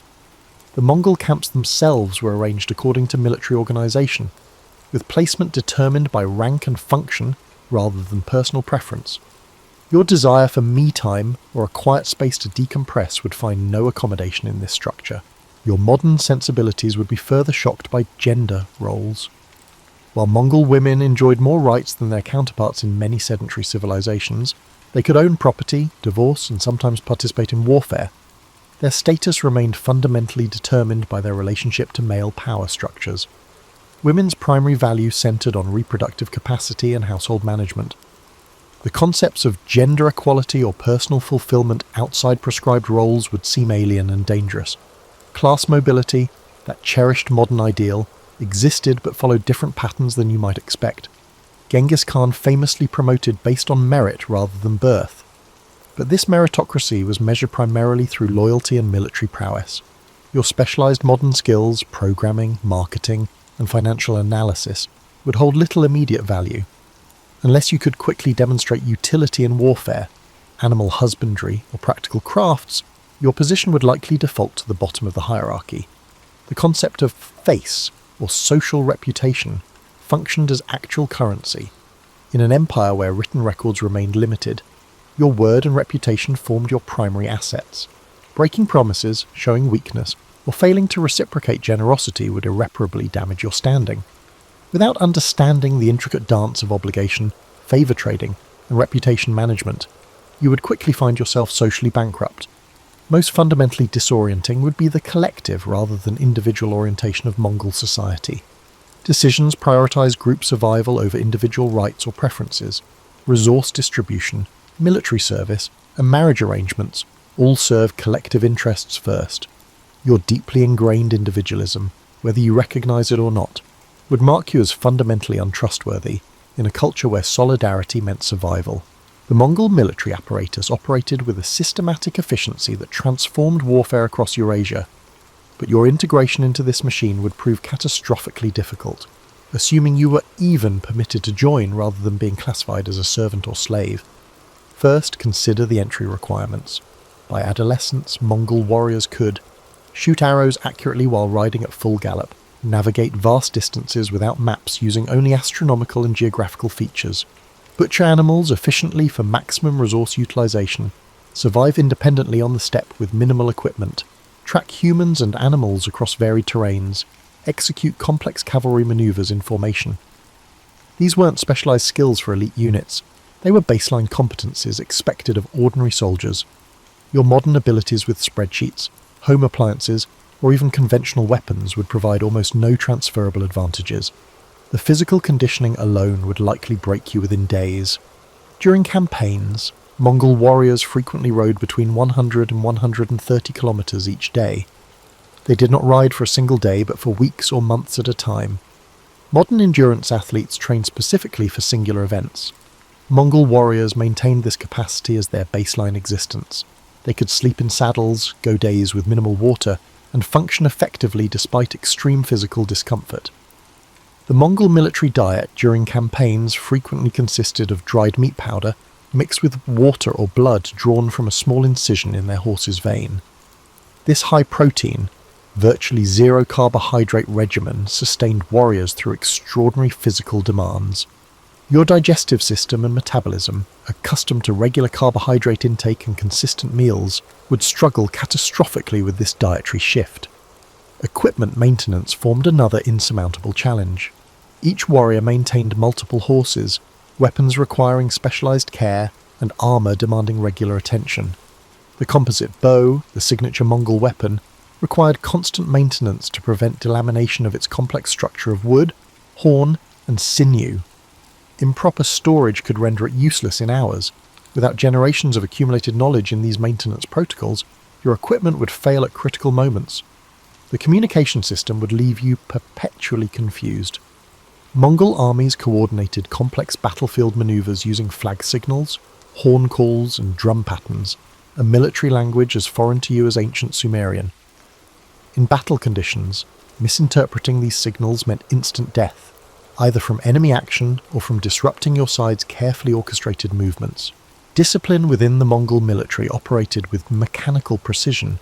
The decimal organization system, with units of 10, 100, 1000, and 10,000, the famous two-men, created clear chains of command and responsibility. This structure enforced collective punishment. If one member of your Arban unit of 10 fled battle, all members could be executed. Your survival hinged not only on your own performance, but also on the performance of your assigned comrades. Pain tolerance represented another area where you would find yourself woefully unprepared. Medical care during campaigns was rudimentary by modern standards. Arrow wounds were treated by inserting milk-soaked cloth into the wound, then extracting it after the wound had begun festering, pulling damaged tissue out with the cloth. Broken bones might be set, but complex injuries often resulted in battlefield euthanasia. Your expectation of pain management would meet the harsh reality of pre-modern medicine. The psychological warfare practiced by the Mongols would disturb even hardened modern military personnel. Their systematic use of terror included constructing pyramids from the severed heads of civilians, using enemies as human shields, and deliberately allowing some survivors to flee and spread tales of horror. Mongol forces not only expected you to witness these acts, but also to participate in them without moral objection. The Mongol forces treated weather conditions that modern armies would consider operation suspending as merely incidental. They preferred campaigning in winter when rivers froze solid enough to support cavalry movements. Your cold weather gear, however advanced by today's standards, would prove inadequate against the combination of Siberian winds and constant movement that prevented establishing proper shelter. Most critically, the psychological framework of Mongol warfare would alienate you entirely. Modern military ethics emphasized distinction between combatants and non-combatants, proportionality in force application, and limitation of unnecessary suffering. Mongol strategic doctrine recognized no such distinctions. Civilian populations were legitimate targets, both for resource acquisition and psychological impact. Cities that immediately surrendered might escape, while those that resisted faced complete annihilation, not as a war crime, but as standard operational procedure. Your modern moral framework, whether you consider yourself hardened or not, has been shaped by centuries of evolving notions about the ethics of violence. The cognitive dissonance between these ingrained values and daily participation in Mongol military operations would create psychological trauma beyond anything your contemporary mind is structured to process. While the physical environment, social complexities and military demands of the Mongol Empire would each present formidable challenges, perhaps nothing would threaten your survival more immediately than the microbial landscape, a biological battlefield for which your body is perilously unprepared.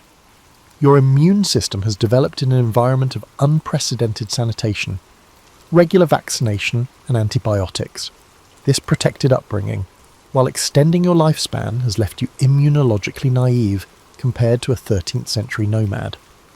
The average Mongol survived numerous childhood diseases that would ravage your unprepared system.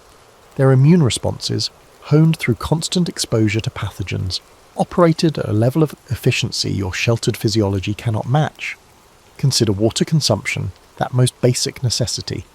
The Mongols developed specific techniques for locating reasonably safe water sources and, more importantly, harboured gut microbiota adapted to local pathogens. You, accustomed to treated municipal water, would likely contract severe dysentery within days of drinking from steppe water sources. Dehydration would rapidly follow, compromising physical performance precisely when maximum strength was needed for adaptation. The parasite load carried by average Mongol Empire inhabitants would astound modern physicians. Intestinal worms, skin parasites, and blood-borne pathogens existed in a complex equilibrium with host immune systems. These parasitic relationships often began in childhood, allowing for co-adaptation rather than acute crisis. Your body, Encountering these organisms for the first time as an adult would mount extreme inflammatory responses that could prove more dangerous than the parasites themselves. Zoonotic diseases, those transmitted between animals and humans, presented particular danger in a culture where close contact with livestock was unavoidable. The Mongols lived alongside horses, sheep, goats, camels and cattle, roaming living spaces during harsh weather. Anthrax, brucellosis, and various animal-borne influenzas circulated continuously. While the Mongols developed partial immunity through childhood exposure, you would have no such protection. The bacterial environment itself would prove hostile. Soil-dwelling bacteria like Clostridium tetani, causing tetanus, represented constant threats in a lifestyle filled with small injuries from riding, hunting, and combat. The Mongols treated wounds with fermented mare's milk, hot animal fat or cauterization, methods that, while crude, often provided antimicrobial benefits. Without these techniques, any injury could become fatal due to infection. Dental health presents another vulnerability. The Mongol diet lacked refined sugars but still posed dental challenges. These were managed through specific hygiene practices using steppe plants with natural antimicrobial properties. Your teeth, despite modern dental care, would likely be unprepared for abrupt cessation of this care combined with a radically different diet. Dental infections, minor inconveniences in the modern world, became life-threatening in pre-antibiotic environments. Fungal infections flourished in the close quarters of Mongol encampments. Ringworm, athlete's foot, and various dermatological fungi spread readily among populations with limited access to complete hygiene facilities. The Mongols managed these conditions with specialized techniques involving smoke exposure and application of specific animal fats with antifungal properties. Without this knowledge, chronic fungal infections would compromise your skin's integrity, creating additional pathways for more dangerous infections. The Mongol Empire's greatest irony was that its military success facilitated unprecedented disease transmission across Eurasia. As the empire connected previously isolated disease pools, novel pathogens travelled trade routes with devastating efficiency. You would encounter not just local Mongolian pathogens, but biological threats from China, Persia, and the Rus' lands, all without the immunological preparation that lifelong inhabitants developed. We cannot overlook the psychological dimension of illness. Modern humans expect recovery from most infections.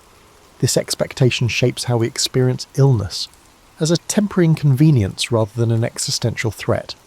During the Mongol era, every fever posed a risk of death. This chronic uncertainty created psychological resilience among survivors that you, with your expectation of medical rescue, have never needed to develop. Most critically, the communal understanding of disease differed fundamentally. While the Mongols recognized contagion patterns and practiced forms of isolation for certain conditions, their explanatory models incorporated spiritual and humoral concepts alien to your biomedical framework. Treatments focused on restoring balance rather than eliminating specific pathogens. Your inability to conceptualize illness within their framework would prevent you from accessing what limited effective treatments existed. Ultimately, your body represents a naive immunological system entering an environment of hardened pathogens and limited medical interventions. Diseases that were minor for the Mongols could severely affect you due to your biological vulnerabilities.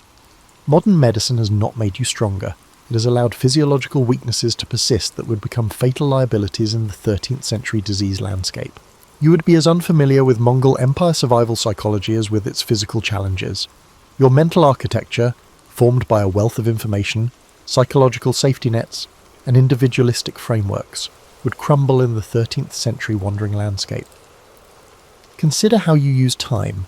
The modern mind divides time into hours scheduled days ahead, minutes recorded on computer screens, and seconds before deadlines or meetings.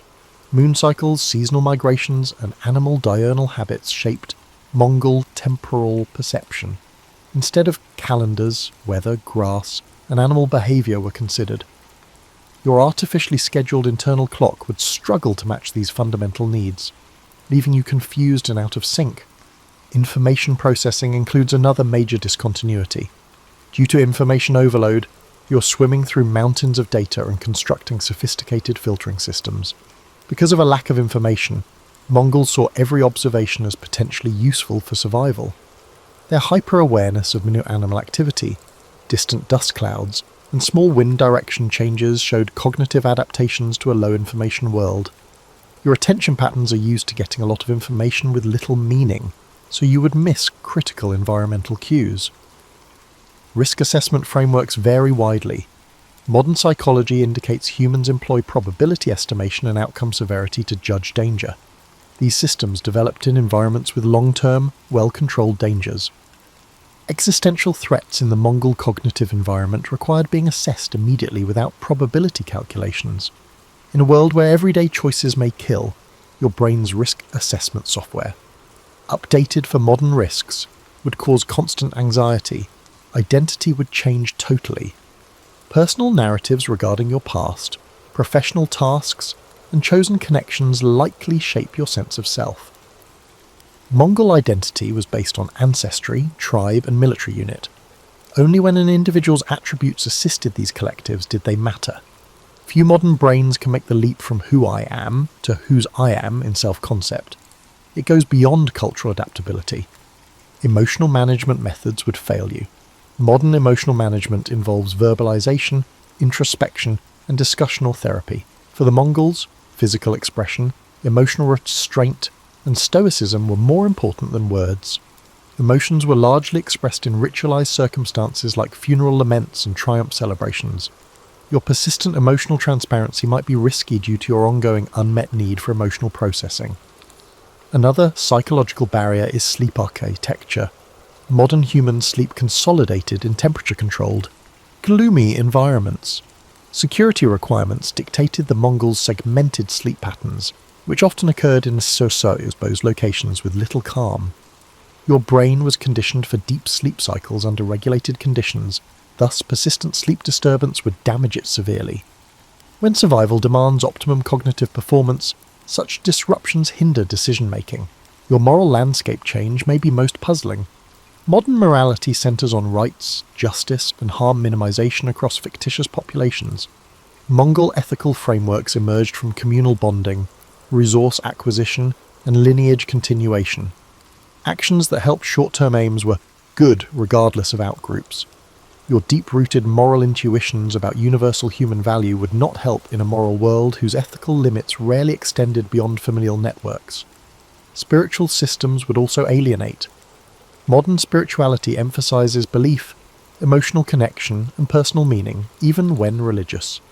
Mongol spiritual practices focused on balancing the visible and invisible realms through rituals. Animistic beliefs held that natural, atmospheric, and celestial phenomena were aware.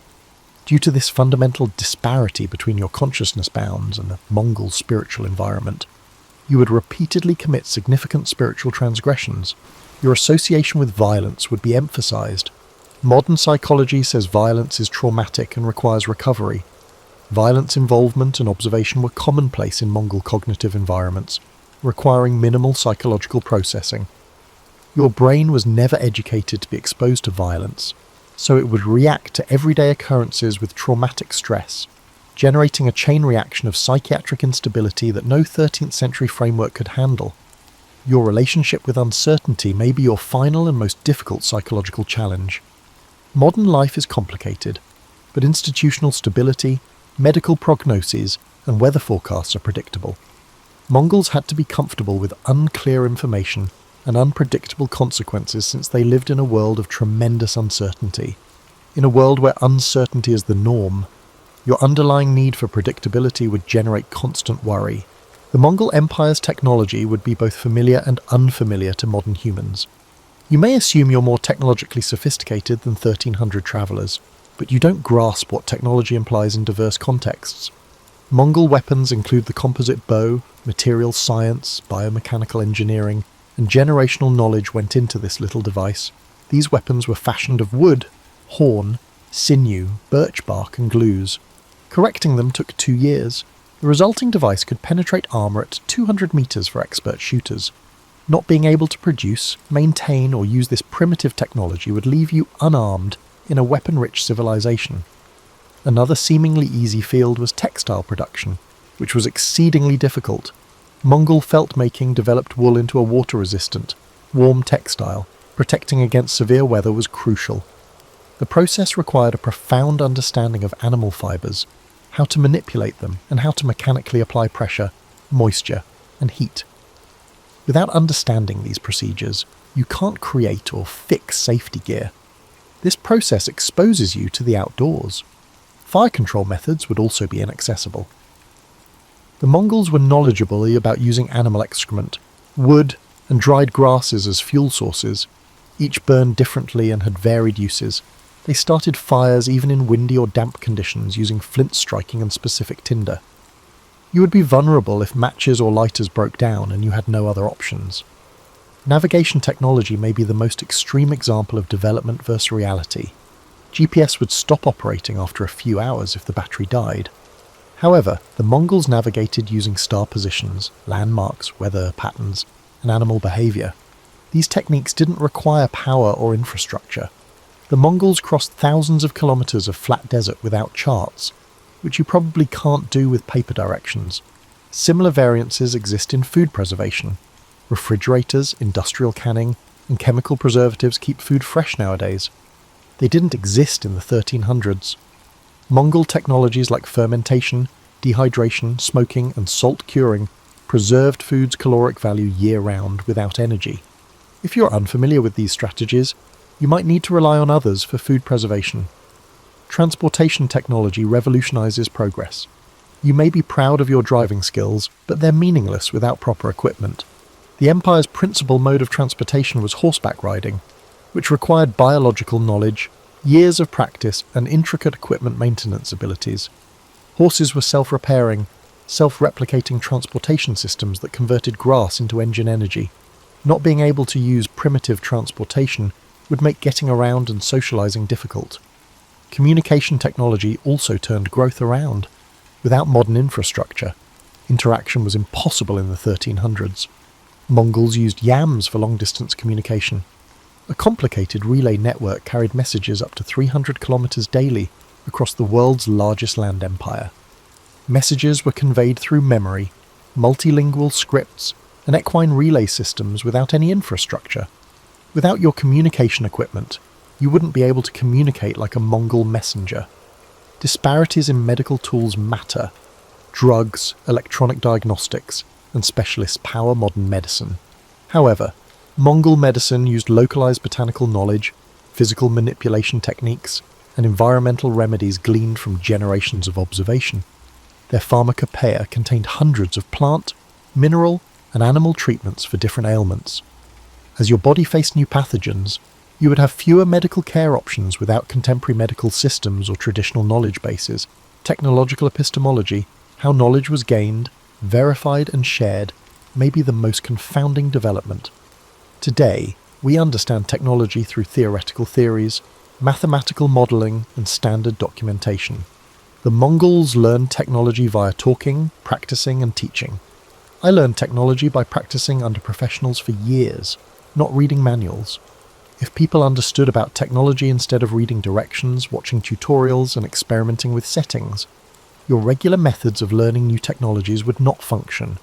From infrastructure-dependent externalized technologies to knowledge-based embedded technologies, this move may be the hardest to adjust to. Modern technology makes humans smarter by providing external devices, by providing internalized information and embodied abilities. Mongol technology made people wiser. Even more fundamental than physical hardships, social complexity, military demands, disease susceptibility, psychological barriers, and technological inversions is the fact that your modern consciousness would still be unable to access the existential meaning framework that gave Mongol suffering purpose. Think about time horizons. Modern life encourages long-term planning, retirement plans for decades, health habits for life, and career routes for 50 years. Urgency, seasonal preparation, and generational continuity limited meaningful temporal contemplation in the Mongol existential framework, which operated on compressed time horizons. Compression was an adaptive response to the environment, not a cognitive restriction. Your natural ability to project into distant possibilities would not help you survive in an unpredictable world. Different meanings were given to suffering. Modern paradigms view suffering as a problem to be solved rather than a part of life. Social, technical, and medical systems aim to alleviate discomfort and promote comfort. A meaningful life required hardship which showed one's value, demonstrated character through resilience, and reinforced communal relationships via common suffering, according to the Mongol existential paradigm. Aversion to discomfort would be considered a sign of dangerous weakness in a society where accepting adversity deliberately was a sign of maturity. You would be confused by value hierarchies. Self-actualization, expression, and fulfillment are valued in modern Western culture. The Mongol value system prioritized ceremonial attendance, communal survival, and lineage continuation to maintain cosmic order. The ideal death for Mongols was often dying in battle for their master, which ensured spiritual transition and familial prestige. Modern ideas of a beneficial death include comfort, respite from pain, and family. In a culture that values social status over individual identity, your individualistic ideals are irrelevant. Justice would also look strange. The primary principles of modern justice theory are proportional punishment, procedural fairness, and individual rights. Restoring cosmic, social, and outcome stability was paramount in Mongol justice. The severity of the penalty often reflected the victim-offender status gap rather than the crime. Significant crimes against low-status victims carried nominal fines, while minor offences against high-status victims carried death sentences. These arrangements offended your daily sense of fairness. Therefore, they wouldn't help you adapt to the real judicial system. Translation is especially challenging in religion, even while they preserve ancient elements. Modern spiritual systems have adapted to individualism and science. Mongol religion integrated animistic traditions, shamanic intermediation, and ancestor veneration in a cosmic perspective where spiritual and material realms were interconnected. To please invisible entities, rituals had to be performed regularly. Your secularized worldview or modern religious framework might discourage you from engaging in spiritual practices that were once considered necessary social technology for regulating invisible forces. Political engagement definitions would shift similarly. Voting, speaking out, and joining institutions are all elements of modern politics.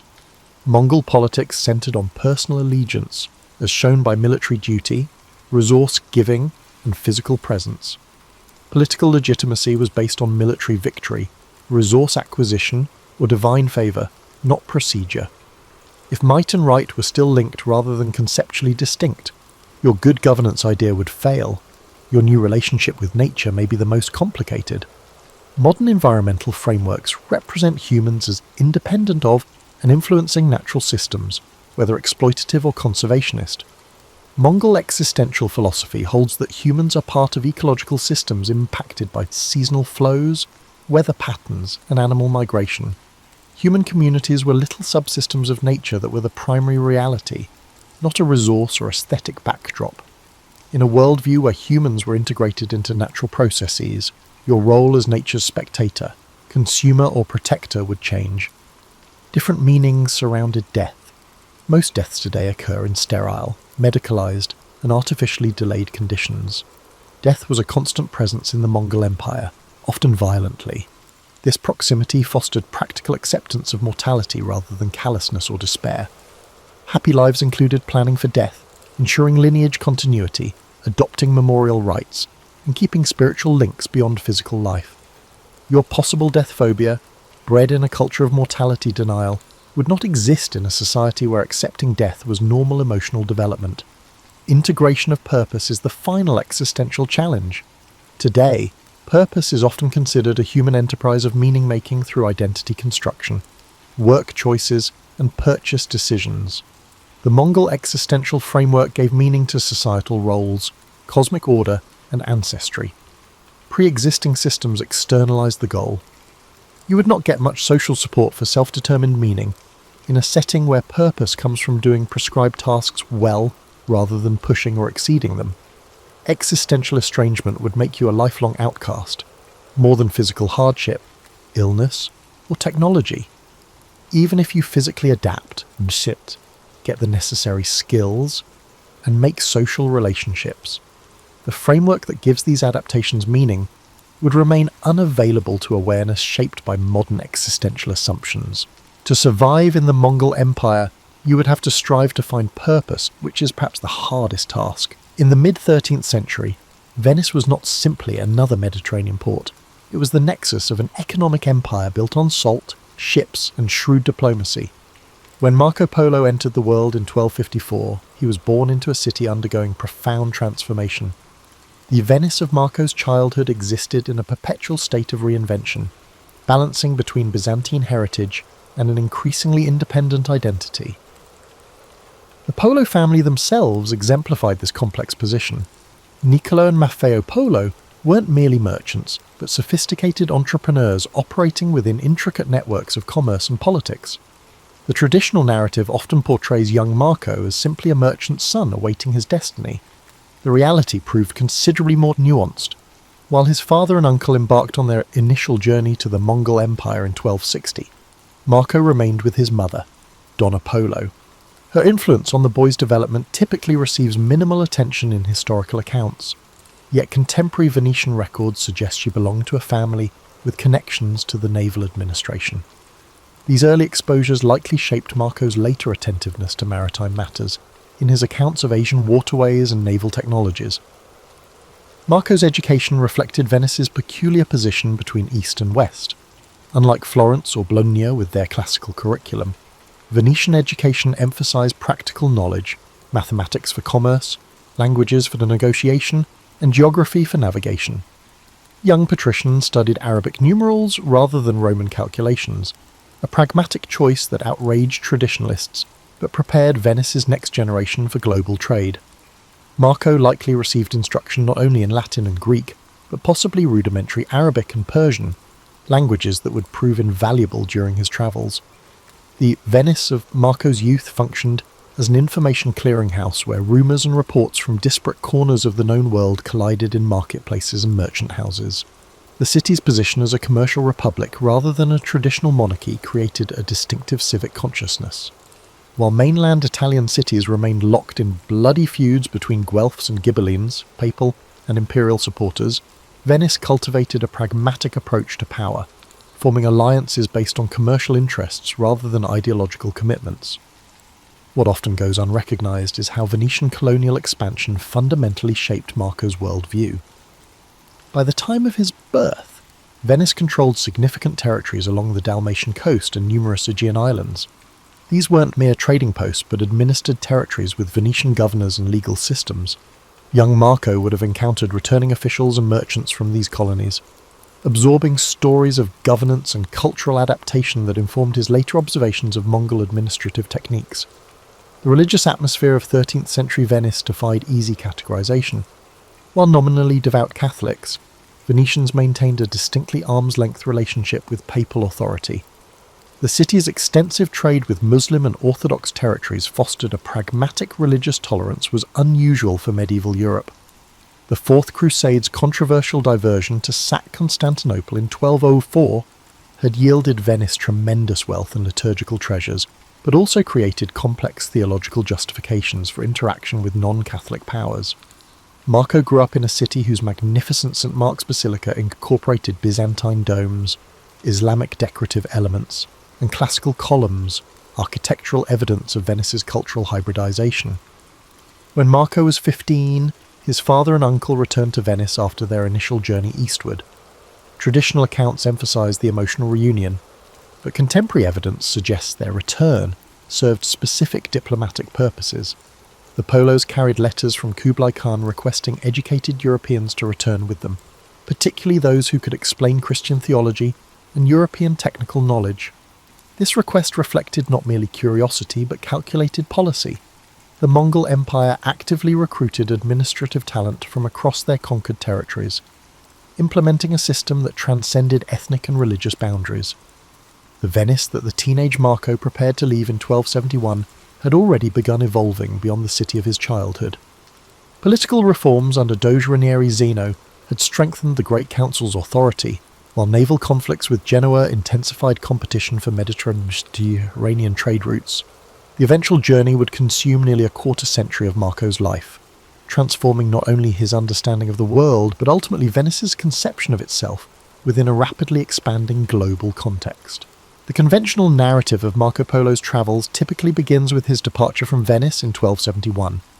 This simplified chronology overlooks a critical element of the Polo saga, the first journey undertaken by Niccolo and Maffeo Polo that laid the groundwork for Marco's later expedition.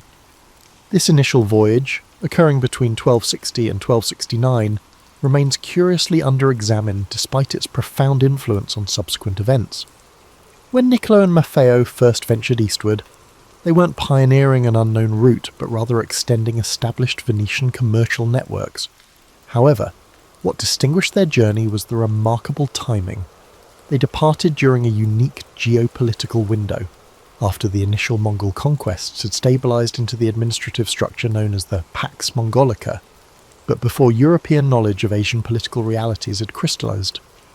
The brothers originally intended a conventional trading expedition to Constantinople and the Crimean port of Soldaia, modern Sudaca, where Italian merchants maintained trading posts. What forced the Polos to deviate from their intended route was not adventurous spirit, but pragmatic necessity. Civil war between Mongol factions had temporarily closed their planned return path. Rather than retreat, they pressed eastward to Bukhara in modern Uzbekistan, where they remained for 3 years. This extended stay, often treated as a mere precursor to later events, actually provided the linguistic and cultural immersion that would prove invaluable for the subsequent journey with young Marco. In Bukhara, the brothers encountered an ambassador from Hulagu Khan, grandson of Genghis Khan, travelling to the court of his brother, the great Khan Kublai. The ambassador's invitation to join his embassy represents a frequently misunderstood aspect of Mongol diplomatic practice. The Mongols actively collected knowledgeable individuals from across their territories, viewing diverse expertise as valuable intelligence assets. The Mongols did not select the Polos for their individual importance, but rather as representatives of Latin Christendom, who could provide valuable information about European politics and technology. Their journey to Kublai's court at Shangdu, immortalised as Xanadu in European literature, traversed the Eastern Silk Road through regions no Venetian had previously documented. Contemporary accounts suggest they travelled as members of an official Mongol embassy, which granted them access to the imperial post system with its relay stations and official protection. This status explains how merchants of modest standing managed to traverse thousands of miles of territory safely. They moved within administrative infrastructure designed to facilitate official communication across the empire. Upon reaching Kublai's court, the brothers encountered not an exotic, oriental despot of later European imagination, but a sophisticated ruler preoccupied with governance challenges. The Mongol Empire of 1266 was experiencing substantial administrative evolution, incorporating Chinese bureaucratic practices while maintaining nomadic military traditions. Kublai's questions for the Polos focused primarily on practical matters: European military capabilities, political structures, and technical innovations. The Khan's famous request for 100 learned men from Europe reflected not mere curiosity but strategic intelligence gathering about potential Western allies or adversaries.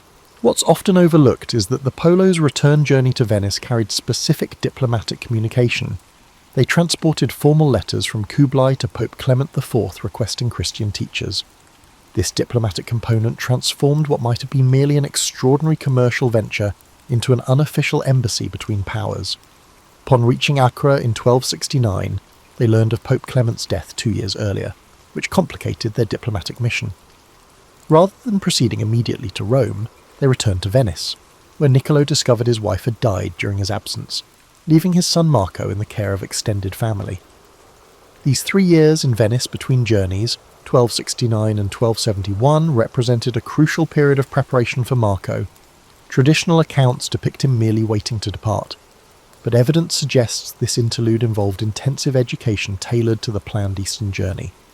He likely received specialised instruction in languages, astronomical navigation, and manuscript preparation, skills that would prove invaluable for documenting the subsequent travels. The Polos also arranged commercial partnerships and credit instruments to finance their second journey, developing complex arrangements that allowed them to transport valuable goods while minimising physical carrying of currency. When the 3 Polos finally departed in 1271, they carried not only papal letters from the newly elected Gregory X, but also diplomatic credentials and commercial contracts representing multiple interests. The foundation laid by Niccolo and Maffeo's first journey, establishing relationships, understanding routes, and gaining imperial favour, provided the essential framework that made Marco's subsequent journey and chronicle possible. This overlooked first expedition represents not merely a prologue, but the essential foundation for the epic that followed. The departure of the three Polos from Venice in 1271 marked the beginning of a journey frequently reduced to a simplistic east-west trajectory in popular accounts. The actual route reveals a far more complex diplomatic and commercial enterprise, shaped by evolving geopolitical circumstances rather than a predetermined path.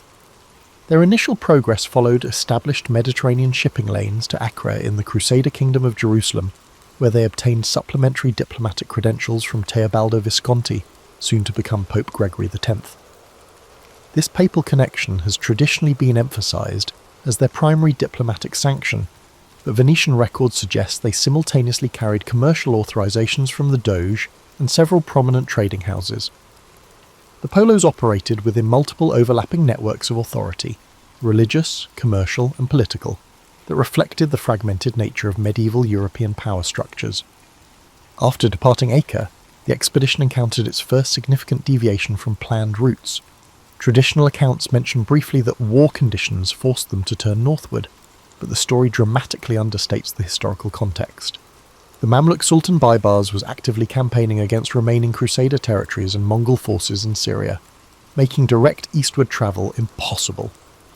This Mamluk-Mongol war represented one of the most consequential geopolitical conflicts of the 13th century, effectively establishing boundaries between Islamic and Mongol spheres of influence that would persist for generations. The Polos' adaptive response to this obstacle reveals their sophisticated geographical knowledge. Rather than abandoning their journey, they navigated northward through Armenian Cilicia, modern southern Turkey, where Christian rulers maintained alliances with both Mongols and European powers. This region functioned as a crucial interface between civilizations, maintaining diverse diplomatic connections that provided the Polos with updated intelligence about conditions further east. Their subsequent traversal of the Armenian highlands and northern Mesopotamia brought them through territories only recently incorporated into Mongol administration. The expedition's timing proved fortunate.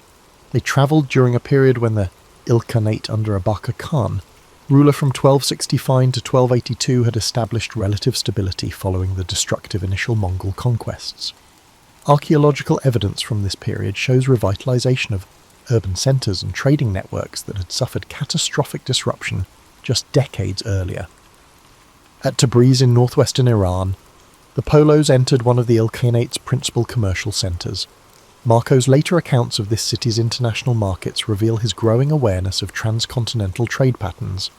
Here he first encountered merchandise from India, Central Asia, and China circulating alongside Russian furs, Byzantine textiles, and European metals. His detailed observations of currency exchange mechanisms and credit instruments used by merchants from diverse backgrounds reflect a sophisticated understanding of commercial operations, rather than the wide-eyed wonder often attributed to him in romanticised accounts. The journey's eastern progression through Persia followed not the most direct route, but rather a network of recently secured trade corridors. Near Kerman in southeastern Iran, archaeological evidence from the period shows way stations, caravanserais, being restored and expanded under Mongol patronage after years of neglect. These structures weren't simply convenient accommodations, but represented systematic infrastructure investment that facilitated administrative control and commercial exchange across the empire. The Polo's traversal of the Pamir Mountains, often characterized as a heroic passage through an inhospitable wilderness, actually followed carefully maintained routes regularly travelled by diplomatic missions and merchant caravans. Marco's descriptions of high-altitude terrain and climate demonstrate careful observation, but shouldn't be interpreted as evidence of pioneering exploration. His accounts of highland peoples and their customs show particular attention to practical matters like animal husbandry techniques and local commodities, reflecting his growing commercial acumen. Upon reaching Kashgar in what is now western China, the expedition entered the Tarim Basin, where Marco documented not only trade goods but also agricultural techniques and water management systems. His observations about irrigation networks reveal an appreciation for the administrative systems maintaining these complex infrastructures across political boundaries, perspective reflecting his distinctly Venetian understanding of how governance enables commerce. The crossing of the Taklamakan Desert, often portrayed as the journey's most arduous segment, followed established caravan routes that had functioned for centuries. What distinguished Marco's account of this crossing was his attention to the economic niches occupied by different ethnic groups along the route: Uyghur merchants operating trading posts, Tangut herders supplying livestock, and Chinese officials administering taxation and security. This multi-ethnic commercial ecosystem operated under Mongol oversight, but maintained distinctive local practices that Marco documented with unusual detail. As the expedition approached the Chinese heartland, they encountered increasingly sophisticated administrative control. At Dunhuang, they entered a region where Mongol rule had been superimposed upon existing Chinese bureaucratic structures. Marco's accounts reveal his fascination with this hybrid governance system, particularly the imperial postal relay network that facilitated rapid communication across vast distances. This infrastructure enabled the Mongol Empire to maintain administrative cohesion across disparate regions while accommodating local governing traditions. Throughout the 3-year eastward journey, the Polos traversed not wild, unknown territories but a carefully administered network of trade routes, experiencing substantial integration under Mongol governance. Their achievement wasn't discovering new paths, but successfully navigating complex political, commercial, and cultural boundaries during a period of unprecedented transcontinental connectivity. The skills they developed, linguistic adaptation, diplomatic flexibility, and commercial awareness, prepared them for effective service in Kublai Khan's cosmopolitan court. When Marco Polo arrived at Kublai Khan's court in 1275, he encountered not the exotic oriental paradise of later European imagination, but a sophisticated administrative machine grappling with the challenges of governing the world's largest contiguous land empire. The traditional narrative emphasizes Marco's personal relationship with Kublai, suggesting the young Venetian became a trusted confidant almost immediately. Contemporary evidence suggests a more nuanced integration into court life, one that reflected the Mongol Empire's systematic approach to utilizing foreign expertise. Shangdu, the Xanadu of European literature, operated not merely as an imperial pleasure dome, but as a seasonal administrative capital within a complex governing system. The court regularly migrated between multiple capitals, including Beijing, then called Khanbalik or City of the Khan, allowing the ruler to maintain a personal presence across different regions while accommodating both Chinese administrative tradition and Mongol nomadic heritage. This mobile governance model, incomprehensible to stationary European bureaucracies, enabled direct imperial supervision across vast territories while symbolically maintaining Mongol traditions of movement. Marco's integration into this system began not with immediate elevation to imperial advisor, but through a typical assessment process applied to foreigners with useful skills. The Mongol administrative approach emphasized meritocratic utilization of talent regardless of ethnic or religious background, a pragmatic necessity for governing diverse populations across Eurasia. Chinese bureaucrats managed civil administration, Persian astronomers directed scientific research, Central Asian Muslims controlled financial operations, and Uyghur scribes handled diplomatic correspondence. Within this multicultural framework, Western Europeans like Marco occupied specialized niches based on their particular knowledge and capabilities. The traditional narrative suggesting Marco learned 4 languages oversimplifies the complex linguistic environment of the Mongol court. Contemporary evidence indicates communication occurred through layered translation processes, with documents often passing through multiple languages before reaching their final form. Administrative documents initiated in Mongolian might be translated to Uyghur, then Persian, then Chinese, depending on their intended audience and purpose. Marco likely developed working knowledge of Mongol court Persian, a lingua franca among administrative officials, rather than achieving full fluency in multiple unrelated language families. Marco's initial assignments reflected the standard Mongol practice of testing foreign abilities through provincial postings rather than immediate court responsibilities. His often referenced journeys to Yunnan and other Chinese regions weren't romantic explorations, but administrative assignments, likely tax assessment missions or diplomatic deliveries. These provincial postings served dual purposes, providing practical training while allowing imperial officials to evaluate foreign talent before entrusting them with more sensitive responsibilities. The Mongol taxation system that Marco encountered demonstrated remarkable administrative sophistication. Beyond simple collection, it encompassed censuses, resource surveys, and commercial regulations are administered through a hierarchical bureaucracy. His detailed descriptions of salt monopolies, paper currency controls, and standardized weights and measures reflect not mere curiosity, but direct involvement with these revenue systems.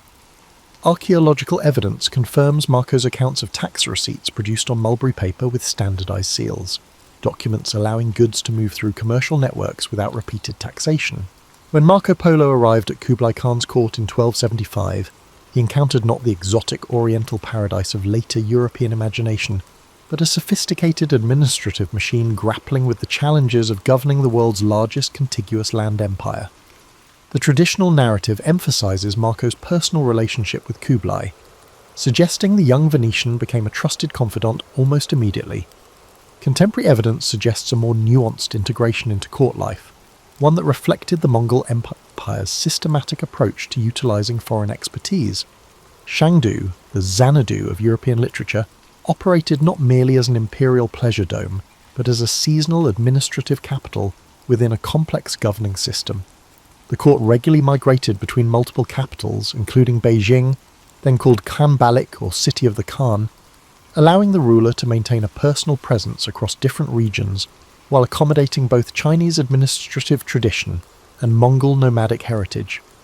This mobile governance model, incomprehensible to stationary European bureaucracies, enabled direct imperial supervision across vast territories while symbolically maintaining Mongol traditions of movement. Marco's integration into this system began not with immediate elevation to imperial advisor, but through a typical assessment process applied to foreigners with useful skills. The Mongol administrative approach emphasized meritocratic utilization of talent regardless of ethnic or religious background, a pragmatic necessity for governing diverse populations across Eurasia. Chinese bureaucrats managed civil administration, Persian astronomers directed scientific research, Central Asian Muslims controlled financial operations, and Uyghur scribes handled diplomatic correspondence. Within this multicultural framework, Western Europeans like Marco occupied specialized niches based on their particular knowledge and capabilities. The traditional narrative suggesting Marco learned 4 languages oversimplifies the complex linguistic environment of the Mongol court. Contemporary evidence indicates communication occurred through layered translation processes, with documents often passing through multiple languages before reaching their final form. Administrative documents initiated in Mongolian might be translated to Uyghur, then Persian, then Chinese, depending on their intended audience and purpose. Marco likely developed working knowledge of Mongol court Persian, a lingua franca among administrative officials, rather than achieving full fluency in multiple unrelated language families.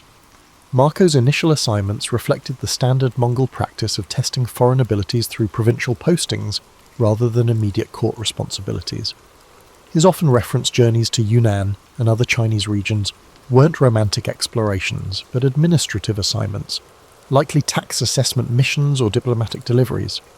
These provincial postings served dual purposes, providing practical training while allowing imperial officials to evaluate foreign talent before entrusting them with more sensitive responsibilities. The Mongol taxation system that Marco encountered demonstrated remarkable administrative sophistication. Beyond simple collection, it encompassed censuses, resource surveys, and commercial regulations are administered through a hierarchical bureaucracy. His detailed descriptions of salt monopolies, paper currency controls, and standardized weights and measures reflect not mere curiosity, but direct involvement with these revenue systems. Archaeological evidence confirms Marco's accounts of tax receipts produced on mulberry paper with standardized seals, documents allowing goods to move through commercial networks without repeated taxation. The popular imagination typically places Marco Polo on camels traversing endless deserts, yet some of his most significant observations concerned maritime networks that connected East Asian economies. This nautical dimension of his account offers crucial insights into 13th century globalization rarely highlighted in conventional narratives. After approximately 1284, Marco's responsibilities increasingly involved maritime administration, likely overseeing commercial shipping regulations and customs collection in coastal regions. This shift from inland to maritime duties coincided with Kublai Khan's growing interest in naval power projection and maritime commerce following failed invasion attempts against Japan. Marco's Venetian background made him particularly valuable for maritime assignments. Despite their geographic distance, both Venice and Songyuan China had developed sophisticated naval architectures, navigational techniques, and maritime commercial systems. Marco's descriptions of Chinese shipbuilding technology reveal more than superficial impressions. His detailed accounts of hull construction techniques, particularly the multiple watertight bulkhead compartments that prevented sinking from localized damage, demonstrate technical understanding rather than mere wonderment. Archaeological evidence from shipwrecks confirms these construction methods, which remained unknown in European shipbuilding until centuries later. Similarly, his observations about rudder design and sail configuration indicate professional assessment rather than casual observation. Rather than being isolated ports, the maritime infrastructure Marco recorded across Southeast Asia represented interconnected commercial networks. His descriptions of Quanzhou, which he called Zaytun, emphasized not just its impressive harbour facilities but also the administrative systems coordinating vessel arrivals, cargo inspections and customs assessment. These descriptions reveal an understanding of port operations informed by his Venetian background, where similar though less extensive systems managed Mediterranean shipping. The spice trade routes Marco documented through the Strait of Malacca and into the Indian Ocean represented the world's most valuable commercial networks, ones that European powers would later compete violently to control. His accounts of these trading patterns provided among the first detailed European documentation of these systems, identifying key transshipment points and commercial centres. However, Marco observed these networks not as an outsider, but as a participant operating within established commercial patterns, dominated by Chinese, Arab and Indian merchants. Marco's descriptions of naval warfare techniques, particularly incendiary weapons, boarding tactics and formation movements, reflected professional military assessment rather than civilian observation. His accounts of naval engagements during Kublai's campaigns against southern Chinese resistance forces and Southeast Asian kingdoms provide valuable information about operational practices otherwise poorly documented in surviving records. These observations suggest Marco may have participated in naval operations beyond purely administrative roles, possibly serving in technical advisory capacities. The navigational technologies Marco encountered in East Asian waters demonstrated a sophisticated application of astronomical knowledge to maritime movement. His descriptions of Chinese compass use extended beyond the basic magnetic principles known in Europe to include standardized compass cards with directional calibrations and techniques for compensating for magnetic deviation. Similarly, his accounts of celestial navigation using the pole star and other astronomical markers reflect practical understanding of techniques developed through generations of transoceanic voyaging. The commercial vessels Marco documented ranged from massive treasure ships to specialized regional craft adapted to particular waterways. His descriptions of multi-decked ocean-going vessels carrying hundreds of merchants and thousands of tons of cargo accurately portrayed the world's most advanced commercial shipping at that time. Archaeological discoveries of period shipwrecks confirm his accounts of vessel sizes and construction techniques that wouldn't be matched in Europe until the Age of Exploration centuries later. What often goes unexamined is Marco's documentation of hybrid governance systems managing maritime trade. Unlike European models where territorial rulers claimed coastal waters, the maritime spaces Marco described operated under complex overlapping authorities. Harbour masters collected fees, guild representatives enforced commercial standards, imperial officials assessed taxes, and local authorities maintained navigation markers, creating layered systems of governance adapted to commercial needs rather than territorial control. This administrative complexity reflected a sophisticated understanding that maritime spaces required specialized governance distinct from land-based models. Marco's observations about marine resource exploitation, particularly pearl diving in the South China Sea and fisheries throughout Southeast Asia, documented sustainable management systems developed over generations. His accounts describe not just harvesting techniques, but also the regulatory systems governing access rights, seasonal limitations, and resource conservation. These observations countered later European colonial narratives depicting Asian waters as unregulated commons awaiting proper management. The final maritime journey that brought Marco homeward from 1291 to 1295 represented not an extraordinary expedition, but participation in regular commercial diplomatic patterns. The marriage convoy escorting a Mongol princess to Persia that Marco joined operated within established maritime networks, connecting Yuan China to the Ilkhanate. His documentation of this journey, recording navigation patterns, seasonal weather systems, and port facilities throughout Southeast Asia and the Indian Ocean, provided Europe with unprecedented information about maritime spaces that would become central to later colonial ambitions. Throughout his observations of maritime Asia, Marco consistently documented connections rather than exoticizing differences. He recorded how Vietnamese shipbuilding techniques influenced Chinese naval architecture, how Persian astronomical knowledge enhanced navigational practices, and how Indian commercial contracts facilitated multi-regional trade. This integrated perspective reveals a maritime world characterized by technological exchange, commercial interdependence, and administrative sophistication that defies simplistic East-West dichotomies. The circumstances of Marco Polo's return to Europe in 1295 involved considerably more intentionality than the romantic narrative of a homesick Venetian finally escaping foreign service. Contemporary evidence suggests the Polos' departure from Kublai's court coincided significant political transitions made the continued presence of foreign officials problematic. Kublai died in 1294, and subsequent succession politics created an increasingly factionalized court environment where foreign officials associated with previous administrations faced uncertain status. Their journey homeward followed established maritime routes rather than retracing their original overland path.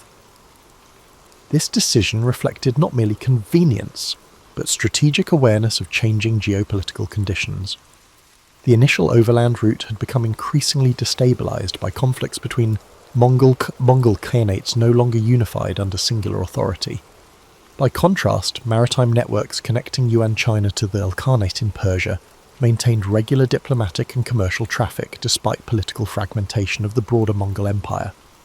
The maritime return journey brought the Polos to Hormuz at the entrance to the Persian Gulf, where they transitioned to land routes through the Ilkhanate territories to Trebizond on the Black Sea, then continuing by sea to Constantinople and finally Venice. This multimodal journey exposed them to diverse commercial networks and political systems during a period of significant transition throughout Eurasia. Their return to Venice in 1295 placed them in a city dramatically transformed from the one they had left 2 decades earlier. The intervening period had seen Venice's commercial position simultaneously strengthened through expanded Mediterranean networks and threatened by rising Genoese power.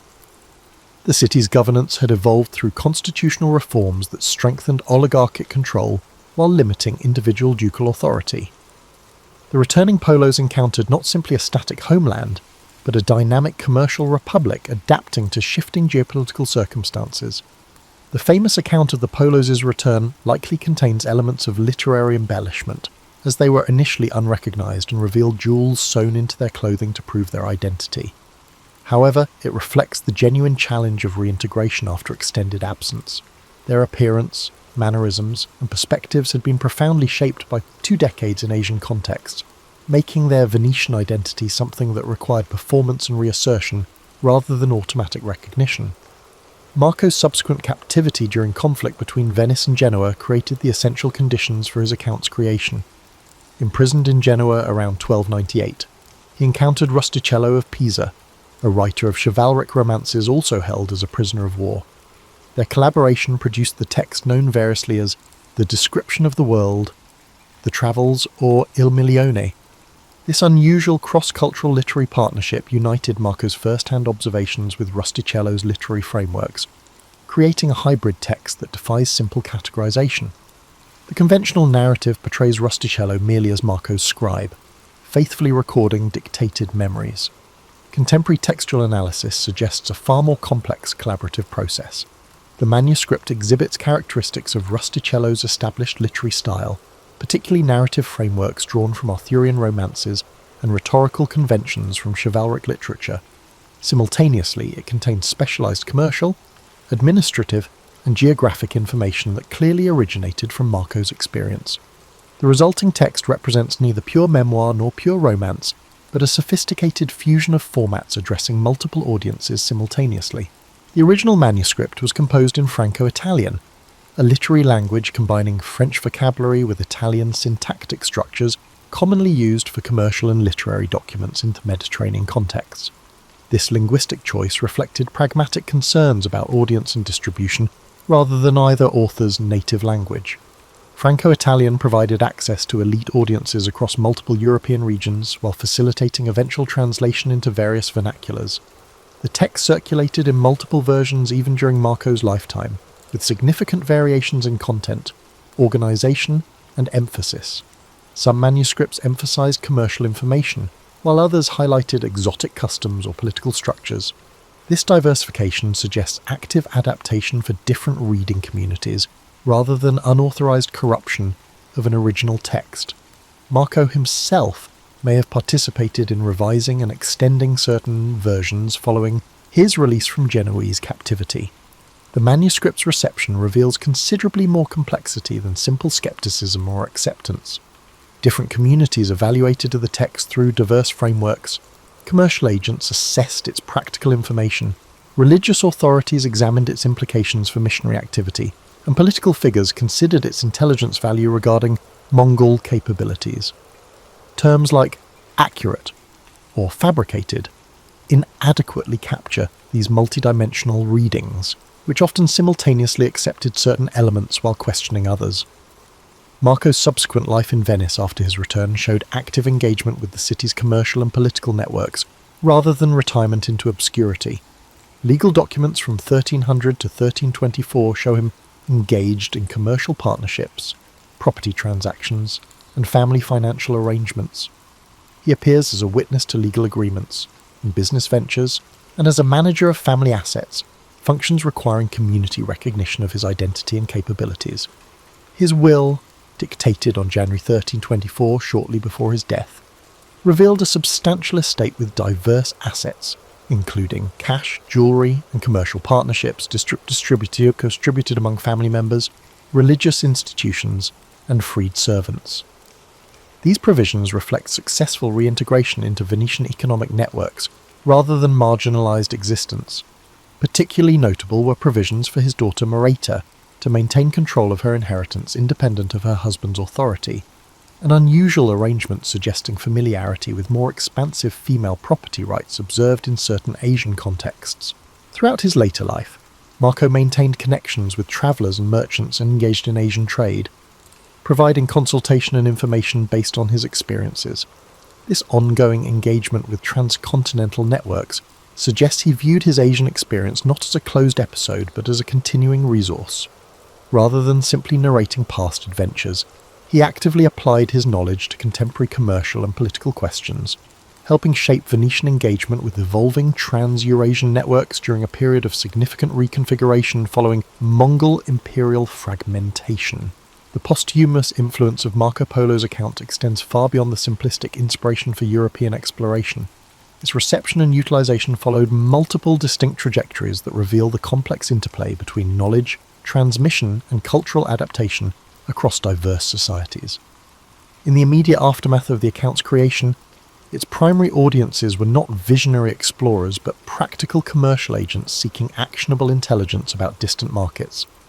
Venetian and Genoese merchant houses consulted the text not for exotic curiosities but for specific information about commodity sources, exchange rates, taxation systems, and seasonal trading patterns. Annotations in surviving manuscripts from commercial archives highlight passages concerning customs duties, commercial regulations, and market conditions rather than sensational cultural observations. This pragmatic utilization underscores how the text functioned within existing commercial networks rather than inspiring entirely new directions. The manuscript's religious reception followed similarly practical trajectories. Franciscan and Dominican missionaries preparing for Asian journeys studied Marco's observations about Buddhist, Confucian, and various Central Asian religious practices. However, they approached this information not merely as curiosities but as intelligence for developing conversion strategies. The detailed information about religious hierarchies, ritual practices, and institutional structures provided tactical guidance for missionary activities that expanded significantly during the 14th century. This religious utilization extended beyond Christianity. Surviving commentaries suggest Jewish merchants similarly consulted the text for information about co-religionists in Asian communities. The transformation of Marco's account from practical document to literary phenomenon occurred gradually through multiple adaptations. As manuscript copies proliferated across Europe, translators and copyists modified the text to suit local interests and literary conventions. German translations emphasized commercial information relevant to Hanseatic trade networks, while Iberian versions highlighted potential military intelligence about Mongol capabilities. These weren't corruptions of an original text, but active adaptations for specific use contexts.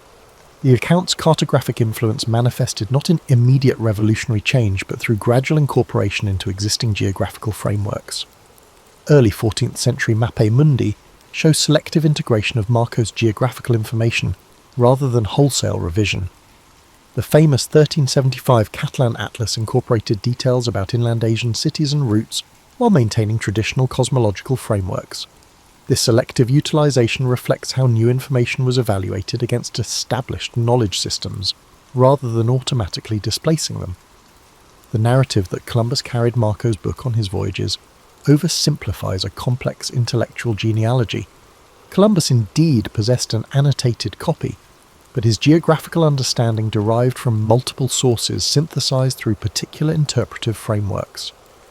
His marginalia suggests selective reading focused on passages about eastern islands and maritime routes, while largely ignoring inland Asian information. This curated reading extracted elements supporting pre-existing theories rather than comprehensively engaging Marco's actual observations about Asian geography.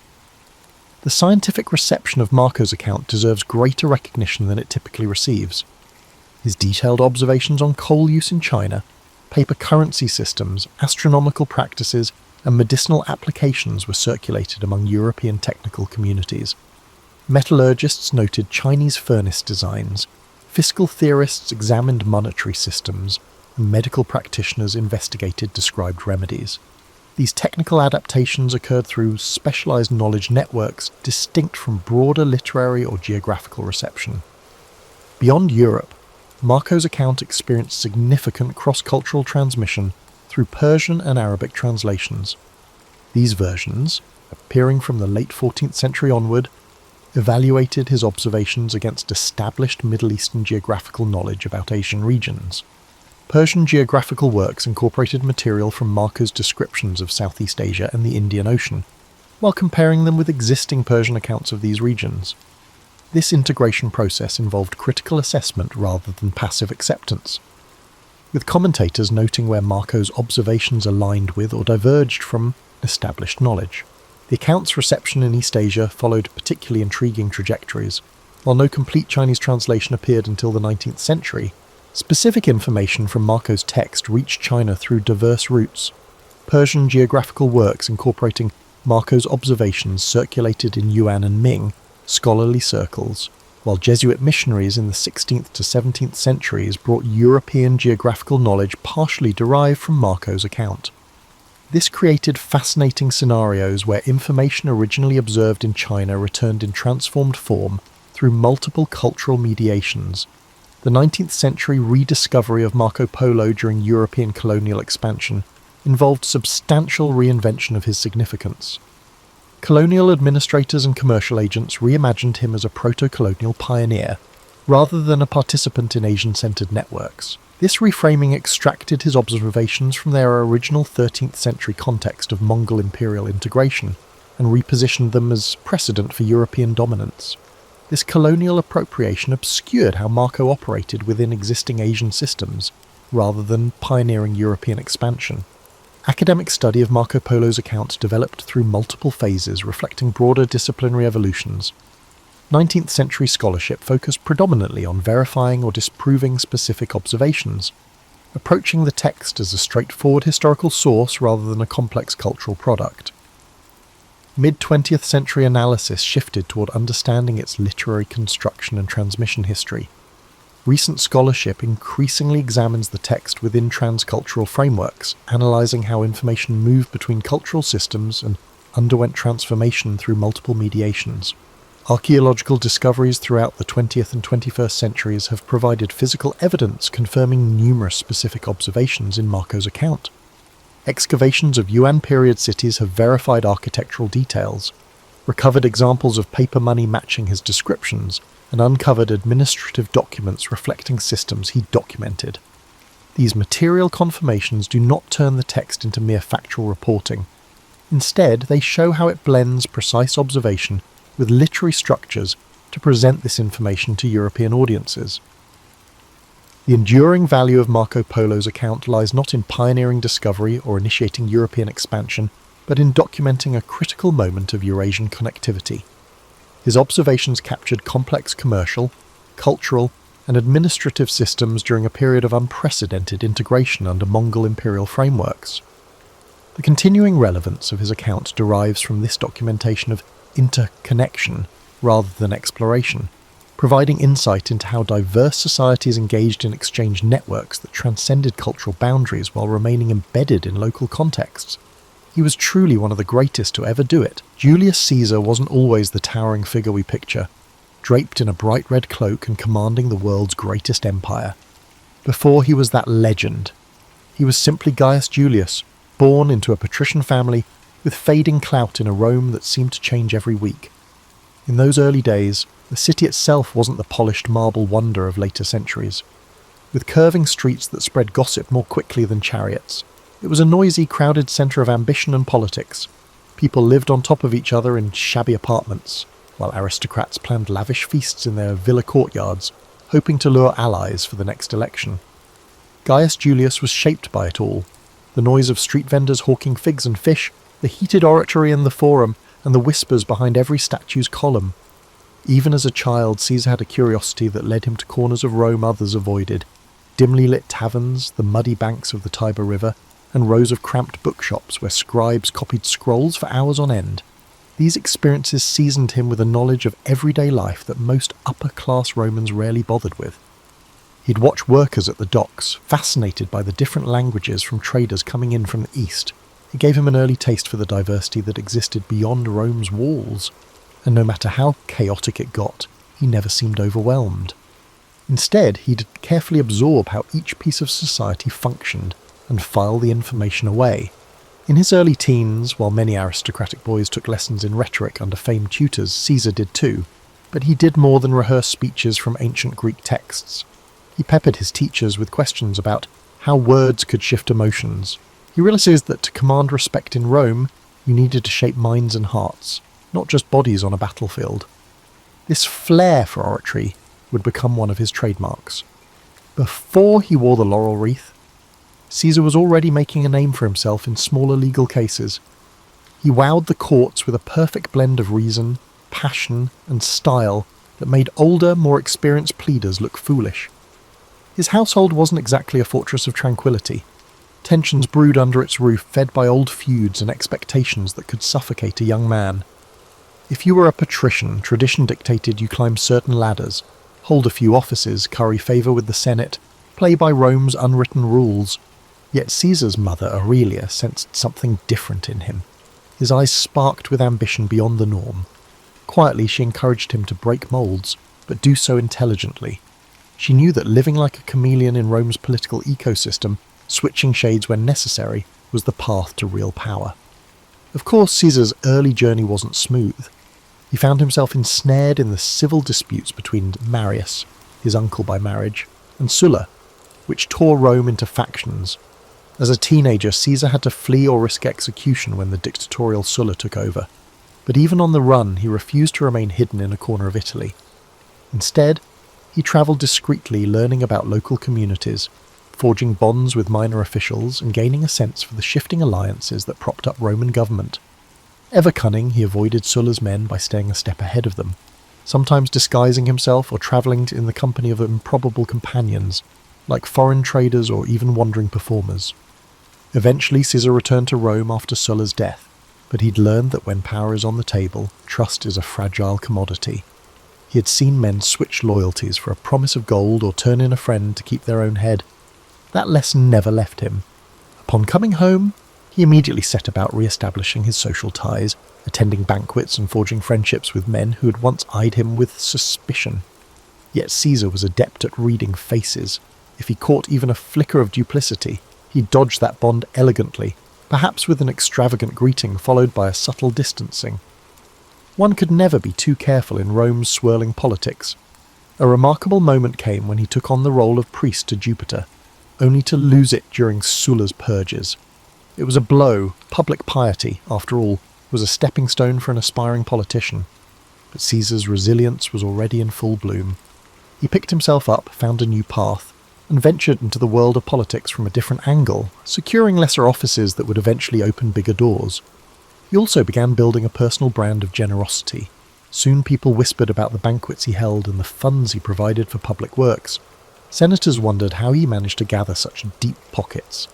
It wasn't old family wealth alone. Caesar had a network of supporters, and many believed in him precisely because of his willingness to think outside the conventional lines of patronage and nepotism. By his mid-20s, Caesar had cultivated a reputation for being both bold and adaptable. He hadn't yet reshaped Rome, but the seeds were there. His path wasn't about simple heroics or the typical childhood prophecy that he was destined for greatness. Rather, it was a quieter accumulation of experiences that prepared him for the challenges ahead. Each piece, his exposure to everyday Romans, his brush with danger during Sulla's regime, his love of rhetoric, lined up perfectly to form a foundation. Rome, full of swirling rivalries and unspoken rules, had no idea that this relatively unremarkable young man with a quick tongue and quick mind was about to upend everything. Before he was a seasoned commander or the Colossus striding across the Rubicon, Caesar had an escapade that shaped his perspective on the power more than any lecture in the Senate ever could: his abduction by Cilician pirates in the Aegean Sea. It's a tale rarely told in the mainstream, but it offers a raw glimpse into his character. Caesar was travelling to strengthen his oratory skills under a renowned teacher on the island of Rhodes, something aristocrats often did. But the seas teemed with pirates who thrived on ransom, and it wasn't long before his ship was seized. The pirates who captured him expected a frightened Roman aristocrat. Instead, they encountered a man whose boldness made them question who'd truly been captured. When they demanded a ransom of 20 talents of silver, Caesar reportedly scoffed that they were underselling him. He insisted they ask for 50. The pirates, bemused yet intrigued, took his suggestion. For several weeks, Caesar lived among them, waiting for friends to gather the sum. During that time, he treated them as if he were the one in charge, ordering them to keep quiet when he slept, even reciting poems and speeches and telling them to appreciate the artistry, or else. To the pirates' credit, they indulged him, perhaps wondering if they had accidentally kidnapped a lunatic. He wasn't simply being arrogant, he was displaying confidence and unpredictability. In a precarious situation, fear can be an exploitable weakness. By acting as if he were the authority figure, Caesar forced the pirates to respect him, or at least treat him carefully. When the ransom finally arrived and Caesar was freed, he quickly organised a naval force, hunted those same pirates down, and had them crucified. It was an act of lethal retribution, laced with the cunning that would characterise his later campaigns. The memory of that ransom demanded, and of Caesar's outlandish performance on the pirates' island, helped shape his entire approach to dealing with adversaries, dramatic, strategic, and always with an eye to the outcome. Back in Rome, Caesar resumed his climb, yet he carried a certain swagger now, a sense that his life was fated for something extraordinary. After all, how many young Roman nobles had stared down pirates and lived to spin the tale? At political gatherings, people whispered behind their cups of wine, speculating on whether that story was just Caesar's brand of theatrics or pure truth. But it was undeniable that he managed to secure enough influence to become a military tribune, and soon he was off to gain experience in the provinces, which gave him intimate knowledge of the armies he would one day command. The politics he left in Rome were no less complicated. He forged a delicate pact with Pompey and Crassus, later known as the First Triumvirate. This was not a formal institution, but rather a private handshake that united three men with distinct strengths: Pompey's military prestige, Caesar's wealth, and Caesar's political cunning. People often assume Caesar just lucked into that arrangement, but it was actually the culmination of countless dinners, private agreements, and carefully bartered favours. Caesar knew that if he wanted to climb higher, he needed to bring Rome's big players into his corner, at least temporarily. If that meant moderating his own ambitions in the short run to secure Pompey's trust, he'd do it without blinking. With their support, Caesar aimed for a new goal, a position that would not only confer prestige, but also provide him with the chance to broaden his network and bolster his army with devoted soldiers. The governorship of Hispania Ulterior or Gaul, where fortunes could be made and reputation cemented, seemed ideal. Not only would it allow him to command armies, It would offer a stage to showcase his genius in both administration and warfare. In time, he secured the proconsulship of Gaul. Gaul was vast, populated by diverse tribes, each with its own traditions, alliances and grudges. Where lesser men might see only a frontier to exploit, Caesar saw a chessboard with dozens of moving pieces. He relished the challenge. This was, after all, the man who once calmly dined with kidnappers. Gathering legions known for their discipline and grit, he departed north, determined to do more than just play caretaker. He wanted to knit those tribes into Rome's sphere of influence, forging new roads and alliances while showcasing Roman supremacy. Before he launched significant campaigns, Caesar did his homework. He arranged meetings with tribal chiefs, listening carefully to their rivalries and hearing their pleas for Roman protection. Was it genuine concern or a ploy? Caesar would weigh each statement, reading not just the words but the shifts in tone and eye contact. If he sensed an opportunity, like a tribe longing for revenge on its neighbour, he'd promise support, extracting pledges of loyalty. In many ways, his tactics mirrored the hush-hush political dealings he'd honed back in Rome, only now the stakes were measured in thousands of soldiers and entire territories. Yet, throughout these manoeuvres, Caesar never lost sight of the persona he'd cultivated. He was no mere bureaucrat. He was that daring aristocrat who'd outwitted pirates, the dynamic orator who electrified the courts, and the cunning negotiator who'd found common ground with Pompey and Caesar. Each success in Gaul was reported back to Rome via sensational dispatches, commentarios, written with clarity and flair. People in the city devoured them as if they were tabloid headlines. He dramatized his victories just enough to capture the public's imagination. The Senate, reading the official versions, found themselves both impressed and wary. Caesar was quickly becoming too big to ignore. These initial steps in Gaul, some alliances struck, some small skirmishes won, emboldened him. He sensed that if he could bring all of Gaul under Roman control, he'd move from being just another ambitious politician to a legendary conqueror. That knowledge spurred him on. Caesar might have left behind the pirates who once threatened him, but the memory of that captivity fueled his hunger for absolute control. If he had his way, no one, be they a tribal chief or a Roman senator, would ever have the power to hold him captive again. The Gallic Wars, the Caesar's campaigns would come to be called, weren't just about marching legions across fields and building wooden palisades. They were about psychological warfare, diplomacy, and the cunning exploitation of intertribal rivalries. Rome's dominance always hung on its ability to divide and conquer. With Caesar at the helm, that strategy took on fresh nuance. In the early phases, Caesar consolidated Roman gains by constructing a network of roads and fortifications. This was hardly glamorous labour. Roman soldiers would spend weeks hacking through forests and bogs to erect outposts, sometimes under the threat of ambush. Yet each new Roman-style fort, complete with straight lines and carefully measured intervals, sent a message of permanence. These weren't just makeshift garrisons, they were statements that Rome had come to stay. People often remember Caesar's brilliance on the battlefield, but his true strength lay in methodical organisation. He considered logistics as vital as sword and shield. The various Gallic tribes watched uneasily, some rushing to Caesar's side, others forming alliances against him. Caesar capitalised on the smallest of division. If one tribe feuded with another, he'd arrive as a peace broker, offering Roman friendship and military aid against a rival.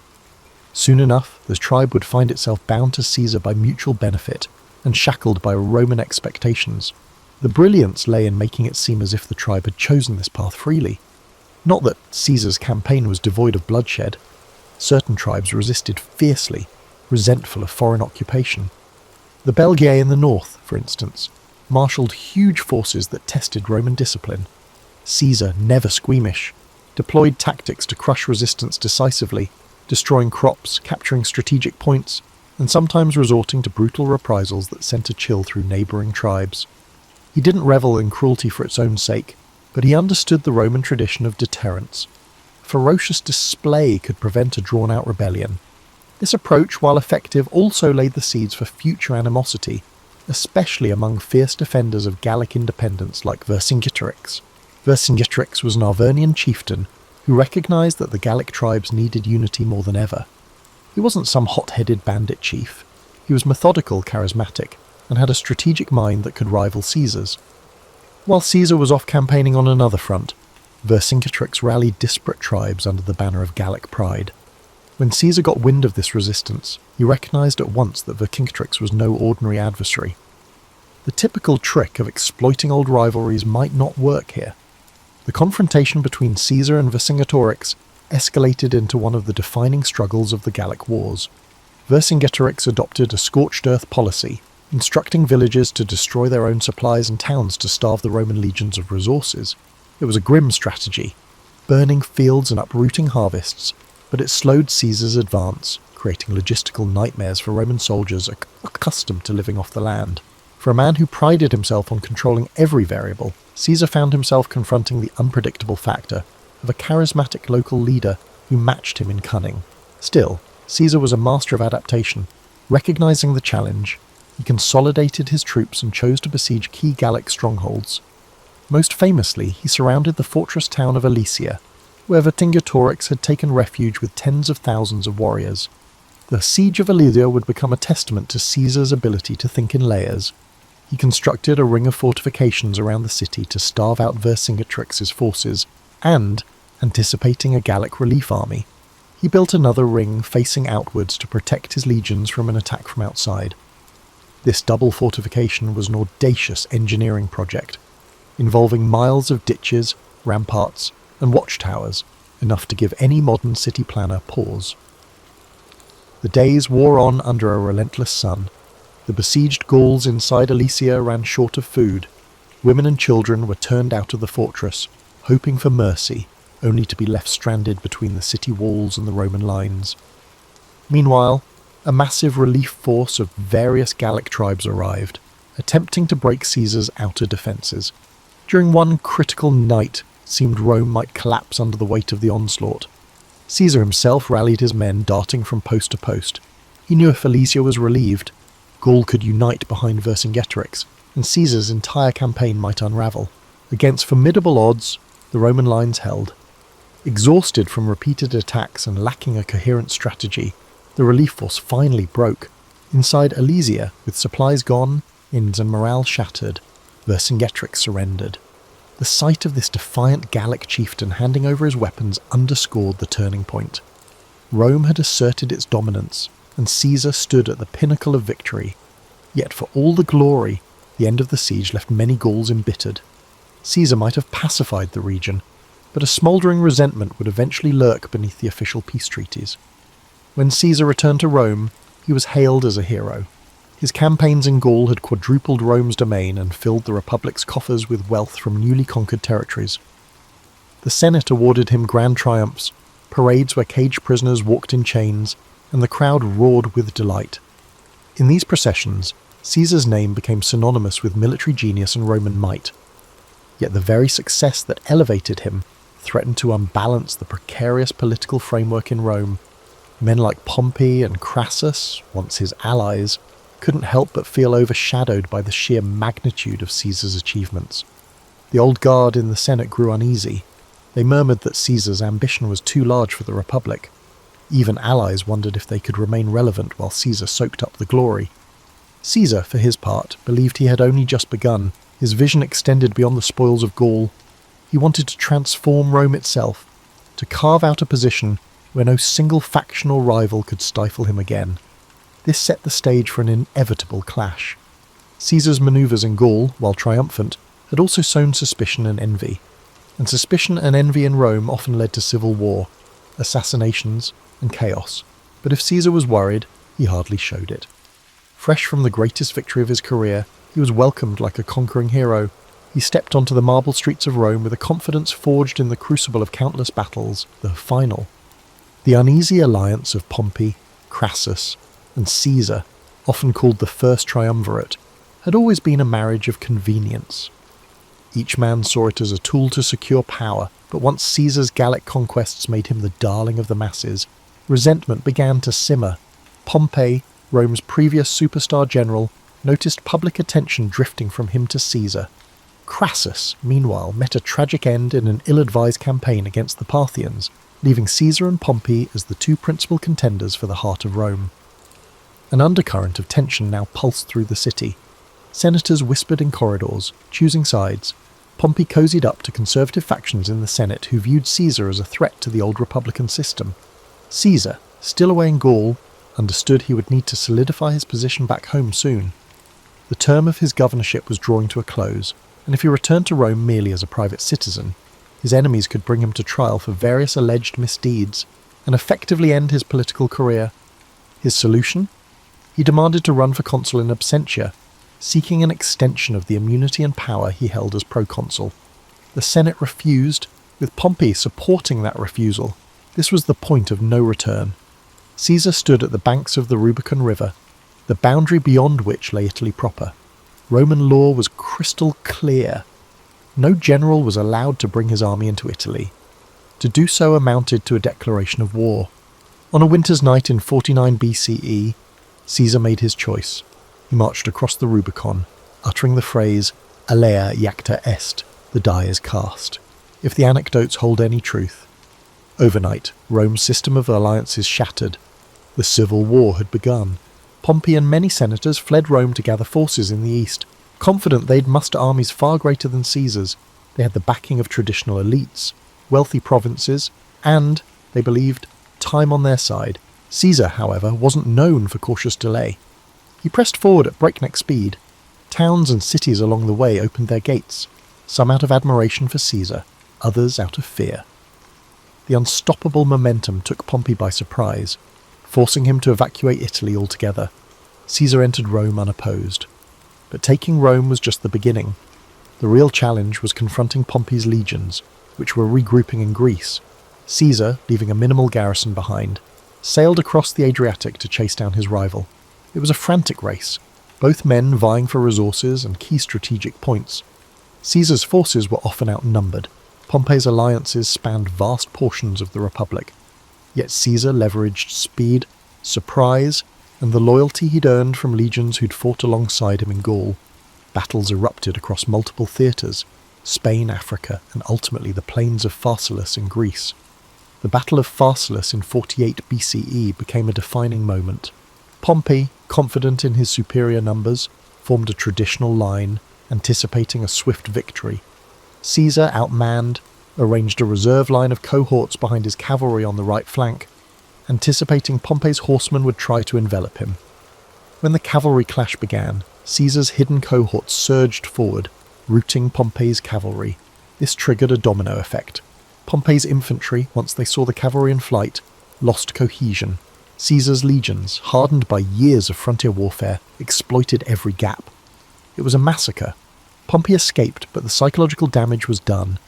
Men who had once sworn loyalty to Pompey began to slip away or switch sides, sensing the tides of fate had turned. Pompey fled to Egypt, hoping to regroup, but the Ptolemaic officials, keen to appease Caesar, betrayed him. On his arrival, Pompey was assassinated. His head presented to Caesar as a perverse gift. Caesar was horrified. Despite their rivalry, Pompey had once been his son-in-law. Caesar's daughter Julia had been married to Pompey. Caesar publicly wept at the sight of Pompey's severed head, then ordered the execution of the men responsible for the betrayal. This act conveyed a message. Caesar might be ruthless, but he upheld the dignity of Roman nobility and detested dishonour. Egypt, however, offered its own labyrinth of politics. Cleopatra and her brother Ptolemy were locked in a power struggle. Caesar, now the most influential Roman in the region, found himself arbitrating their dispute. Cleopatra saw an opportunity.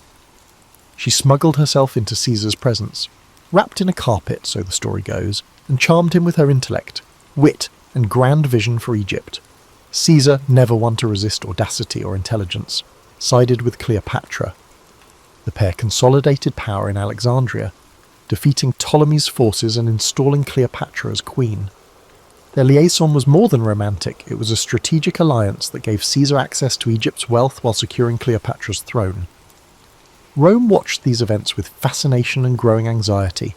Caesar was off forging alliances and fathering a child with a foreign queen, Caesarion, while Italy braced for whatever came next. Though Pompey was dead, segments of the Roman Republic still resisted Caesar's rule. Caesar marched on, quelling resistance in Asia Minor with such speed that he famously declared, "Veni, vidi, vici, I came, I saw, I conquered." Then he headed to Africa, clashing with remaining Pompeian forces, and eventually subduing them. By 45 BCE, Caesar stood unchallenged as Rome's paramount leader. The Senate, most of whose members owed him their lives or careers, filled his hands with powers that stretched the limits of Rome's traditions. He was named dictator for 10 years, eventually dictator for life. Some called it a tyranny. Caesar, for his part, claimed he was trying to restore order. He enacted sweeping reforms, revising the calendar into the Julian model, restructuring debts, expanding the Senate, granting citizenship to loyal allies in distant provinces, and planning massive building projects that aimed to beautify the city. He also introduced social measures, like distributing land to veterans. In these moves, Caesar walked a tightrope, consolidating power, while giving just enough to the masses and Senate to keep them largely compliant. But something in the Roman psyche chafed at one-man rule. Rome prided itself on hating kings. Their entire identity was built around a republic, even if that republic was often manipulated by the powerful. Caesar's acceptance of lavish honours and his centralisation of power made some worry that he sought to crown himself. Others found him dangerously modern, someone who might change Rome beyond recognition. And behind Caesar's unstoppable force lay a silent question. Was the Republic just a stage for one man's ambition, or could it endure? When Caesar finally returned to Rome in triumph, the city was abuzz with rumours and festivals. Though war still simmered in the distant corners of the Republic, Caesar's personal magnetism and the promise of stability temporarily silenced most discontent. He orchestrated spectacular public games and feasts, showering the populace with free grain. Statues and monuments sprang up in his honour. Yet beneath the gleaming facade, the core of Roman tradition, those unwritten rules guarding the Republic from monarchy, felt under siege. One example of Caesar's larger-than-life persona was his attempt to reshape the calendar, which was no small matter in Rome. The old lunar calendar had become hopelessly misaligned with the seasons, creating confusion in festivals and civic life. Caesar, advised by astronomers including Sosigenes of Alexandria, introduced the Julian calendar, a solar-based system with a leap year cycle. This was a major administrative reform that didn't just tidy up dates. It demonstrated Caesar's willingness to override centuries of practice if he believed he had a better way. People marvelled at the clarity the new calendar offered, but they also sensed that if Caesar could reorder time itself, what else might he feel entitled to reorder? He poured money into construction. Under Caesar's direction, new buildings, temples, and public spaces sprouted, symbolising a Rome reborn. The Forum grew more magnificent. He commissioned grand projects that not only beautified the city but gave work to thousands of labourers, elevating Caesar's popularity among the common folk. At the same time, he expanded the Senate from roughly 600 to as many as 900 members, adding allies from the provinces and diluting the power of the old aristocratic families. Some saw this as an inclusive move broadening representation within the Roman state. Others viewed it as an egregious power play, a way for Caesar to stack the Senate with loyalists who owed their positions to him alone. All these changes stirred the question, was Caesar still just a leading citizen, or was he inching toward kingship? Rome had a cultural aversion to the very word rex, king. Generations were taught that their ancestors had exiled the last Roman king and vowed never to kneel before another. So when statues of Caesar began appearing in public places, crowned with diadems, some citizens felt a chill. Caesar claimed these were tokens of respect from admirers, not declarations of monarchy, but doubts lingered. At a public festival, Marcus Antonius, a favoured lieutenant, attempted to place a diadem on Caesar's head. Caesar dramatically refused, stating, "Only Jupiter is king of the Romans." But the crowd's reaction was mixed. Some cheered his refusal, others suspected a theatrical performance designed to test public opinion on a monarchy. The dissonance grew sharper as Caesar took on the title dictator for life. In theory, a dictator in Roman history was an emergency measure, appointed for 6 months in times of dire threat, and then required to relinquish power. By extending this temporary position indefinitely, Caesar strained the very definitions of Roman governance. His supporters insisted Rome needed strong leadership given all the unrest, but his critics argued that Caesar was snuffing out the Republican flame. The seeds of conspiracy began to sprout. Senators who longed for a return to the old order, such as Gaius Cassius Longinus and Marcus Junius Brutus, started meeting discreetly. Brutus stood out. He descended from Lucius Junius Brutus, the fabled founder of the Republic who drove out the ancient kings. Caesar had shown Brutus remarkable favour, even rumoured to have paternal affection for him. Yet this complicated bond didn't stifle Brutus's conviction that Caesar's power threatened the Republic's core values. Cassius, a cunning figure with a far darker edge, fanned the flames, reminding Brutus of his ancestors' legacy and the sacred duty to protect Rome from a tyrant. Meanwhile, Caesar seemed to sense an undercurrent of danger. He went about with guards, but he also believed that living in constant fear would diminish his stature. On the surface, he continued orchestrating elaborate plans. He was preparing a massive campaign against Parthia in the east, intending to surpass even Pompey's conquests. Returning to Rome from that victory, Caesar likely envisioned a final consolidation of power, an unassailable legacy. His mind overflowed with new ideas for governance, law codes and expansions of citizen rights. He confided in close allies that his rule would transform Rome into a cohesive empire rather than a loose confederation of territories. Yet those grand visions collided with the simmering resentment of the senatorial class. Many of them had gone along with Caesar out of pragmatism, biding their time, waiting for a chance to assert the old ways. They resented how Caesar's reforms undermined their prestige, how his populist measures made the people less reliant on senatorial patrons. Some conspirators hoped to reinstate a pure republic with limited terms of office and carefully balanced powers.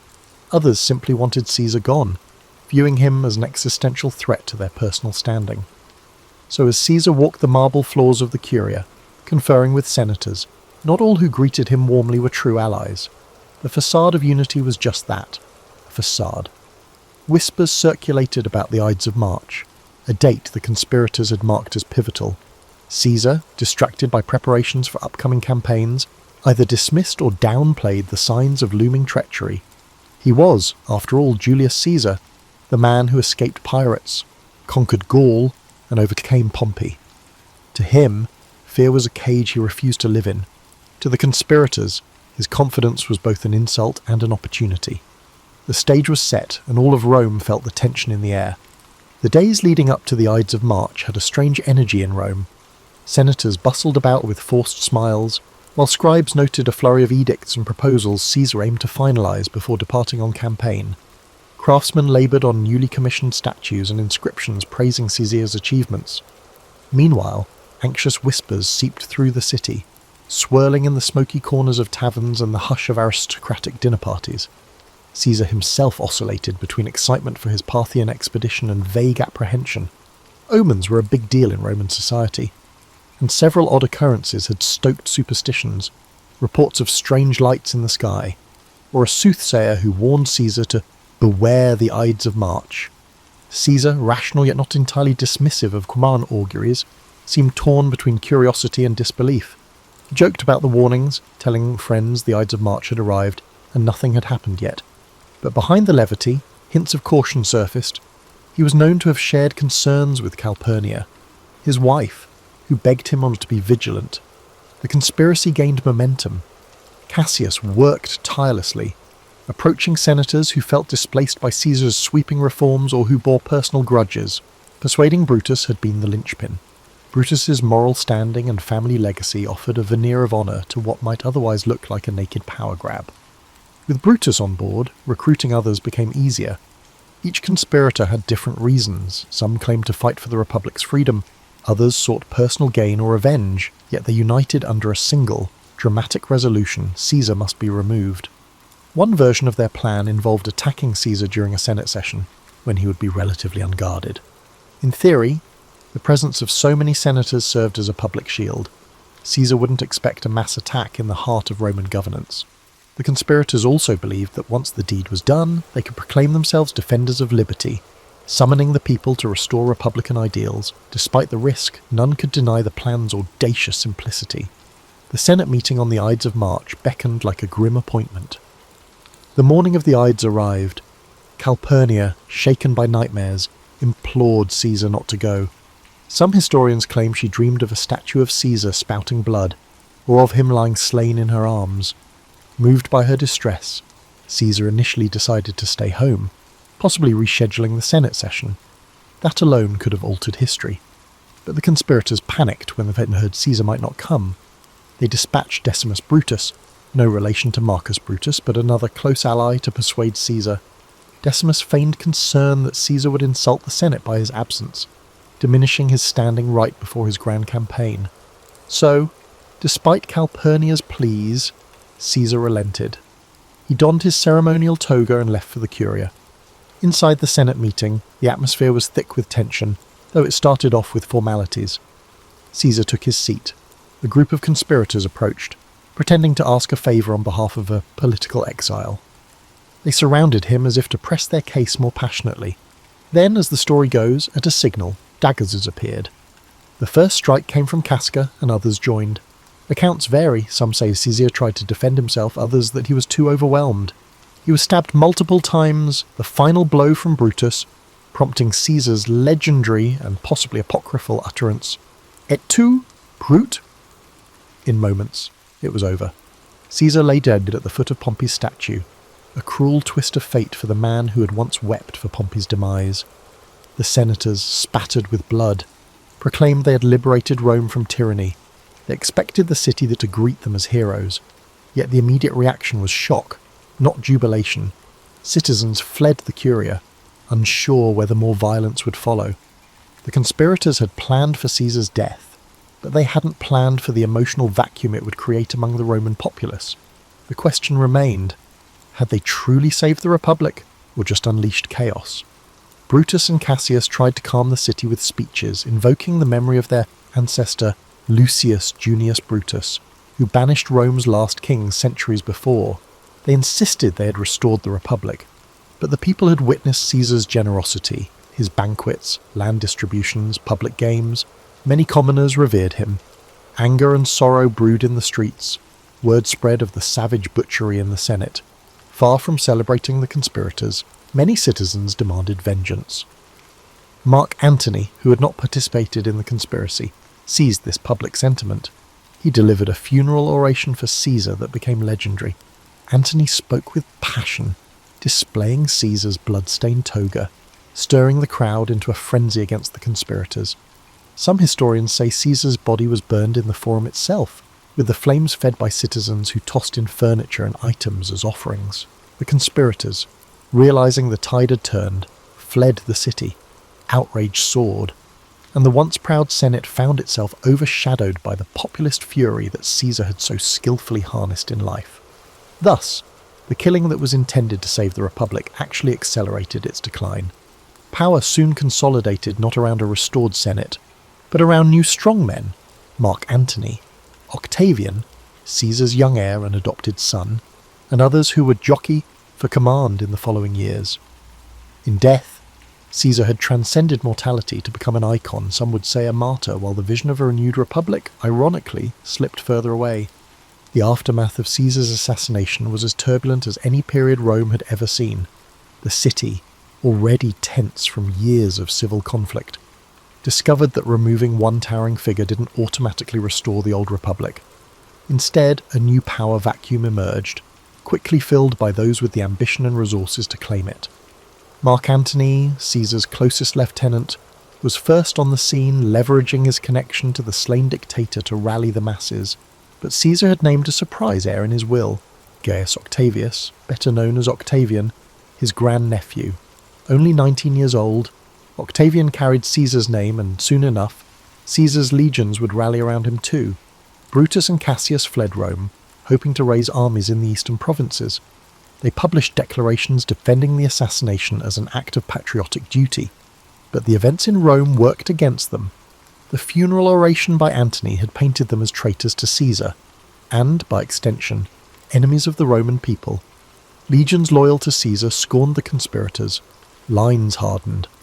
Another round of civil wars seemed inevitable, as one man's ambition had morphed into a generational crisis of identity for Rome. Though Antony and Octavian initially eyed each other with suspicion, they realized they stood a better chance against the conspirators if they cooperated. Along with Marcus Lepidus, a trusted commander, they formed the Second Triumvirate. Unlike Caesar's informal arrangement, this triumvirate was legally sanctioned, granting the three men near absolute power to reorganize the state. And reorganize it they did. Prescriptions, lists of enemies of the state, were published. Men of wealth and influence found themselves outlawed. The triumvirate seized property and executed opponents, echoing the grim days of Sulla's dictatorship.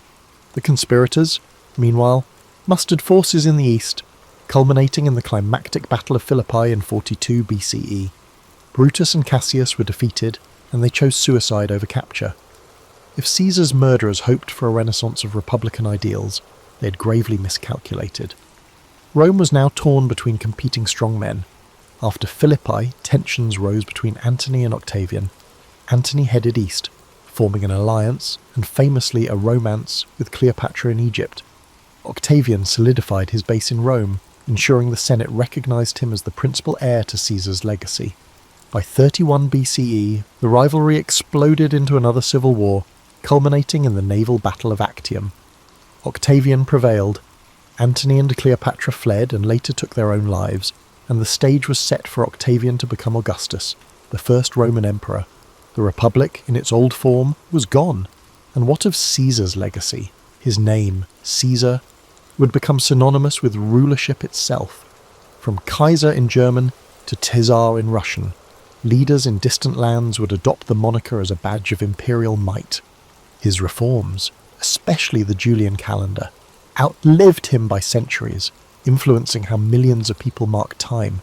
His writings, particularly the commentaries on the Gallic and Civil Wars, remained essential reading for generations of statesmen and generals, admired for their clarity and rhetorical brilliance. In a strange twist, the Senate that once feared him voted to deify Caesar after his death, proclaiming him Divus Julius. Shrines and temples to the divine Julius sprang up, turning him into a figure of worship. This posthumous deification gave Octavian an added aura of legitimacy. He was now Divi Filius, the son of a god. One might argue it was the final irony. The same institution that bristled at his ambition now raised him to divine status. This transformation reflected the contradictory nature of Roman politics, practical to the core, yet steeped in superstition and reverence for signs and wonders. Public memory of Caesar remained divided.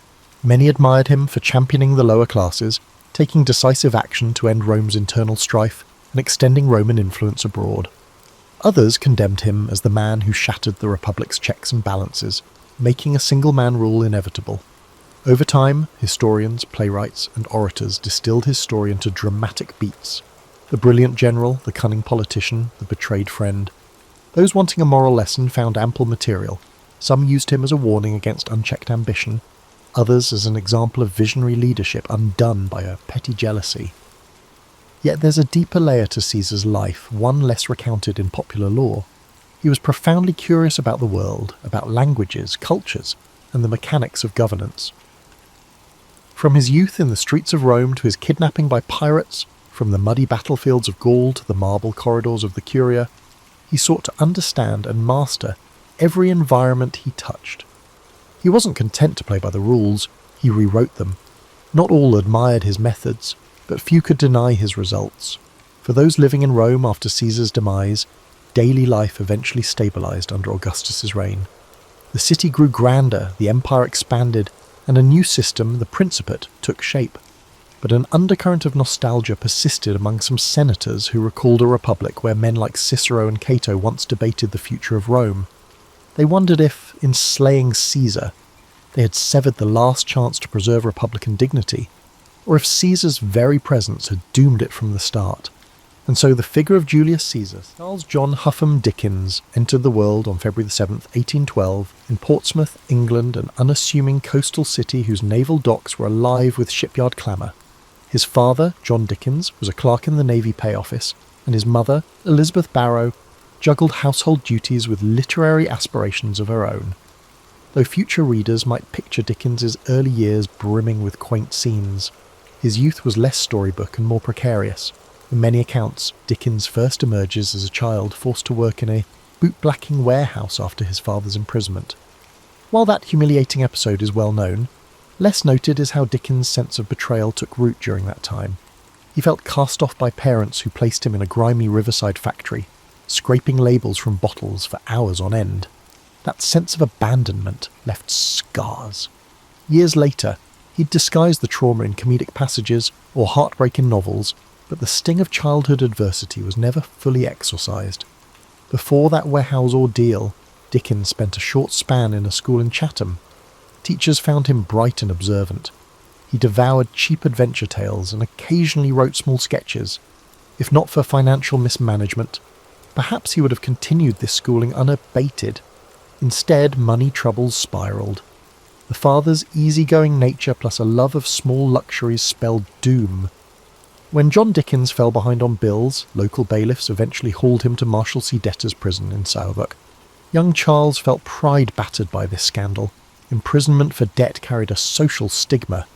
Elizabeth Dickens, struggling outside the prison walls, insisted that Charles keep labouring at the blacking factory to support the family.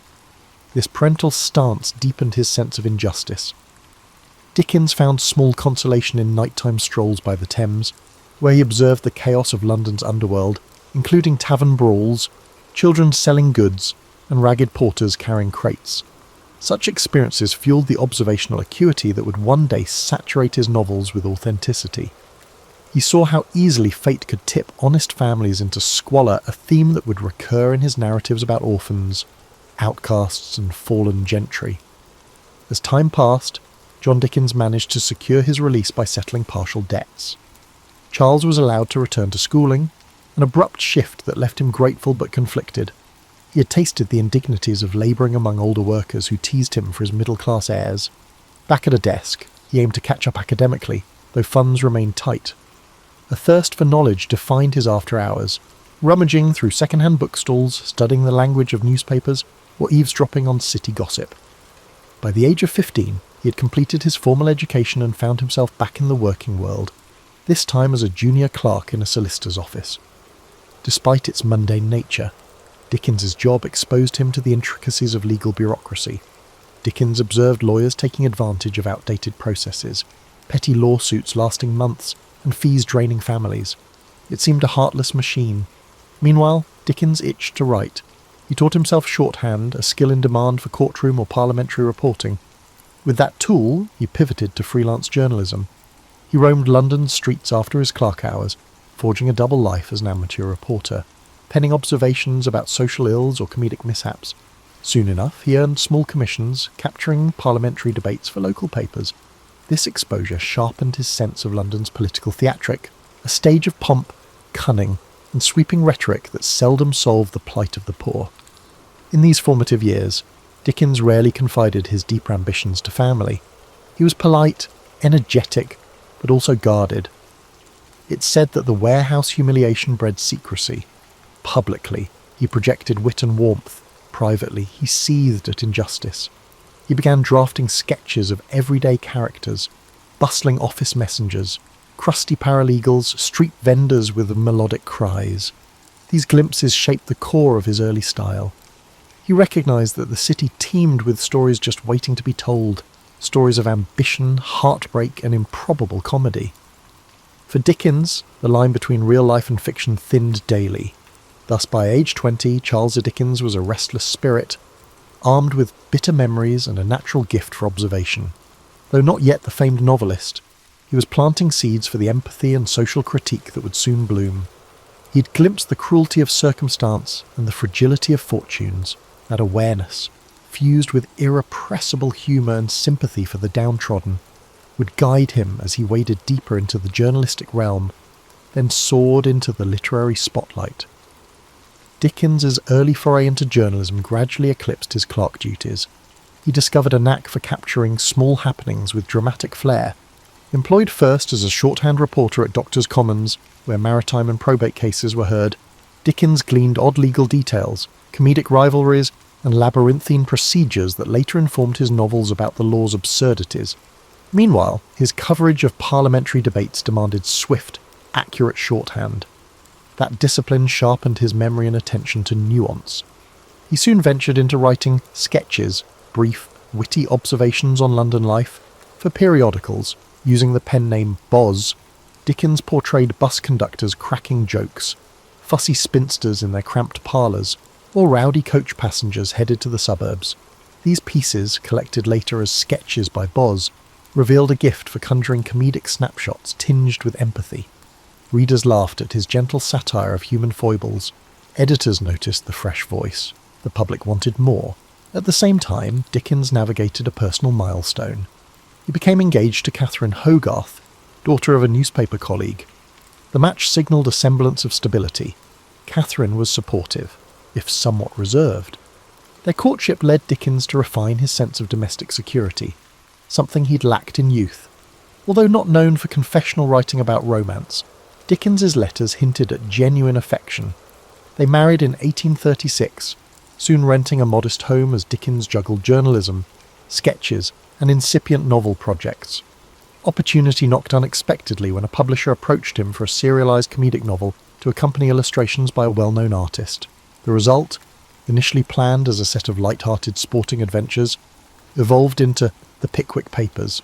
Dickens's comedic energy, combined with whimsical characters, turned it into a literary phenomenon. Through Mr. Pickwick's misadventures and the Cockney charm of Sam Weller, Dickens found a vast audience. Circulation soared. Readers devoured each monthly instalment. Dickens, at 24, became a household name, yet behind the success, he sweated over deadlines, rewriting chapters at the last moment. The serial format demanded constant invention. He discovered that comedic set pieces like a misread will or an accidental infiltration of a lady's costume party tickled popular taste. He also experimented with poignant moments, such as the plight of a downtrodden servant or a debtor, infusing the narrative with moral undertones. This blend of humour and pathos would define Dickens's brand. He recognised that laughter softened readers for deeper empathy. Money finally poured in, letting Dickens move to a better residence. Catherine bore children in rapid succession, turning their home into a bustling nest. Dickens, though loving, found that fatherhood demanded time he often spent writing. A private tension brewed. He was the affectionate patriarch, but also a restless creator who craved quiet hours for brainstorming new tales. Despite paternal duties, he scoured London's back alleys for inspiration. Venturing to slums at odd times, eavesdropping on pub chatter, he believed authenticity hinged on direct observation, not second-hand accounts. Following Pickwick, Dickens leapt to more serious themes in Oliver Twist, 1837 to 1839. No longer content to dwell solely on comedic escapades, he painted the bleakness of workhouses and child exploitation, partly echoing his own teenage anguish. Readers reeled at the raw depiction of criminals, though Dickens leavened the gloom with comedic minor characters. Critically, Oliver Twist ran concurrently with Dickens's other obligations. He was editing magazines, finishing shorter works, and beginning new serials. The pace was relentless. He thrived on the excitement, yet it risked exhaustion. Public acclaim soared. His name now graced invitations to dinner parties with aristocrats who craved proximity to the sensational Boz. Dickens appreciated the chance to expand his network, though he sometimes mocked upper-class pretensions. He never forgot his working-class brushes with hardship, refusing to let polished society lull him. Instead, he leveraged connections to champion philanthropic concerns. He privately aided London charities and joined reform committees. While not a radical agitator, Dickens believed in social improvement through publicity and moral suasion. His novels became a subtle force for that cause, exposing readers to the realities of orphanages, slums, and corrupt institutions. Around this time, Dickens also travelled to rural areas, gleaning stories from rickety stagecoaches or decrepit inns. These journeys reaffirmed that outside London's bustle lay entire pockets of tradition and superstition, fertile ground for future plots. Meanwhile, Catherine's sister Mary Hogarth, who had moved in to assist the household, died suddenly. Her death devastated Dickens, triggering a profound grief that coloured some subsequent chapters in his writing. The ephemeral nature of life became a quiet refrain in his novels, as he realised that personal tragedy was inseparable from comedic levity. The public continued to clamour for his narratives, hungry for that singular Dickens style, vibrant characters dancing between humour and sorrow. Thus, Dickens closed the 1830s riding high, yet increasingly aware of the moral gravity behind his fictional worlds. Beneath the success, the seeds of tension sprouted, creative demands, a growing family, and an evolving conscience about society's failings. He pressed on, certain that fiction could spark empathy and reform, forging a path into the next decade, where his ambition would expand with each new novel's unveiling. Dickens's star blazed brightly as he entered the 1840s. Publishers clamoured for fresh novels, while the public devoured each serial instalment. Determined to balance entertainment with social commentary, he embarked on projects like Nicholas Nickleby, spotlighting the abuses in Yorkshire boarding schools. He visited one such institution incognito, alarmed by the squalor inflicted on children. That raw evidence infused the novel's savage critique. Dickens aimed to jolt readers from complacency, believing that shining light on corruption might spur reform. Yet despite success, Dickens felt a creeping restlessness. Continual deadlines hemmed him in, and London's sprawl began to stifle. Seeking fresh inspiration, he travelled abroad in 1842, first to America, anticipating a land of democratic ideals. The trip, however, exposed contradictions. Dickens found some Americans warm and inventive, but balked at rampant slavery and a cultural appetite for piracy of his works, without royalty payments. He penned American Notes, a travelogue mixing admiration with pointed criticism. Some Americans felt betrayed by his frankness. Dickens, unbowed, believed honesty trumped politeness. Back in England, he completed Martin Chuzzlewit, weaving an American episode reminiscent of his journey's sour encounters. Sales dipped initially. The novel's complex structure confounded some fans expecting a simpler comedic flair. But Dickens pressed on, trusting in his evolving style. Privately, he wrestled with financial anxieties. Despite robust earnings, his lavish lifestyle, big houses, numerous children, constant entertaining, consumed funds. He dreaded the possibility of slipping back into the precarious economy of his youth. Amid these pressures, Dickens found solace in philanthropic efforts. He teamed with Angela Burdett Coutts to establish Urania Cottage, a refuge for homeless women and former prostitutes. There, they received training in practical skills and moral guidance. Dickens, involved in every detail, interviewed potential residents, planned daily schedules, and wrote them short moral stories. This hands-on approach underscored his sincere desire for personal involvement in charitable causes. He saw direct intervention as more potent than abstract philanthropic gestures. In the midst of editing magazines and writing novels, Dickens craved a side project more playful yet meaningful. That impulse birthed A Christmas Carol, 1843, a slender novella penned with fervour. Observing the plight of the urban poor amid festive spending, Dickens aimed to spark compassion through a ghostly redemption tale. He wrote it rapidly, spurred by both moral zeal and a need for fresh income. The result was a cultural phenomenon, stirring readers to reflect on generosity and social conscience. Dickens realised short, impactful works could amplify moral messages as powerfully as sprawling tomes. Despite public adoration, his personal life showed strains. Catherine bore more children, leaving her fatigued and less able to join Dickens on travels. He found himself forging deeper friendships with other women, some purely platonic, others rumoured to be more. Biographers still debate the emotional complexities swirling beneath his family's outward respectability. Dickens maintained an outwardly jovial persona, hosting boisterous parties where parlour games and comedic recitations thrived. But diaries hint at occasional rages triggered by minor frustrations, revealing an undercurrent of stress. On the professional front, Dickens launched a new weekly periodical, Master Humphrey's Clock, in 1840, intending to serialise stories, including The Old Curiosity Shop. This novel's tragic figure, Little Nell, captured the era's sentimentality. Readers wept over her fate, and the final chapters sold in a frenzy. Some critics called it manipulative, but Dickens dismissed such complaints. He believed emotional resonance was essential to galvanise moral empathy. The fervour surrounding the book's climax demonstrated how deeply he could move the masses. Yet Dickens couldn't rest on triumphs. He recognised the public's appetite was fickle. He had to top himself with each new release. That intensity weighed on him. At times, he toyed with the idea of drama. He loved the theatre, once even considering an acting career.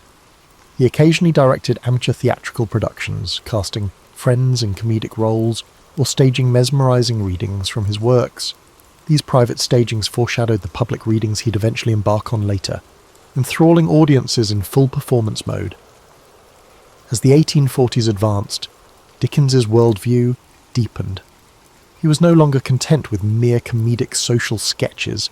The continent's political upheavals, the 1848 revolutions, widespread poverty, unsettled him. He saw monarchy and aristocracy clinging to power while labourers toiled. Travelling through Europe, he'd note the crumbling palaces side by side with squalid tenements, fueling an ongoing quest to tackle deeper social and political themes. His novels began weaving heavier critiques of institutions, be they philanthropic boards, debtors' prisons, or unscrupulous factories, while still retaining the comedic flair that made him beloved. The stage was set for some of his most iconic works, culminating in a radical approach to criticising Victorian hypocrisy. Approaching the latter half of the 1840s, Dickens sought fresh experiences abroad, venturing to Italy and Switzerland. These travels coloured his imaginative palette. In Genoa, he marvelled at medieval alleyways, soaking in the city's layered history.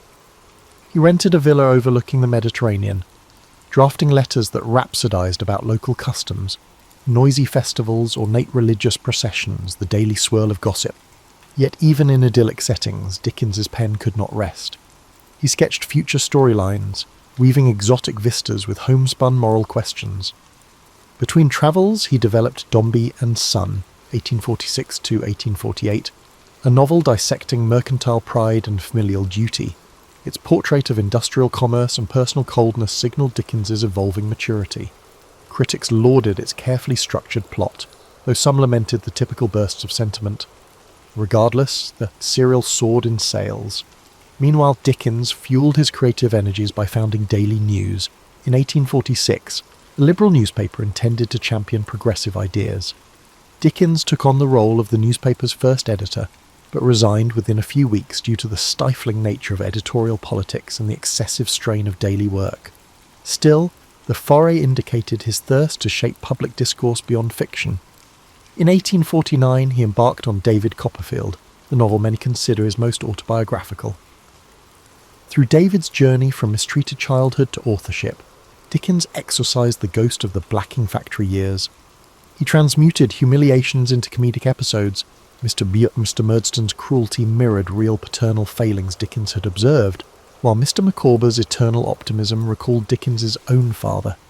This personal closeness gave the novel an intimate warmth. Serialization built momentum. Readers recognised the luminous sincerity.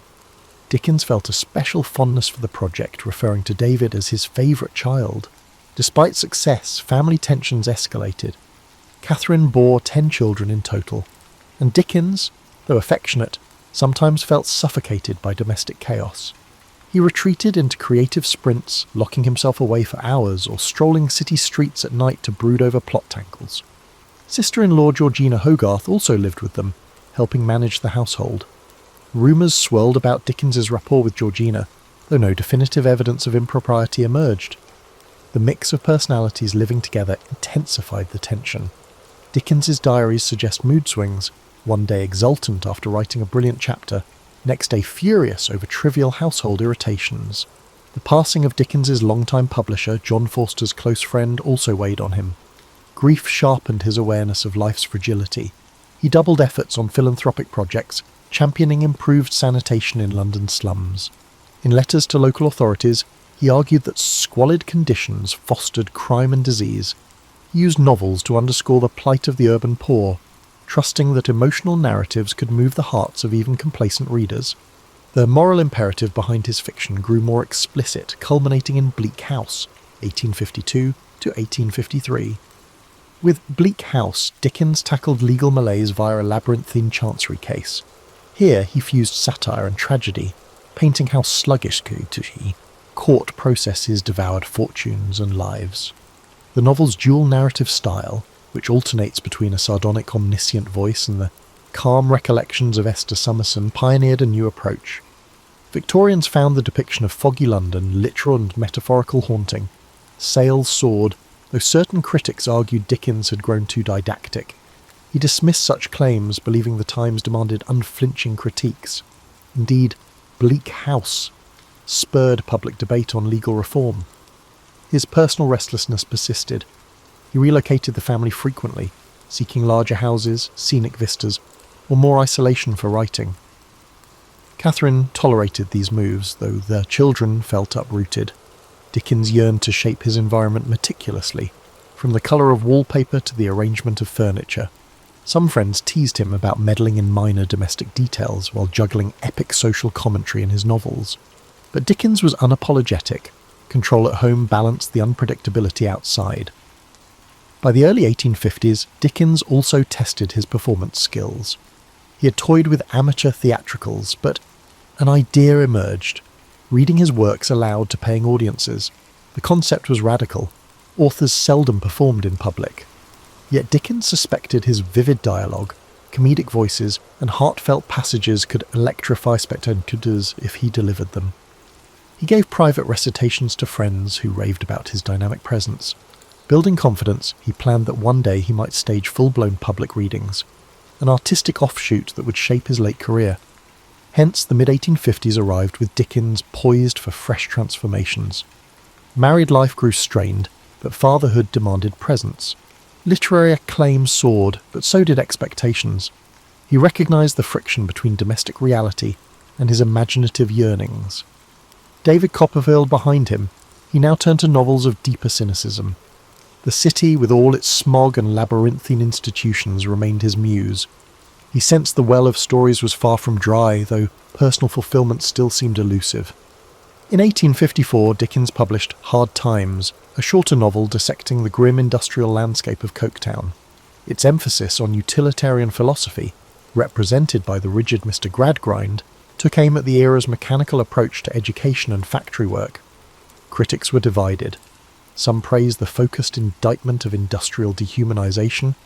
Others found the story too polemical. Dickens shrugged off such mixed reception, content that Hard Times spurred heated debate on factory conditions and the cult of facts over imagination. Simultaneously, Dickens's private life lurched toward crisis. His discontent at home worsened. Catherine, though mild in temperament, couldn't quell Dickens's sense of entrapment. Letters reveal his dissatisfaction with her perceived lack of spirit or companionship. Though many suspect Dickens's restlessness drove him to scapegoat her. The emotional chasm widened. By 1857, Dickens encountered actress Ellen Ternan, a young performer in a theatrical production he arranged. Their connection, though discreet, grew intense. Dickens's marriage effectively collapsed. He demanded a legal separation from Catherine in 1858, a scandal at the time. He insisted on maintaining custody of most children, leaving Catherine isolated. Publicly, Dickens used his magazine Household Words to issue statements about the split, casting blame and fueling gossip. The affair with Ternan stayed veiled, with Dickens employing elaborate ruses to protect the secret. Professionally, Dickens pivoted to the public readings he had long contemplated. In 1858, he embarked on a series of performances, reciting scenes from Oliver Twist, A Christmas Carol, and more. Audiences were enthralled. He performed each character's voice, pacing the stage with theatrical flair. Some spectators wept at the pathos of Nancy's fate, while others laughed uproariously at his comedic turns. For Dickens, these readings offered both creative fulfillment and a lucrative sideline, yet they drained him physically, as he poured intense energy into every gesture. He joked about the exhaustion, but relished the applause.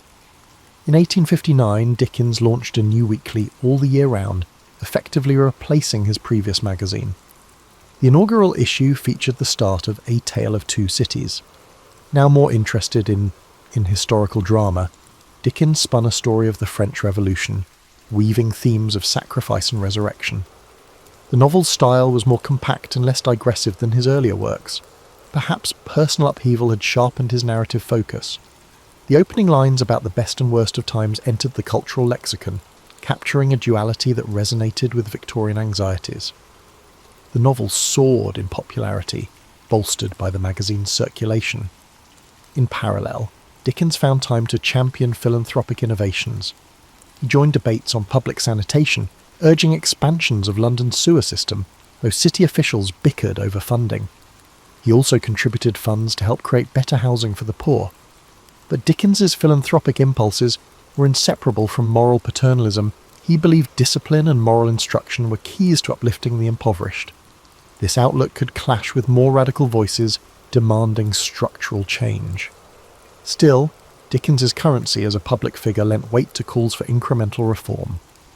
Another major novel, Great Expectations, emerged in serialized form from December 1860 to August 1861. Written amid Dickens' separation scandal, it resonated with questions of identity, social ambition, and illusions. Pip's yearning for gentility paralleled Dickens's own drive to transcend humble origins. The moody atmosphere around Satis House mirrored Dickens's emotional state, a mix of regret, bitterness, and abiding compassion for flawed humanity. Readers embraced the story as a masterpiece, praising its taut plot and minimal sentimentality. Dickens cherished the success, yet behind the scenes he struggled with heartbreak and a sense of personal failure. As the 1860s wore on, Dickens's health began to falter. He endured gout, swollen foot pains, and near constant fatigue. Relentless reading tours demanded travel by train, sometimes late at night. The 1865 Staplehurst rail crash nearly took his life. Dickens was in a first-class carriage that dangled over a destroyed track. Though he helped rescue fellow passengers, the psychological shock lingered, aggravating his ailments. Still, he persisted with public readings, forging new scripts from David Copperfield and Nicholas Nickleby. Audiences remained enthralled. Dickens, by then a venerable figure in a black frock coat, coughed through performances but refused to scale back. Meanwhile, rumours about Ellen Ternan continued swirling. Dickens confided only in a tight circle. He shielded her with cunning strategies, renting separate dwellings under assumed names. The moral climate of Victorian society demanded secrecy. Though some close acquaintances quietly pitied Catherine, few confronted Dickens. He pressed on, certain that his literary mission justified any personal complexities.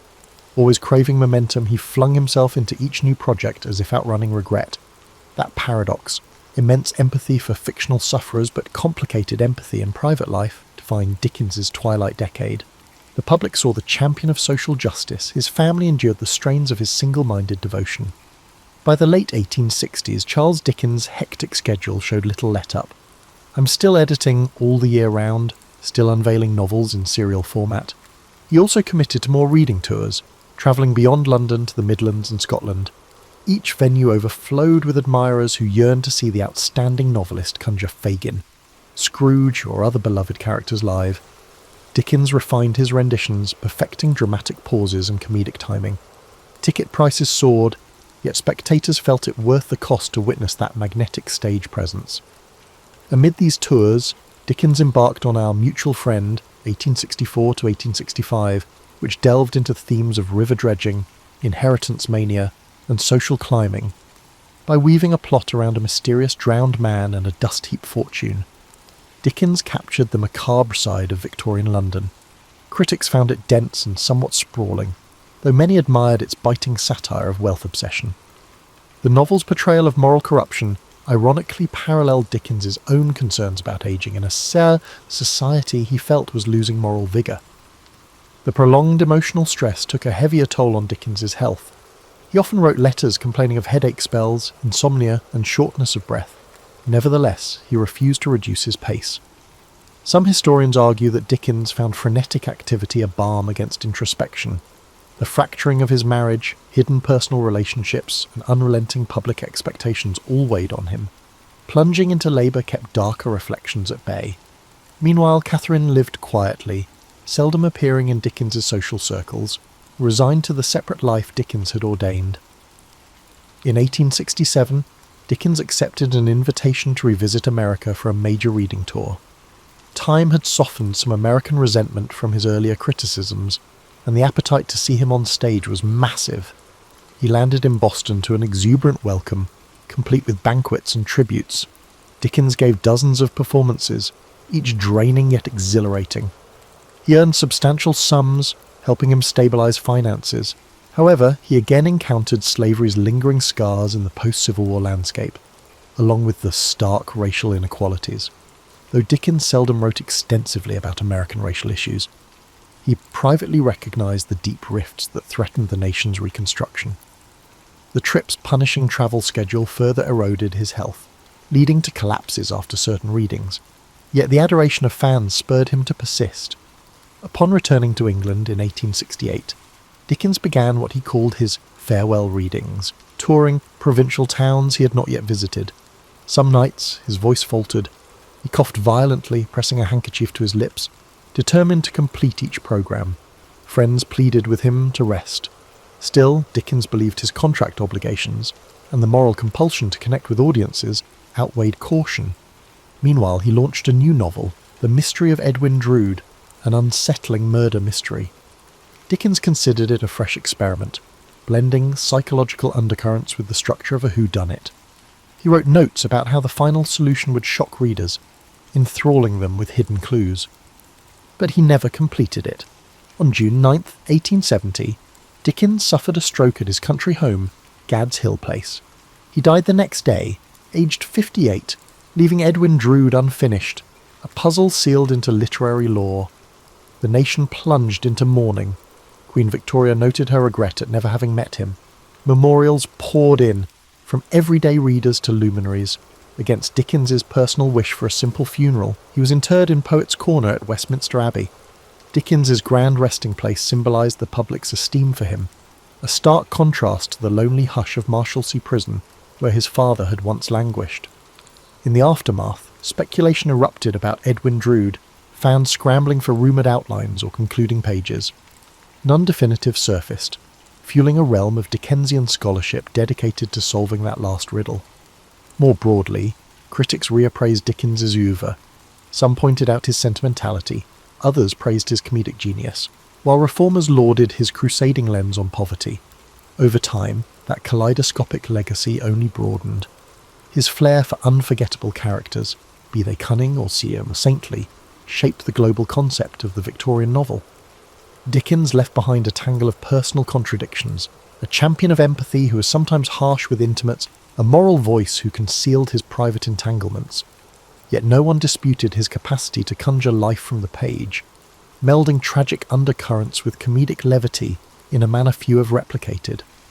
The muddy streets of Victorian London will forever carry his echo, a man whose childhood humiliations birthed compassion for the neglected, whose comedic brilliance coated savage indictments of social inequality, and whose busy pen never ceased describing the complicated labyrinth of the human heart. In the decades following Charles Dickens's death, his stature as a literary titan only grew. Biographers scrambled to gather letters, diaries, and reminiscences, yet they stumbled upon inconsistencies. Dickens had destroyed swathes of correspondence, anxious to mask certain personal affairs. Even his children offered varied perspectives on his moods, praising his creativity but recalling unpredictability at home. Over time, critics assembled a portrait that balanced the beloved national icon with a flawed, restless man. Dickens's cultural influence radiated across continents. Translations of his novels proliferated, from Russian to Japanese. Tolstoy admired how Dickens's pathos uncovered moral truths within daily existence. Meanwhile, in America, Mark Twain cited Dickens's comedic mastery as an inspiration. Stage adaptations thrived. Theatre troupes dramatised Oliver Twist or A Christmas Carol, enthralling audiences who experienced these moral tales live. Eventually, with the emergence of film, Dickens's episodic style lent itself to cinematic versions, hooking new generations on characters like Scrooge and David Copperfield. Yet beneath the general adoration lay deeper debates. In the early 20th century, the modernist movement dismissed Dickens as sentimental and structurally messy, overshadowed by psychological realism from authors like James Joyce. They disdained Dickens's improbable coincidences and stark moral polarities. However, around mid-century, a scholarly reappraisal highlighted the purposeful craft in Dickens's narrative arcs and social critiques. Far from naive, his comedic touches often disguise sharp societal barbs, letting him slip radical criticisms past censors and readers unaccustomed to confrontation. Dickens also shaped philanthropic and social activism. His scathing depiction of workhouses or the cruelty of child labour galvanised subsequent reformers. Wilkie Collins, Elizabeth Gaskell, and others in Dickens' circle integrated similar strategies, using fiction to dramatise social injustice. Modern charities focusing on literacy or child welfare sometimes invoke Dickens's name, pointing to the universal empathy that his works evoke. Even today, policy discussions about homelessness or child poverty occasionally mention Dickens as a moral reference, a reminder that ignoring society's vulnerable fosters deeper crises. In the personal realm, revelations about Ellen Ternan emerged in the late 19th and early 20th centuries, shaking Dickens' pristine image. Letters and memoirs indicated he financially supported Ternan, dividing his life between public duties and a hidden domestic arrangement. Some fans felt betrayed that the moralist had lived a double life. Others argued that Dickens' private complexities underscored the raw human contradictions fueling his fiction. The debate paralleled broader shifts in how Victorian icons were reassessed under modern scrutiny. Dickens's method of serial publication also influenced subsequent generations of writers. The concept of releasing stories in weekly or monthly segments, maintaining suspense, and forging a close bond with readers found echoes in everything from 20th century pulp magazines to today's online web serials. The interplay between real-time audience reaction and the writer's evolving plot shaped Dickens's approach. He adjusted character arcs mid-serialization if he sensed a shift in public sympathy. Contemporary authors who experiment with episodic storytelling owe a quiet debt to his pioneering structure. Tourists still flock to Dickensian landmarks in London, the Dickens Museum in Doughty Street, the blacking factory's location near the Thames, and the austere Marshalsea prison relic. At Christmas, especially, people revisit A Christmas Carol, with countless adaptations reinforcing generosity's victory over miserliness. The story's cultural resonance persists because Dickens tapped into elemental themes: regret, redemption, and communal warmth. The name Scrooge remains a byword for stinginess, a testament to Dickens's enduring hold on language itself. Dickens's life is reflected as an illustration of reinvention and unstoppable drive. From a traumatized boy polishing boots to an international celebrity juggling philanthropic causes and labyrinthine plots, he exemplified resilience fueled by moral impetus. Though times have changed, his emphasis on shining a spotlight on the marginalized rings contemporary. We see echoes in campaigns for social justice, echoing Dickens's call for empathy. Ultimately, Charles Dickens stands as both the comedic chronicler of Victorian quirks and the fierce critic of institutional failings. His labyrinthine plots, bursting with eccentric figures, overshadow none of the raw undercurrents of injustice. He remains a puzzle of contradictions, public moralist but private enigma, champion of familial warmth yet fracturer of his home, comedic entertainer yet scathing social commentator. That complexity, rather than undermining his legacy, enriches it. His works endure, reminding us that laughter and compassion can coexist with deep outrage at cruelty, and that a single pen, guided by empathy and irrepressible imagination, can shift how an entire society views itself. Paul Revere's name evokes images of a midnight ride, urgent calls for militias, and the onset of the American Revolution. Yet few realise the full scope of the man behind that iconic alarm. He was a silversmith, engraver, early industrialist, and a shrewd networker who navigated Boston's circles of artisans, merchants, and political agitators. Born on January 1st, 1735, Old Style, to Apollos Revere, a French Huguenot immigrant, and Deborah Hitchborn, a Boston native. Revere was destined to bridge cultures and communities at a time when colonial society seethed with discontent under British rule. Apollos Revere, who soon anglicised his name to Paul Revere, taught his son the art of silverwork. This trade anchored the younger Paul's fortunes. He grew up in Boston's North End, surrounded by wharves, taverns, and religious meeting houses, absorbing the rhythms of a busy port city. While modern retellings jumped straight to his patriotic escapades, his formative years shaped his destiny in more subtle ways. By age 15, the death of his father thrust him into the role of family provider. The teenage apprentice had to complete his training, manage the family's affairs, and forge connections with established silversmiths and merchants. During the 1750s, Revere served briefly in the provincial army in the French and Indian War, an experience that gave him a glimpse of Britain's broader colonial entanglements. Upon returning to Boston, he embraced the trade of silversmithing wholeheartedly, creating not just decorative pieces, but also practical items like buckles and utensils. He prided himself on detail, marketing his wares to a clientele that spanned from modest craftsmen to the colony's rising middle class.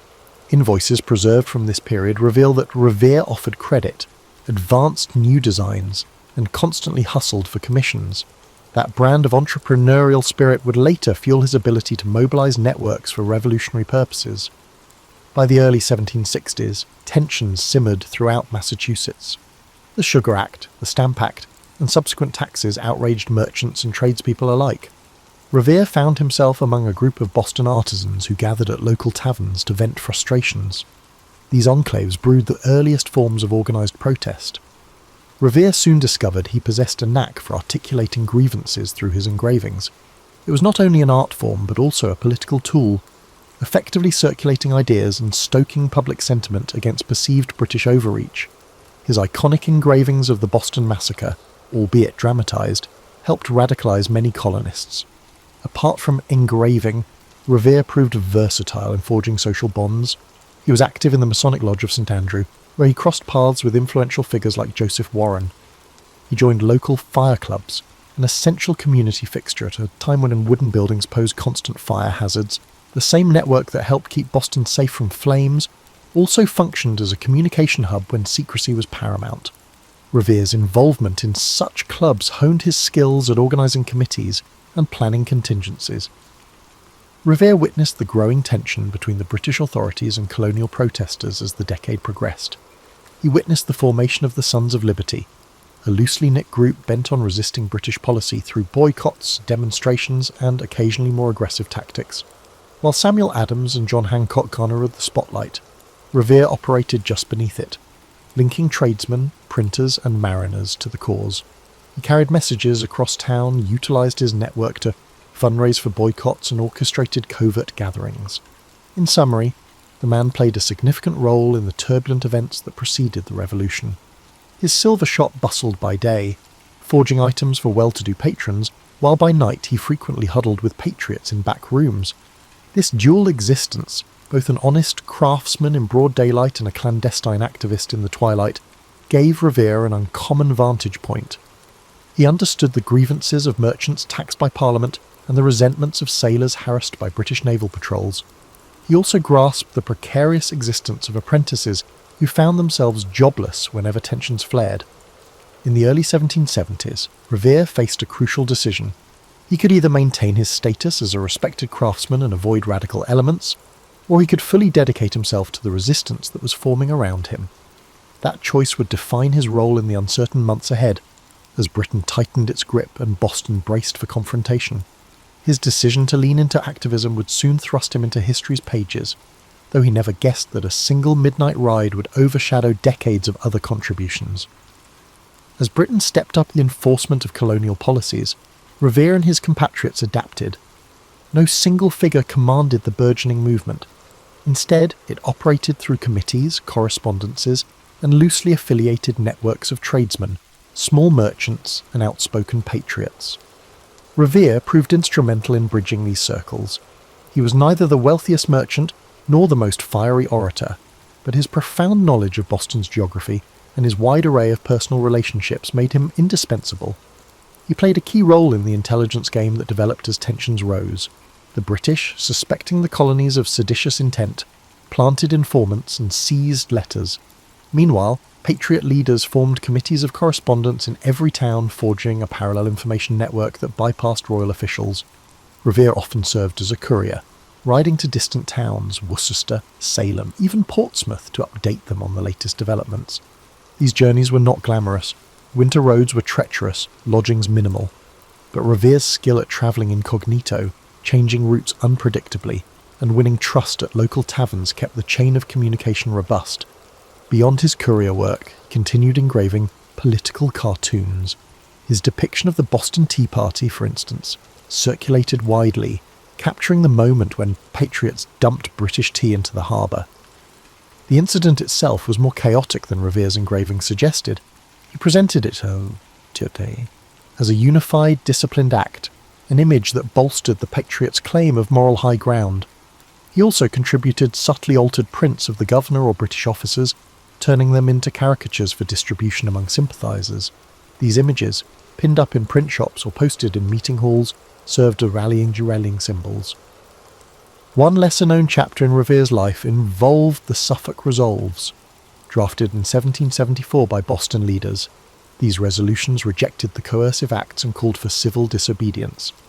Revere was entrusted with delivering a copy to the First Continental Congress in Philadelphia. The journey south exposed him to a broader colonial landscape, forging connections with delegates from other colonies. He returned more convinced than ever that Massachusetts was not alone in protesting. Meanwhile, his reliability as a messenger soared in the eyes of figures like John Adams. Yet Revere was not purely a political operative. He had a family. His first wife, Sarah Orne, had borne him several children before passing away in 1773, and he later married Rachel Walker, who also became part of the extended Revere clan. Balancing domestic life with clandestine patriot activity proved stressful. Friends recalled that Revere's silver shop sometimes functioned as an unofficial meeting site, though it remained primarily a commercial venture. He might sit at his workbench, forging spoons or teapots, while patriots gathered in a small side room to whisper about British troop movements. By 1775, British authorities began to suspect that Boston's artisans played a larger role in the unrest than previously assumed. Regular army officers roamed the city, searching for hidden arms depots. Rumours swirled of British plans to arrest key rebel leaders, particularly John Hancock and Samuel Adams, who had left Boston for the relative safety in Lexington and Concord. Meanwhile, Massachusetts patriots had stored gunpowder in Concord, a small town west of Boston, anticipating a confrontation. As both sides prepared for the potential next move, tensions escalated. During this turbulent period, the Patriot leadership developed a signal system. Should the British launch a sudden strike, watchers at the Old North Church would hang lanterns to indicate whether the troops moved by land or by boat across the Charles River. Revere was part of the group that set this plan in motion, but to reduce risk, it was a friend, Robert Newman, who would hang the lanterns. Revere himself would undertake the hazardous ride to warn Hancock and Adams and rouse the militias along the route. In the days leading to that famous night, Revere scarcely slept. He conferred with Dr. Joseph Warren, who was privy to fresh intelligence suggesting British movements were imminent. The plan was bold, the stakes enormous. If the British discovered it, Revere faced imprisonment or worse. But he recognised that a swift warning might unify thousands of militiamen before the royal troops could seize arms or arrest leaders. No single courier could accomplish the entire job alone. Others, like William Dawes, shared the load. Still, Revere's role would become legendary, overshadowing the fact that a network, not one man, fueled that night's alert. Hence, as April 1775 dawned, Revere stood on a precipice. All the clandestine work, the rides to scattered towns and the coded signals at church steeples led to this juncture. The next hours would test his resourcefulness, bravery, and knack for quiet coordination, traits honed over years, now culminating in a midnight dash that would echo through American lore. On the evening of April 18th, 1775, Paul Revere prepared to leave Boston. British officers had become conspicuous near the docks, though many Bostonians, loyalists included, believed the troops would attempt to show a force the next day. Revere, however, suspected otherwise. He navigated through dark streets to the Charles River's edge, where a small boat awaited. Two friends rowed him quietly across, muffling oarlocks with cloth to avoid drawing the attention of the British warship anchored to nearby. Revere reached the Charlestown side and found a borrowed horse waiting. Simultaneously, Robert Newman stood at the Old North Church tower, prepared to hoist 2 lanterns in the event of British troops launching from the water. Those signals would inform watchers in Charlestown, who would then spread the alarm by alternative routes. Revere's task was to ride directly to Lexington, rousing the countryside as he went. Another rider, William Dawes, would take a separate path, ensuring that if one was stopped, the other might succeed. Mounting his horse, Revere began the journey. At first, the roads lay eerily quiet, lit only by moonlight or the occasional lantern in a window. He knocked on farmhouse doors, calling to sleeping patriots, "The regulars are on the move," or words to that effect. He never actually shouted, "The British are coming," since many colonists still considered themselves British. Instead, he typically used phrases like, "The regulars are out," to alert local militias. Families woke groggily, but recognised Revere by name or from prior visits. Swiftly they dressed, collected muskets, began passing word to neighbours further inland. The ride was not free of peril. At one point, Revere spotted 2 British officers on horseback. Fearing capture, he evaded them by dashing off on a side path, relying on his memory of the terrain. The near encounter heightened his urgency. Every minute counted. If the British marched swiftly, They could seize the arms in Concord or intercept Hancock and Adams before local militias mustered. Arriving in Lexington around midnight, Revere found Hancock and Adams lodging at the home of Reverend Jonas Clark. He delivered his news. British forces would soon move to confiscate colonial weapons and possibly arrest Patriot leaders. The two men hesitated, uncertain whether the threat was immediate. Meanwhile, locals debated the best course. Having done his duty of warning them, Revere prepared to continue on to Concord to spread the alarm further. By coincidence, Dawes arrived in Lexington shortly after Revere, having navigated a separate route.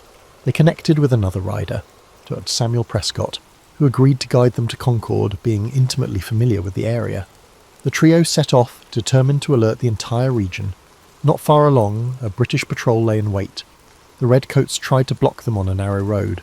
Dawes managed to slip away, though he lost his horse soon after. Prescott, an agile rider, vaulted a fence into the woods and escaped captivity, successfully reaching Concord. Revere, however, was detained. The officers interrogated Revere, suspecting he carried vital intelligence. He admitted British troops were heading to Concord, but did not conceal that the militias had been forewarned. Stunned by his candour, the officers tried to hustle him along to figure out the scope of the Patriot plan. They soon heard gunfire in the distance, the sound of militiamen already mobilising. Alarmed that their mission was compromised, the officers let Revere go. He found his way back to Lexington on foot, arriving just in time to witness the earliest skirmishes on Lexington Green at dawn. Thus ended Revere's ride, and thus began open conflict in the war that would shape a nation. The militias converged as intended. Though the British pressed on to Concord, they encountered a growing throng of armed colonists. The day ended in a chaotic retreat for the redcoats, an event that echoed far beyond Massachusetts. News of this standoff would spark the colony's transformation from scattered protests into a full-blown revolution. Paul Revere's role on that pivotal night was merely one component of a larger chain. Others, Dawes, Prescott, local watchers, played equally critical roles. Yet over time, popular mythology spotlighted Revere as the lone hero, galloping through the countryside. Decades later, Henry Wadsworth Longfellow's poem, which condensed the story into a stirring call to arms, greatly contributed to Revere's fame. In reality, Revere's ride was but one expression of a complex strategy. However, it was sufficient to permanently inscribe him in America's collective consciousness as the individual who raised the alarm, thereby altering the course of history. Once the battles at Lexington and Concord ignited warfare, Paul Revere's story did not pause. He continued serving the revolutionary cause in myriad ways, some unsung, others overshadowed by the flash of his midnight ride. In the following months, Boston became a hotbed of tension. The British held the city, while colonial forces encircled it. Revere worked on intelligence and logistical tasks, using his expertise in messaging and in crowd coordination to keep patriots informed. One key project saw him turning from silver to metal of another kind. Massachusetts needed cannon, shot, and other munitions. As a skilled artisan, Revere adapted his workshop for manufacturing. Though not a large-scale operation, his foundry contributed metal fittings and small arms components. He tinkered with the ways to produce gunpowder, though that challenge required specialised mills. Meanwhile, Revere participated in local committees that governed the region in the absence of British authority, ensuring daily life continued amid chaos. Amid these labours, tragedy struck. Dr. Joseph Warren, Revere's friend and fellow patriot, was killed in June 1775 at the Battle of Bunker Hill. Warren's death hit Revere hard. The two had collaborated closely in mobilising the earliest resistance, and Warren's medical skill had saved countless lives in prior skirmishes. The heartbreak sharpened Revere's resolve. The cost of independence was high, yet men like Warren believed in it passionately. Revere channeled that sorrow into further commitments, travelling frequently between revolutionary committees in Cambridge and outlying towns. The British finally evacuated Boston in March 1776, a turning point that caused jubilation among the patriots. Revere moved back into the city, reclaiming his silver shop, but found it in disarray after months of occupation. Repairs were needed before normal business could resume. However, normal business had become a distant memory by that point. The war had shifted to other colonies, and Revere's skill set remained valuable. He volunteered for militia service and was appointed a lieutenant colonel of artillery in the Massachusetts militia. This role combined administrative oversight, ensuring troops had supplies and equipment, with strategic input, drawing on his knowledge of local fortifications. In 1778, Revere participated in the ill-fated Penobscot expedition, an attempt by the Massachusetts militia to oust British forces in present-day Maine. The expedition ended in disaster, with the colonial fleet scuttled and troops forced to retreat through the wilderness. Revere faced criticism for his actions there, especially regarding disputes over the chain of command. A court-martial ensued, questioning whether he had disobeyed orders or abandoned his post. While eventually exonerated, the incident left a sour note in his military career, contrasting sharply with the heroic aura of his earlier ride. Undeterred, he continued assisting in local defences, forging new connections with revolutionary leaders. In the final years of the war, Revere balanced militia duties with attempts to stabilise his personal livelihood. The prolonged conflict had disrupted normal commerce, and craftsmen across the colonies struggled. Revere's adaptability shone once more. He introduced new techniques, such as rolling copper sheets for naval use, precursor to his later achievements in metalworking that would flourish post-war. Throughout these years, Revere also engaged in the social fabric of the budding republic. He joined societies discussing ways to structure the new nation's governance. He was active in the movement that eventually produced the Massachusetts Constitution. Among his lesser-known efforts was involvement with the local intelligence apparatus to verify rumours of British espionage or infiltration. He was not a central spy master, but he knew the city intimately and could trace suspicious activity. The same street smarts that fueled his 1775 ride aided him once again. When the Treaty of Paris finally ended the Revolutionary War in 1783, Revere was approaching 50. He had served as craftsman, courier, militia officer, and community organiser, roles overshadowed by that single night's gallop into legend. Yet he emerged from the war with a moderate standing, his workshop battered, but not ruined. Boston's economy was in flux, but Revere saw opportunities ahead. He recognised that the new United States, short on domestic manufacturing, would need local industries to replace imports once supplied by Britain. Thus, as the guns fell silent, Revere pivoted from the chaos of war to the prospect of peace. He had learned about large-scale metalwork from wartime demands. Now he sought to parlay that knowledge into a business advantage. He opened new ventures, such as a hardware store and a foundry capable of casting bells and cannons. This transformation signalled his next chapter, a shift from revolutionary operative to pioneering industrialist. Despite everything, he held on to the memory of Bunker Hill, lost friends, and that ride on a moonlit night, which shaped him into a man determined to help forge a stable, prosperous future for the Republic he helped birth. In the post-war era, Paul Revere harnessed his entrepreneurial spirit to elevate Boston's manufacturing capabilities. While many Americans clung to small-scale artisanal methods, he envisioned something grander, an industrial growth that could rival Europe's established foundries. His experiences rolling copper for naval uses and casting small cannons during the war primed him for expansions. Through determined trial and error, Revere built a thriving copper works enterprise. It began with smaller tasks, producing copper bolts, spikes, and fittings for local shipyards. Boston, a bustling maritime hub, offered a ready market. Over time, Revere realised the potential for roofing large buildings with copper sheets, a technique popular in European cathedrals but rare in the young United States.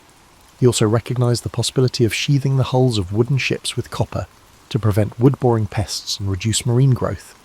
If widely adopted, copper sheathing could dramatically enhance a vessel's speed and lifespan, improving profitability for shipping companies. Yet capital was scarce. Revere searched for partners or backers, but often found scepticism. Most believed large-scale metalwork too risky. Unfazed, Revere used his personal savings, accumulated from decades of silver work, taking on loans at high interest. He arranged shipments of raw copper from mines in Connecticut or further afield. By the late 1780s, he operated a modest rolling mill, though it struggled to match the consistency of British imports. Undeterred, he laboured to refine techniques, tinkering with furnace temperatures and rolling machinery designs. Alongside forging a copper empire, Revere remained active in civic life. He joined the Massachusetts Charitable Mechanic Association, which championed tradesmen's rights and advanced mechanical innovations. In addition, he oversaw community initiatives aimed at improving infrastructure, Boston's roads, bridges, and fire services. This synergy of public service and private enterprise mirrored the developing ethos of the New Republic, where personal success and collective well-being intertwined. His family also expanded, father to a large brood. Revere expected his children to learn a trade or assist in the family businesses. Sons began helping in the foundry, learning practical skills from their father. Daughters were often educated enough to maintain household finances and even dabble in commercial tasks. The Revere clan became a microcosm of the emergent middle class, part tradition-bound, part forward-looking. At times, dinner discussions likely encompassed everything from forging techniques to local politics.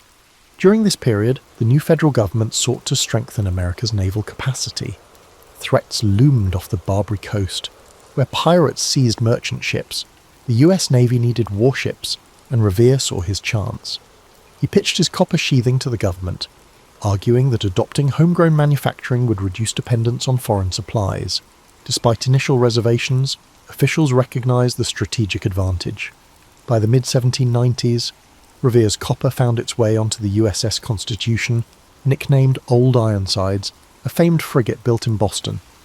This success was huge. It demonstrated that domestic production could match or exceed British quality. With pride, Revere marched his workers to the Charlestown Navy Yard to see the Constitution outfitted. The event symbolized the synergy of industrial progress and national defense. In an era when many still saw the US as an agrarian confederation, Revere's pursuits hinted at a more industrial future. He began receiving more orders for bell casting too. Churches across New England wanted bells that combined pleasing acoustics with durability. Revere's foundry delivered.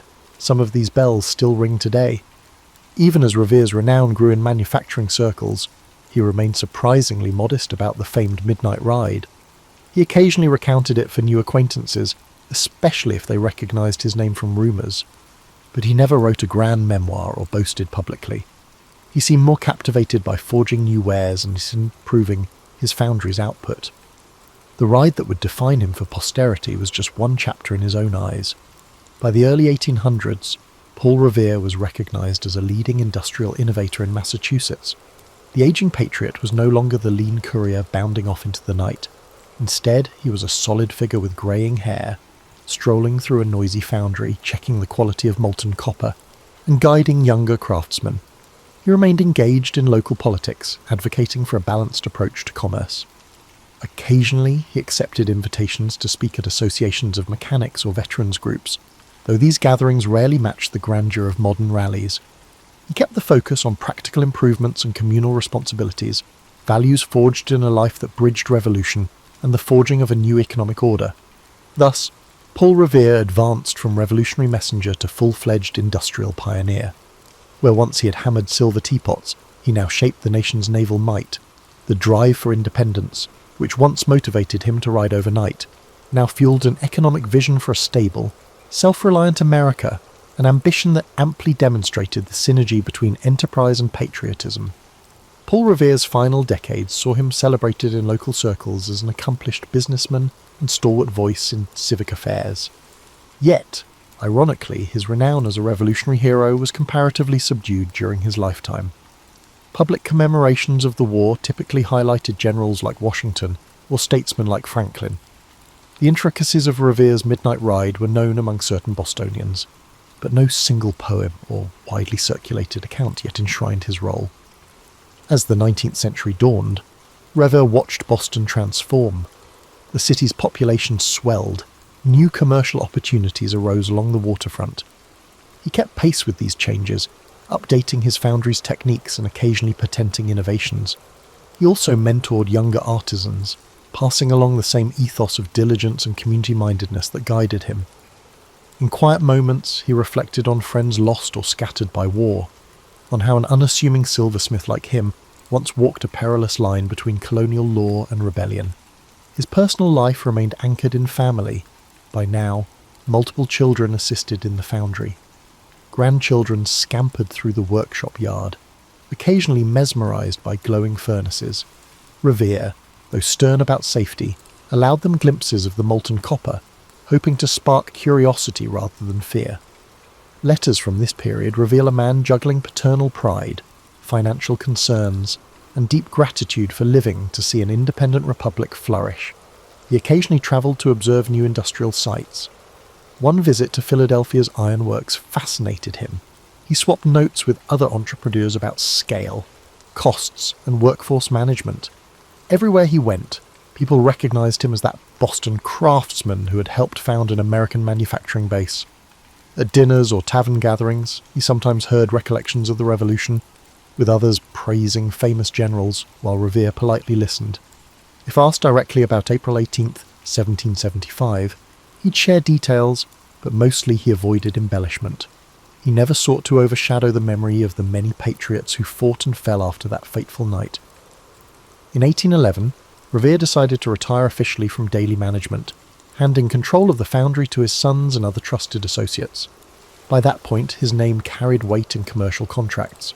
The Revere brand, as it were, gave assurance of quality. Freed from the grind of business, he spent more time reflecting on the young nation's political evolution. The War of 1812 erupted soon after, pitting the US again against Britain. From his vantage, Revere found it both disheartening and validating. Disheartening that conflict re-emerged, yet validating because it underscored the importance of domestic industry in times of strife. Despite his advanced age, Revere occasionally wrote letters of encouragement to militia officers, reminding them of the vital role local defence played during the earlier revolution. He also supported volunteer committees raising funds for fortifications. Not being active on the front lines, he remembered the lessons of 1775. Local preparedness could significantly influence the outcome. Some historians note that behind the scenes, Revere's foundry contributed cannon parts for the war effort, though on a smaller scale than before. Paul Revere died on May 10th, 1818, at the age of 83.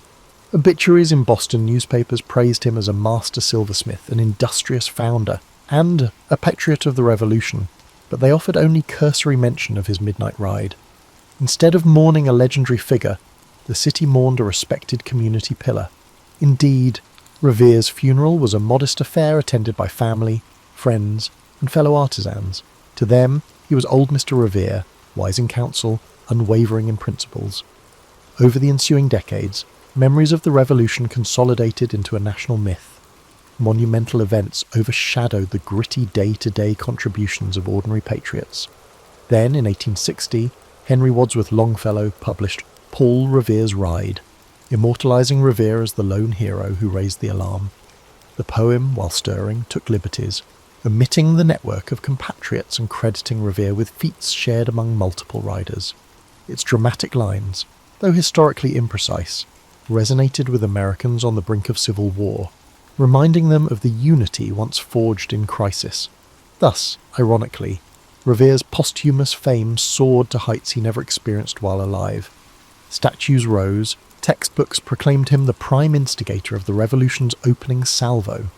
The complexities of his broader life, his industrial ventures, his engravings, his lesser-known military fiascos, often faded behind the single story of a midnight dash. Yet Revere's life exemplifies more than an iconic ride. It reflects the synergy of craft, commerce, activism, and civic responsibility in shaping a fledgling nation.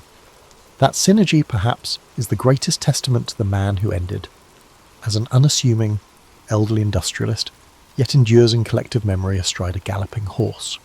Long after Paul Revere's passing, historians pieced together a fuller portrait of his life, transcending the narrow lens of that famous ride. Documents emerged, shop ledgers, personal letters, court-martial records from the Penobscot expedition, showcasing a man constantly evolving with the times. Such evidence clarified that Revere's significance lay not in one heroic night, but in a sustained commitment to building community ties, forging new industries, and championing a cause he believed just. In modern Boston, tourists throng the Freedom Trail, winding past sites like the Old North Church, where docents recount the signal lanterns. Revere's house, painstakingly preserved, stands as an example of 17th century architecture adapted by an 18th century craftsman. Visitors marvel at the cramped rooms where children must have crowded together, and at the workshop space out back where Revere chased creative ideas that shaped silver into everything from teapots to intricate buckles. In the yard, one can almost imagine him conferring with secret committees, or stepping out at dusk for a quiet conversation with a fellow Sons of Liberty member. Revere's industrial legacy also lingers. The copper-clad US's Constitution still floats in the Charlestown Navy Yard, a testament to his metallurgical foresight. Bells cast in his foundry continue to ring in churches across New England. These artefacts speak to a principle Revere championed, that self-sufficiency and local craftsmanship buttress freedom. In a young republic uncertain of its future, he demonstrated that Made in America was not a pipe dream, but a workable reality, given enough ingenuity and perseverance. Academic discourse has also refined Revere's place in revolutionary history. While Longfellow's poem romanticised a lone rider, scholarship highlights a broader network known as the Intelligence and Alarm System. Dozens of riders, watchers and committee members made that April 1775 night a success. Revere's role was crucial but not singular. Even so, the poem's popularity stuck, capturing the hearts of generations who found inspiration in the notion that one person, fueled by conviction, might rouse a people to defend liberty. Some argue that the legend's simplicity overshadowed the truth of collective action, while others contend it provided a rallying symbol more powerful than any purely factual account. Contemporary portrayals, whether in children's books or historical dramas, balance the factual Paul Revere with the mythic figure. They mention his silver shop, his involvement in the Boston Tea Party, and his lesser-known feats beyond the famed ride. They note how he bridged multiple roles: artisan, father, activist, soldier, and entrepreneur. Teachers use his story to illustrate how revolutions depend on everyday citizens stepping forward, not just charismatic generals. In this sense, Revere embodies the idea that significant change is fueled by many hands, each contributing specialised talents. Revere's transformation into a national icon carries lessons about how history and memory intersect. He left behind no bombastic diaries. Rather, his records were pragmatic: receipts for silver items, letters about shipments of copper, brief notes on local militia tasks. The shift from modest business documents to mythic status suggests that once a narrative resonates with national sentiment, it acquires a life of its own. Paul Revere thus stands as both a historical figure, verifiable, multifaceted, and a cultural emblem shaped by poetry, public monuments, and retellings that emphasise drama over nuance. For people reflecting on the Revere's life today, he offers a model of adaptability. He was not locked into a single path. Facing challenges, whether paternal loss in adolescence, British crackdowns, or post-war economic chaos, he recalibrated. That adaptability underscores a universal truth. The capacity to pivot in crises fosters resilience, whether in the forging of a new nation or in personal life transitions. Ultimately, the Paul Revere story is more than an evening dash. It's a tapestry of craftsmanship, activism, community building and industrial ambition. Each thread adds depth to the revolutionary narrative.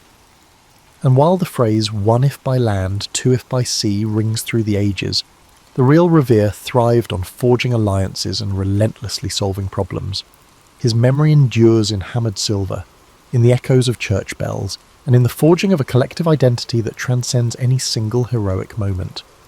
In that sense, Revere's life exemplifies how a determined citizen can indeed shape history, quietly weaving purpose into every role he fills, leaving behind an imprint that resonates well beyond the midnight calls of war. The faded colour photographs from 1938 Germany present a paradox: smiling families at lakeside resorts, industrial workers leaving modern factories with steady paychecks, and cultural festivals celebrating regional traditions.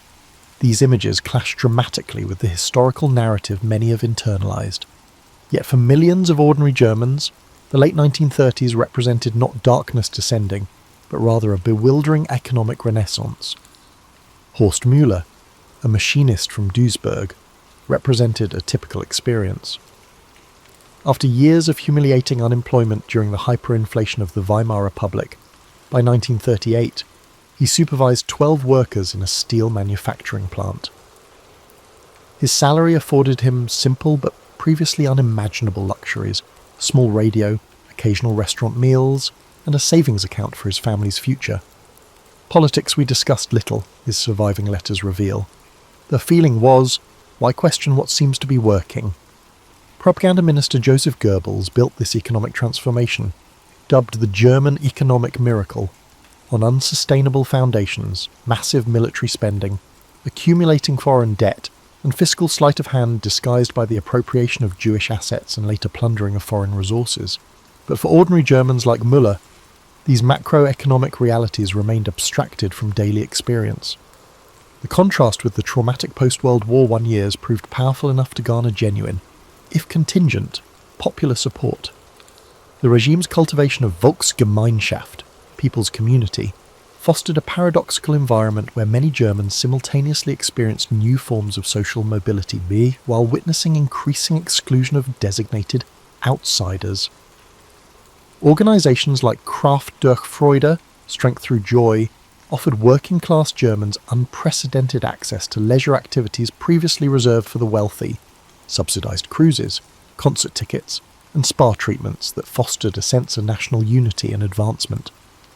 Helga Schneider, a secretary at a Berlin insurance firm, recorded in her diary, "Attended the Berlin Philharmonic for the first time. Father would never have imagined his daughter in such surroundings. It is strange to think about how much has changed in 5 years. This sense of social transformation created genuine attachment to the regime among many who had previously felt marginalised. The educational system underwent swift transformation. Curriculum changes emphasised Germanic cultural contributions while gradually diminishing humanistic education. Teachers navigated complex allegiances, with many quietly preserving older educational traditions while superficially complying with the ideological mandates. Students found themselves caught between competing value systems, traditional parental values versus new ideological imperatives in classrooms and youth organisations.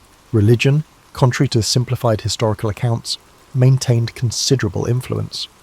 While some Nazi officials envisioned eventually eliminating religious institutions, the pragmatic reality saw complex accommodations. The 1933 Concordat with the Vatican temporarily stabilised Catholic state relations, while Protestant churches fragmented between the regime-aligned German Christians and the oppositional confessing church. Most Germans maintained religious practices, creating compartmentalised belief systems that allowed simultaneous adherence to traditional faith and new ideological commitments. Media transformation proceeded rapidly after 1933.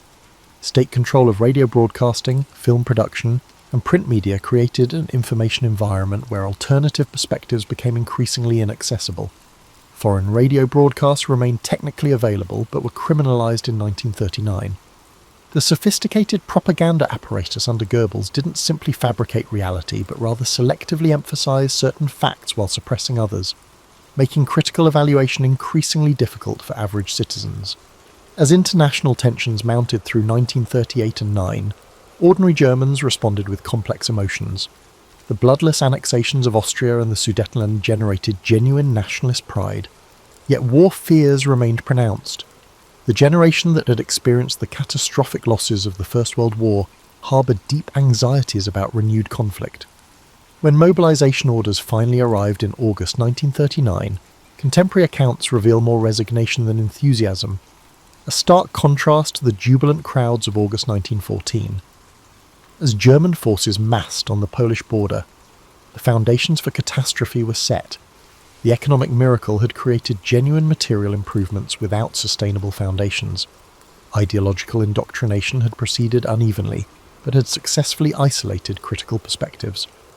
Most crucially, the moral framework for evaluating leadership decisions had been systematically undermined. Millions of ordinary Germans became participants in extraordinary crimes, setting the stage. On September 27, 1939, Warsaw capitulated to German forces. As Feldwebel Sergeant Karl Degenhardt wrote home, "The campaign ended so quickly, many of us still have the food rations we packed 3 weeks ago. My company lost just 2 men. Father's stories of the Somme seem like tales from another universe." The Polish campaign established a psychological pattern that would prove devastating in the coming years. Military success came so swiftly and at such minimal cost that it fundamentally altered German perceptions of warfare itself. Unlike the protracted trench warfare of 1914 to 1918 that had traumatized a generation, blitzkrieg victories reinforced a dangerous misconception that modern warfare could be limited, decisive, and relatively bloodless for the victors. This perception would later make the grinding attritional warfare on the Eastern Front all the more psychologically devastating. The domestic experience of these early victories created an atmosphere that historians now term performance legitimacy. The regime's ability to deliver military successes temporarily overshadowed critiques even among those Germans harbouring private reservations. Newsreels showing German forces entering Paris in June 1940 generated authentic national pride across political divides. As one social democratic underground activist reluctantly confessed in a monitored conversation, "I detest everything about them, but I never imagined I would live to see France defeated in 6 weeks." Occupation policies across Western Europe initially reflected strategic restraint more than ideological moderation. In countries deemed racially acceptable, like Denmark, Norway, and parts of France, occupation authorities established what historians now term soft hegemony, maintaining fundamental control while allowing substantial autonomy in non-military matters. This calculated approach minimised resistance while extracting economic benefits at sustainable levels. Food rationing in Germany remained remarkably generous through 1940 and 1941 compared to WWE standards, creating an illusion of economic sustainability.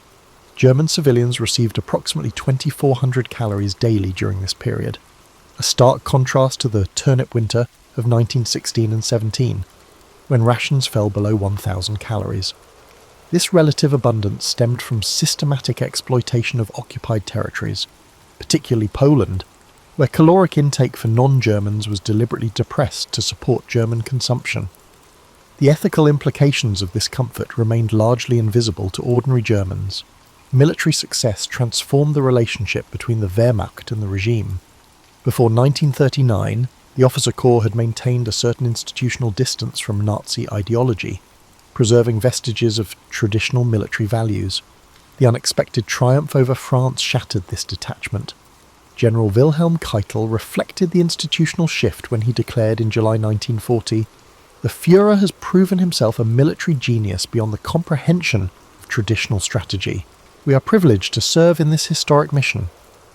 This subordination of professional military judgment to Hitler's intuitive decision-making would have catastrophic consequences when facing the Soviet Union.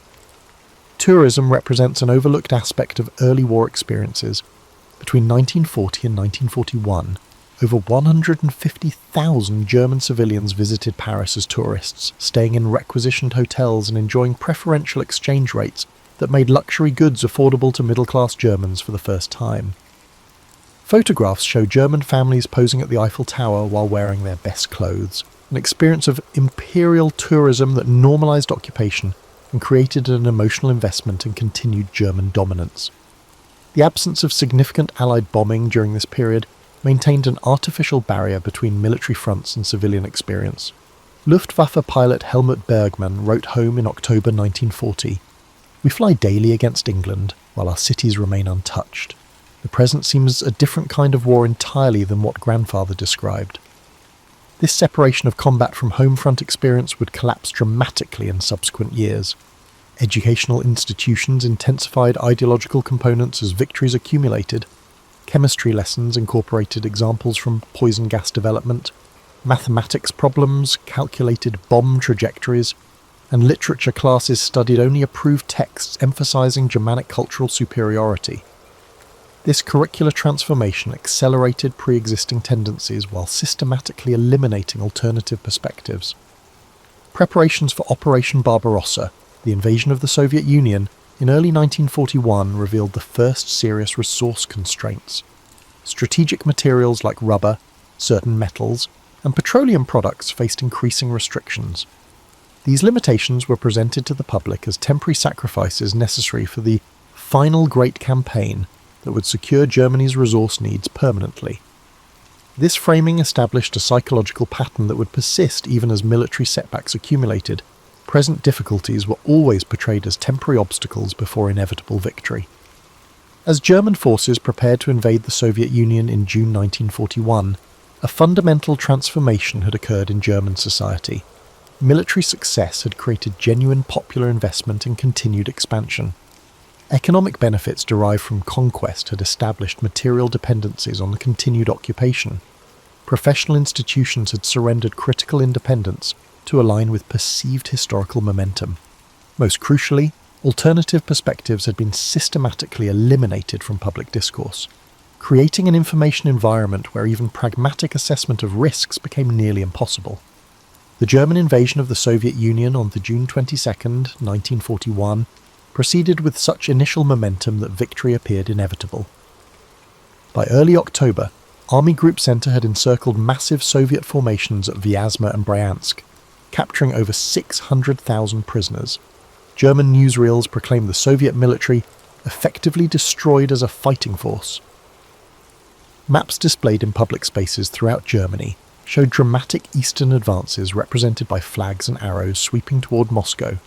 This visual propaganda created a widespread expectation that the war would end by Christmas 1941. This expectation made the subsequent winter crisis all the more psychologically devastating. Letters from soldiers on the Eastern Front revealed a shocking transformation. Lieutenant Werner Haas wrote in September 1941, "The campaign proceeds faster than we can follow on our maps." By December, his tone had fundamentally changed. "We sleep in holes scraped in frozen ground. Our equipment fails in this cold.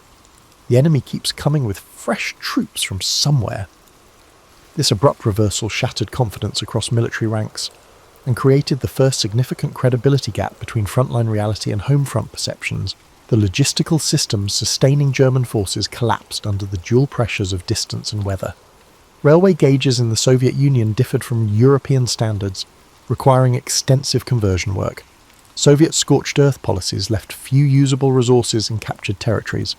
Most critically, equipment designed for Western European conditions failed catastrophically in extreme cold. Tank engines wouldn't start, weapon lubricants froze, and soldiers suffered frostbite due to inadequate winter clothing. These failures revealed fundamental flaws in German planning assumptions about the campaign's duration and nature. Herbert Richter, a supply officer with the Sixth Army, documented the deterioration. "Our requisition system assumed short transportation distances and rapid victory. We now operate beyond all planned parameters, improvising daily solutions to impossible problems. The German advance stalled not primarily from enemy action, but from internal systemic failures that revealed planning short-sightedness." On the home front, the winter of 1941 and 2 marked the first significant erosion of civilian morale. The winter relief collection, Winterhilfswerk, took on desperate urgency as authorities scrambled to collect warm clothing for freezing troops. This emergency measure inadvertently signalled to observant civilians that the campaign faced unforeseen difficulties. Helene Schmidt, a schoolteacher from Dresden, recorded in her diary, "We are told to donate our warmest items for men fighting in Russia. If the situation was as favourable as reported, why would they need our civilian coats so urgently?" The declaration of war against the United States following the Japanese attack on Pearl Harbor received surprisingly little attention in German Wikipedia compared to Eastern Front developments. This deliberate minimization reflected leadership awareness that adding another major power to the conflict represented a strategic catastrophe. The few Germans with international perspective recognized the implications immediately. Economist Heinrich Brüning wrote privately, "American industrial capacity alone makes our position ultimately untenable. This decision ranks among history's biggest miscalculations." Resource constraints became increasingly visible throughout 1942. Rubber shortages led to the disappearance of civilian tyres. Metal collection drives stripped public spaces of decorative elements. Textile rationing introduced increasingly synthetic fabrics into clothing. These material changes represented daily reminders that the promised short, victorious war had transformed into something far more demanding. Government messaging shifted accordingly, emphasizing resilience rather than imminent triumph. The character of the Eastern Front's fighting degraded moral constraints with shocking rapidity. Surviving letters reveal this transformation. Infantry soldier Friedrich Kellner wrote in July 1941, "We conduct ourselves as a disciplined force representing European civilization." By October, his perspective had shifted drastically. The things occurring here defy description. We have entered a conflict beyond conventional military understanding. This moral degradation stemmed partly from ideological indoctrination, but equally from the extreme conditions troops encountered: constant partisan threats, logistical desperation, and survivalist psychology. The first significant industrial bombing of German cities in 1942 shattered the psychological separation between military fronts and civilian experience. The Lübeck raid of March 1942 destroyed 30% of the historic city centre, raising vivid awareness that Germany itself had become a battleground. Civil defence preparations intensified, with civilians spending increasing time in shelters and basements. Work productivity suffered as sleep deprivation became endemic in targeted areas. Medical systems showed increasing strain throughout 1942. Hospital trains returning from the Eastern Front overwhelmed facilities designed for much lower casualty ration. The wounded became visible throughout German cities. Their presence contradicted official narratives of manageable military challenges. Dr. Elisabeth Kruger, working at a Berlin military hospital, noted, "We receive men with injuries indicating prolonged exposure before treatment, frostbitten limbs requiring amputation, infections advance beyond normal progress.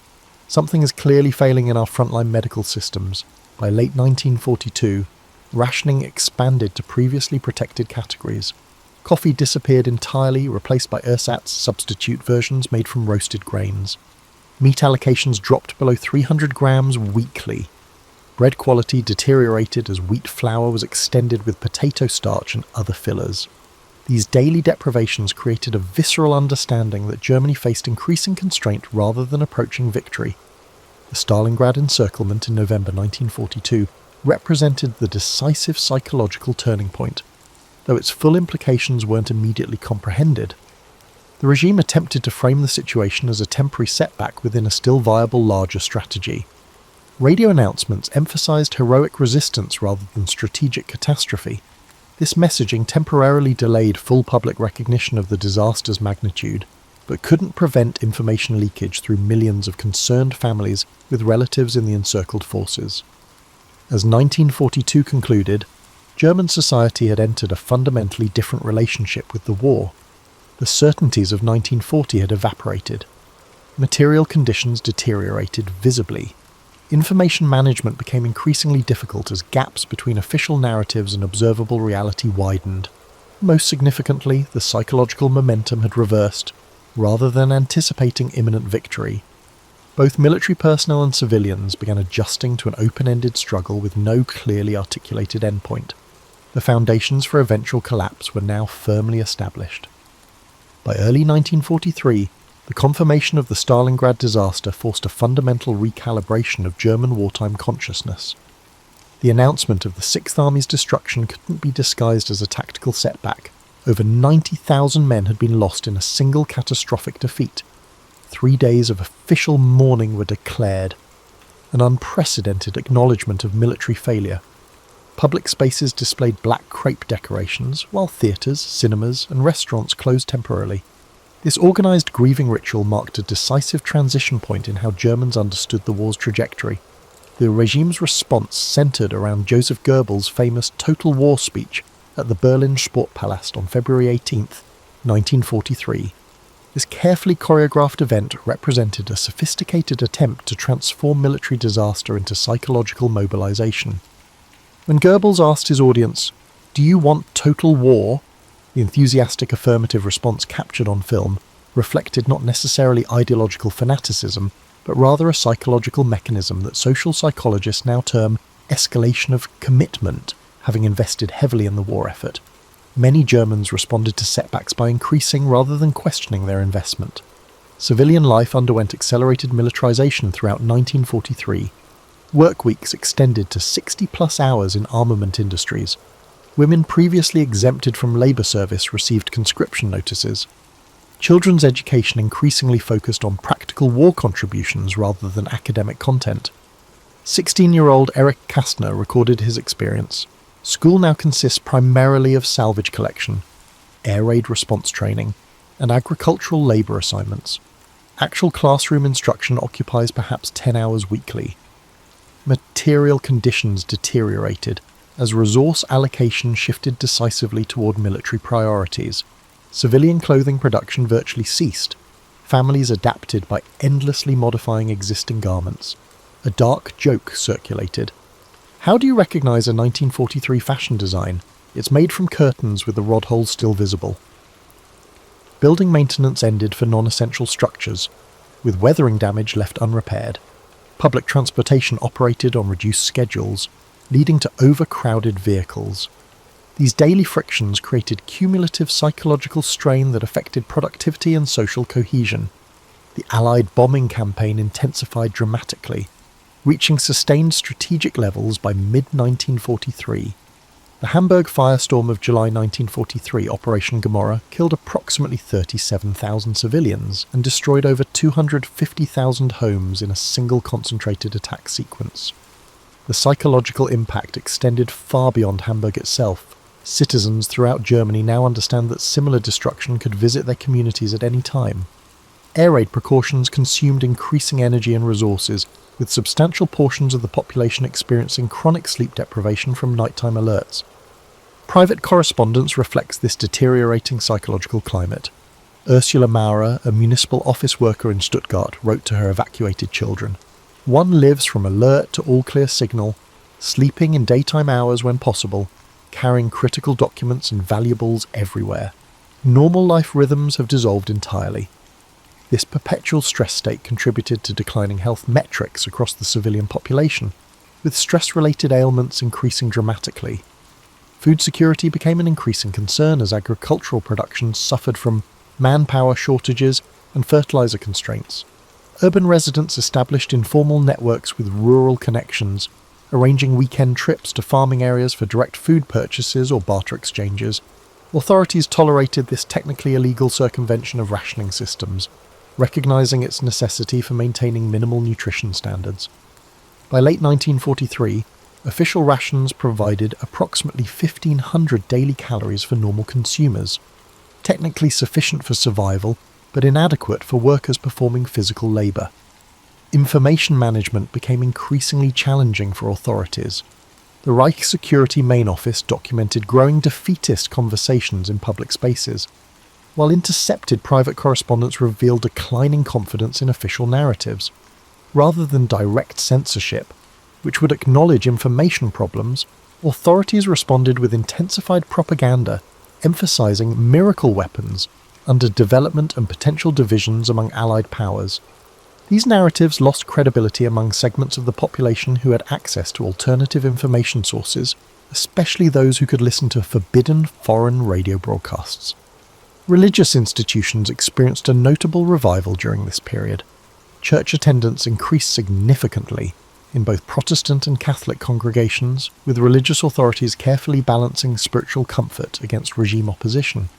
Pastor Dietrich Bonhoeffer's secret seminary activities represented the most organized theological resistance, but thousands of local clergy provided more subtle moral alternatives to official worldviews. This religious revitalization represented a significant cultural current running counter to the regime's totalitarian aspirations. The family unit underwent profound transformations as female-headed households became the norm rather than the exception. With most working-age men in military service, women assumed unprecedented responsibilities managing family finances, making educational decisions, and maintaining property. This practical experience contradicted official gender ideology, while creating post-war expectations that would prove impossible to reverse. Sociologist Elizabeth Heinemann terms this the negotiated patriarchy, nominal adherence to traditional gender roles while practical circumstances required their systematic violation. By late 1943, German society existed in a state of contradictory consciousness.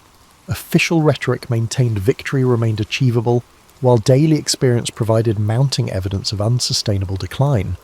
This cognitive dissonance produced social behaviours that external observers often misinterpreted as fanaticism, but actually represented adaptive mechanisms for navigating impossible contradictions. German society had entered a condition of paradoxical functionality, maintaining productive activity while fundamental systems degraded beneath the surface.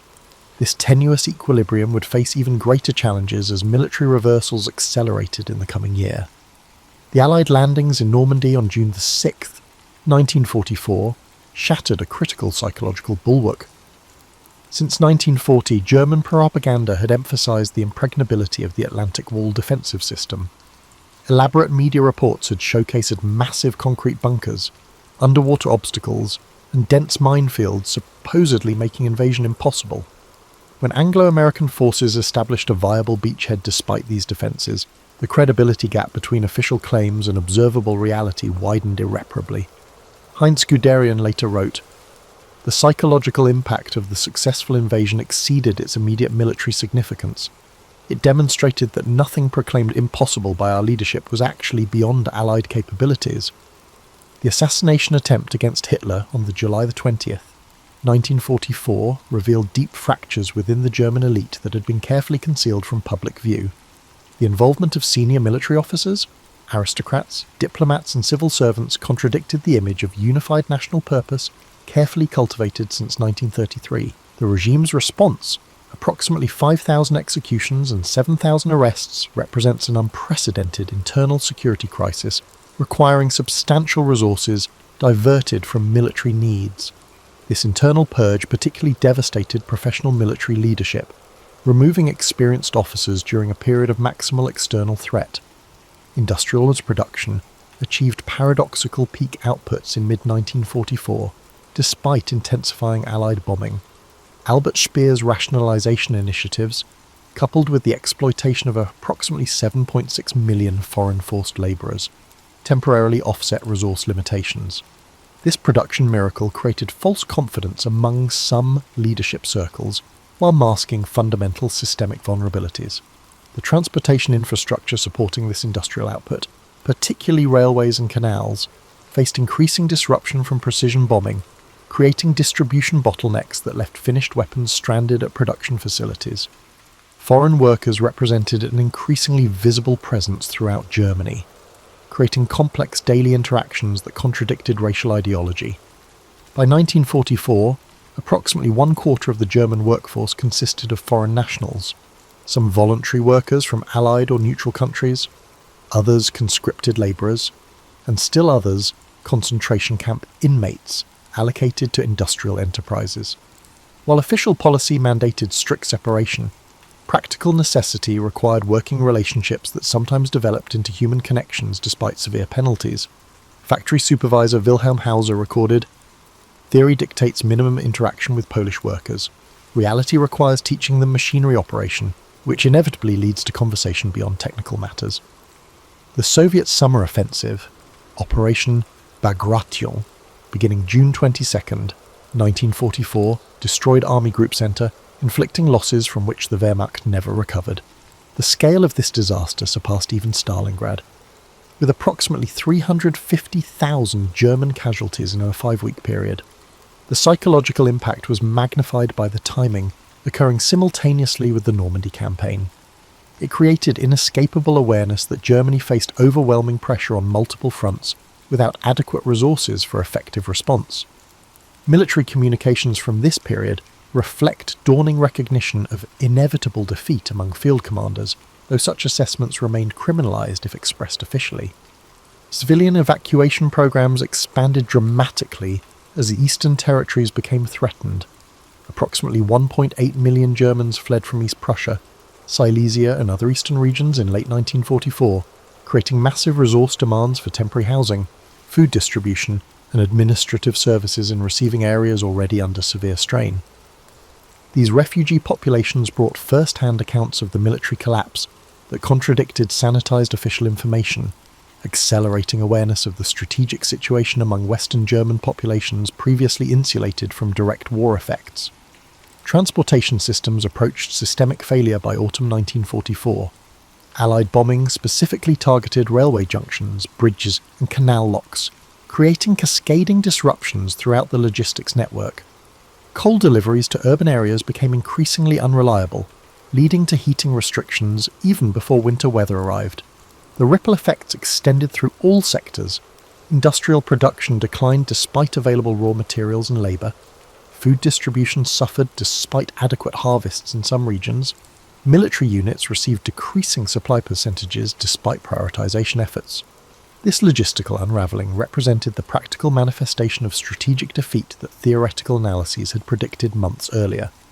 Propaganda messaging underwent subtle but significant evolution, emphasizing endurance rather than victory. The concept of holding out, durchhalten, replaced previous narratives of inevitable triumph. References to historical examples of national resilience became prominent, particularly the 7 Years' War when Frederick the Great's Prussia had survived, despite seemingly hopeless military circumstances. This messaging shift implicitly acknowledged the deteriorating situation while attempting to maintain civilian cooperation with increasingly desperate measures. The Volkssturm, People's Storm Militia, established in September 1944, represented both practical military desperation and psychological manipulation. By conscripting males between 16 to 60 previously exempted from service, authorities gained approximately 175,000 poorly trained personnel while simultaneously creating broader investment in continued resistance. The psychological calculation proved partly successful.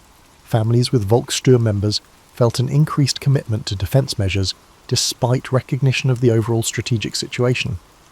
This force was militarily ineffective, but played a socially significant role in maintaining civil functioning during the accelerating collapse. Christmas 1914 marked a poignant psychological milestone. Despite unprecedented material shortages, families maintained holiday traditions with remarkable determination. Surviving records show elaborate efforts to create meaningful celebrations, decorations manufactured from salvaged materials, gifts fashioned from repurposed items, special meals assembled from hoarded ration portions. This determination reflected not necessarily ideological commitment, but rather psychological necessity, maintaining cultural continuity amid disintegration.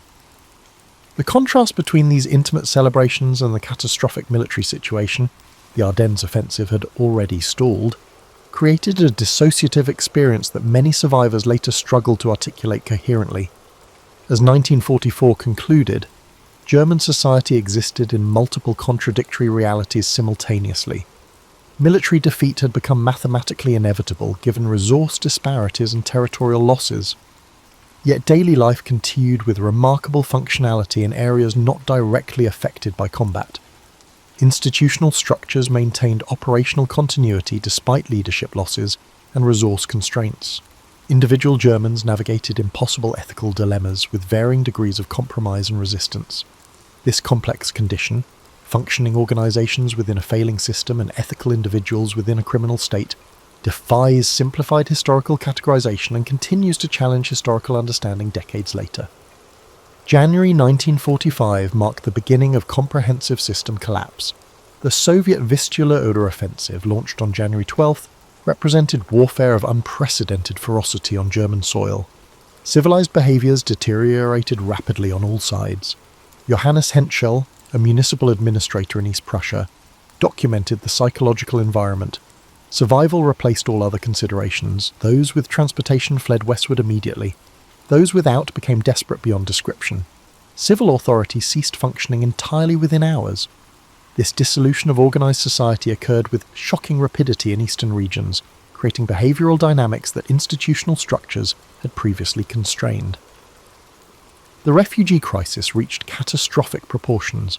Approximately 8.5 million Germans fled westward during the war's final months, most during harsh winter conditions with minimal provisions.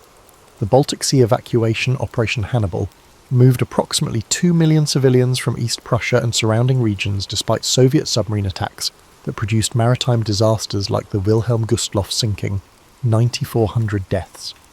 These desperate population movements created overwhelming humanitarian challenges and hindered effective defence preparations in the western regions that were receiving this influx of people. Allied bombing reached maximum intensity during this period, targeting mid-sized cities previously spared systematic destruction. The Dresden firebombing of February 13 to 15, 1945, killed approximately 25,000 civilians and devastated a city swollen with refugees. Similar attacks struck Pforzheim, Würzburg, and dozens of smaller communities with limited military significance. This final bombing phase created profound psychological trauma that post-war German society struggled for decades to process adequately. The apparent purposelessness of destruction at this late stage generated lasting moral questions that transcended typical war narratives. Resource systems collapsed entirely. Food distribution became localized and irregular. Municipal water and sanitation services functioned intermittently. Electricity availability declined to a few hours daily in most regions. Medical supplies disappeared from civilian facilities. Currency effectively lost practical value, replaced by direct barter arrangements for essential items. Despite these catastrophic conditions, remarkable instances of organizational continuity persisted. Hospital Administrator Ruth Elke documented, "We maintained surgical services despite lacking basic antiseptics. Staff performed procedures during daylight hours due to frequent electricity failures. Instead of using supply systems, staff gardens provide food to patients. Medicine continues amid societal collapse." Military-age males faced impossible choices. Desertion rates increased dramatically despite field executions for undermining military morale. Approximately 30,000 German soldiers were executed for disciplinary violations during the war, with the majority occurring during these final months. Many soldiers sought medical excuses, self-inflicted injuries, or unauthorized home visits rather than formal desertion. Others continued fighting despite recognizing strategic hopelessness, motivated by unit cohesion rather than ideological commitment. This complex response pattern defies simple categorization as either fanaticism or resistance. Most participants navigated impossible ethical terrain with limited available options. Leadership psychology deteriorated markedly. Hitler's physical decline accelerated following the July 1944 assassination attempt, with witnesses describing trembling hands, shuffling gait, and increasing detachment from operational realities. His strategic directives became increasingly divorced from military capabilities, often ordering non-existent units to conduct impossible operations. This leadership collapse created a vacuum filled by competing power centers. Himmler, Bormann, Goebbels, and various military factions pursued contradictory agendas while maintaining nominal loyalty. This fragmentation prevented coordinated surrender negotiations that might have limited final phase destruction. The concentration camp system underwent frantic evacuation as Allied forces approached, producing notorious death marches with extraordinary mortality rates.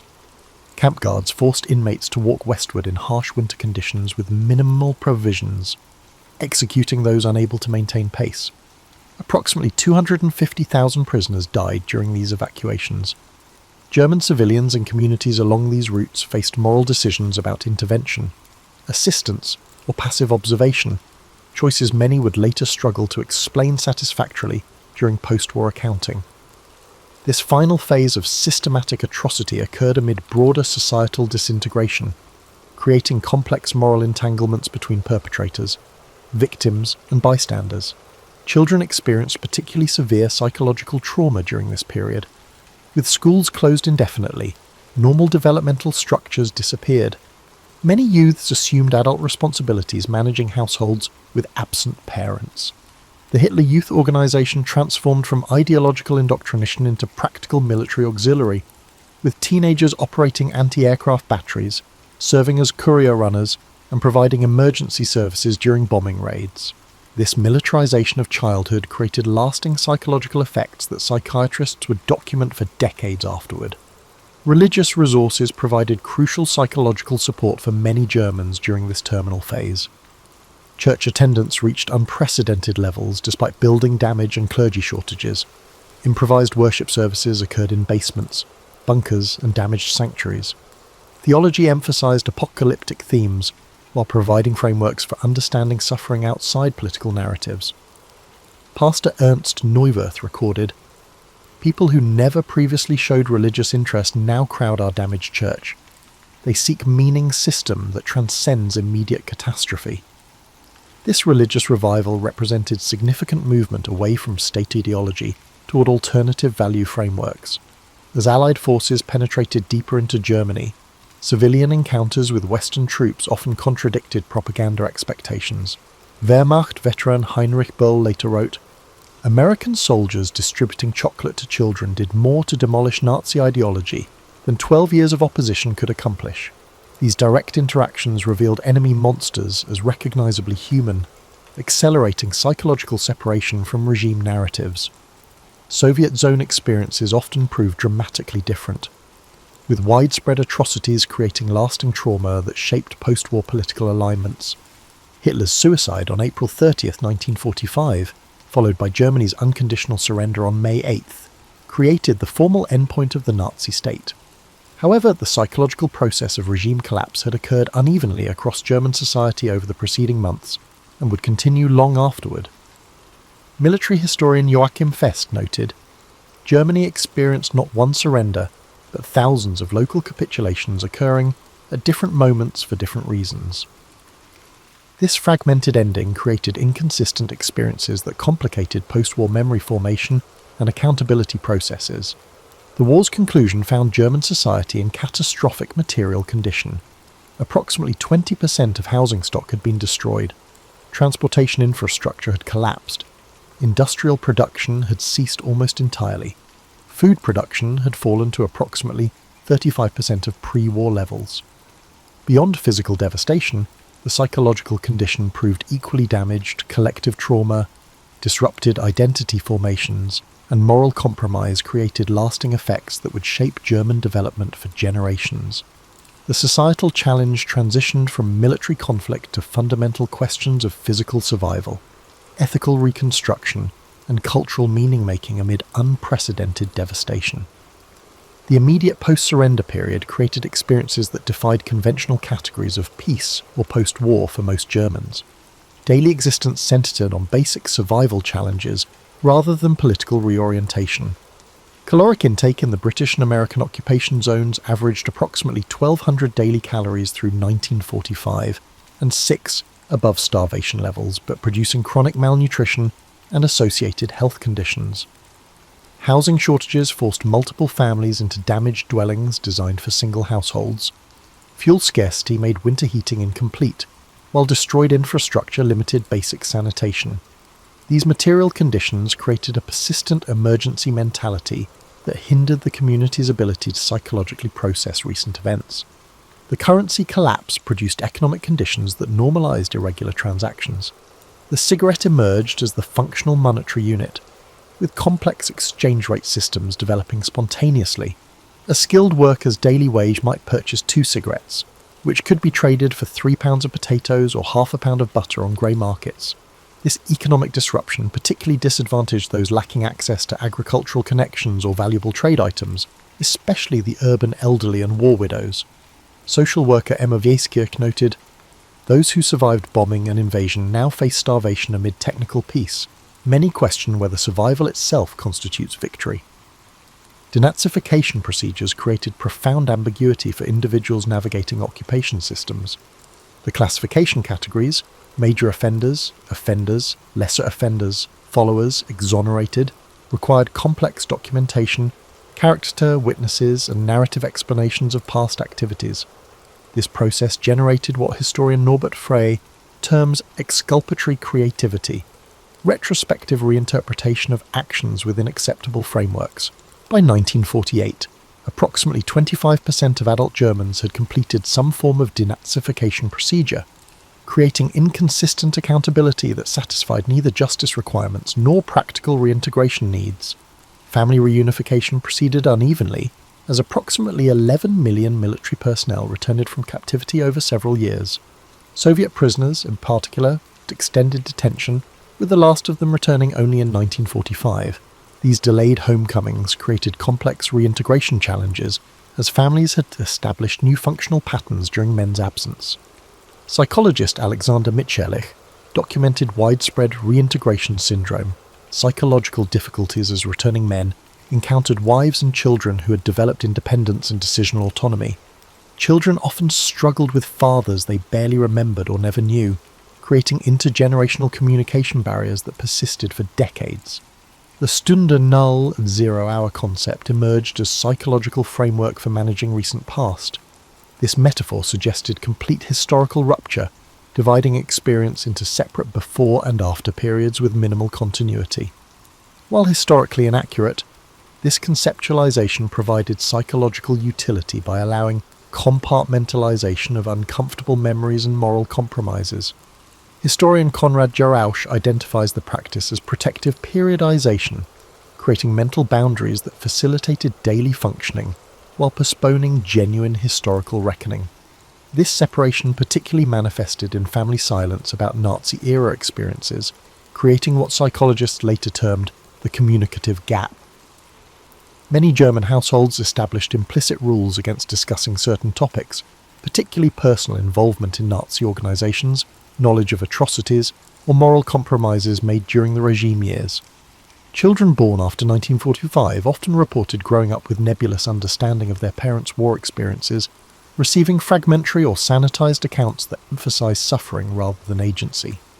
This intergenerational silence created psychological inheritance patterns that psychoanalyst NICOLAUS called transmitted trauma, younger generations experiencing emotional disturbances from events they never personally witnessed but absorbed through family dynamics. The silence about the Nazi past within families reflected a broader societal pattern where public discourse focused overwhelmingly on German suffering, bombing, expulsion from Eastern territories, post-war hardships, while minimising questions of complicity or responsibility. This selective memory approach allowed many Germans to navigate daily existence without crippling guilt, but created substantial barriers to genuine moral reckoning that would only be confronted decades later by subsequent generations.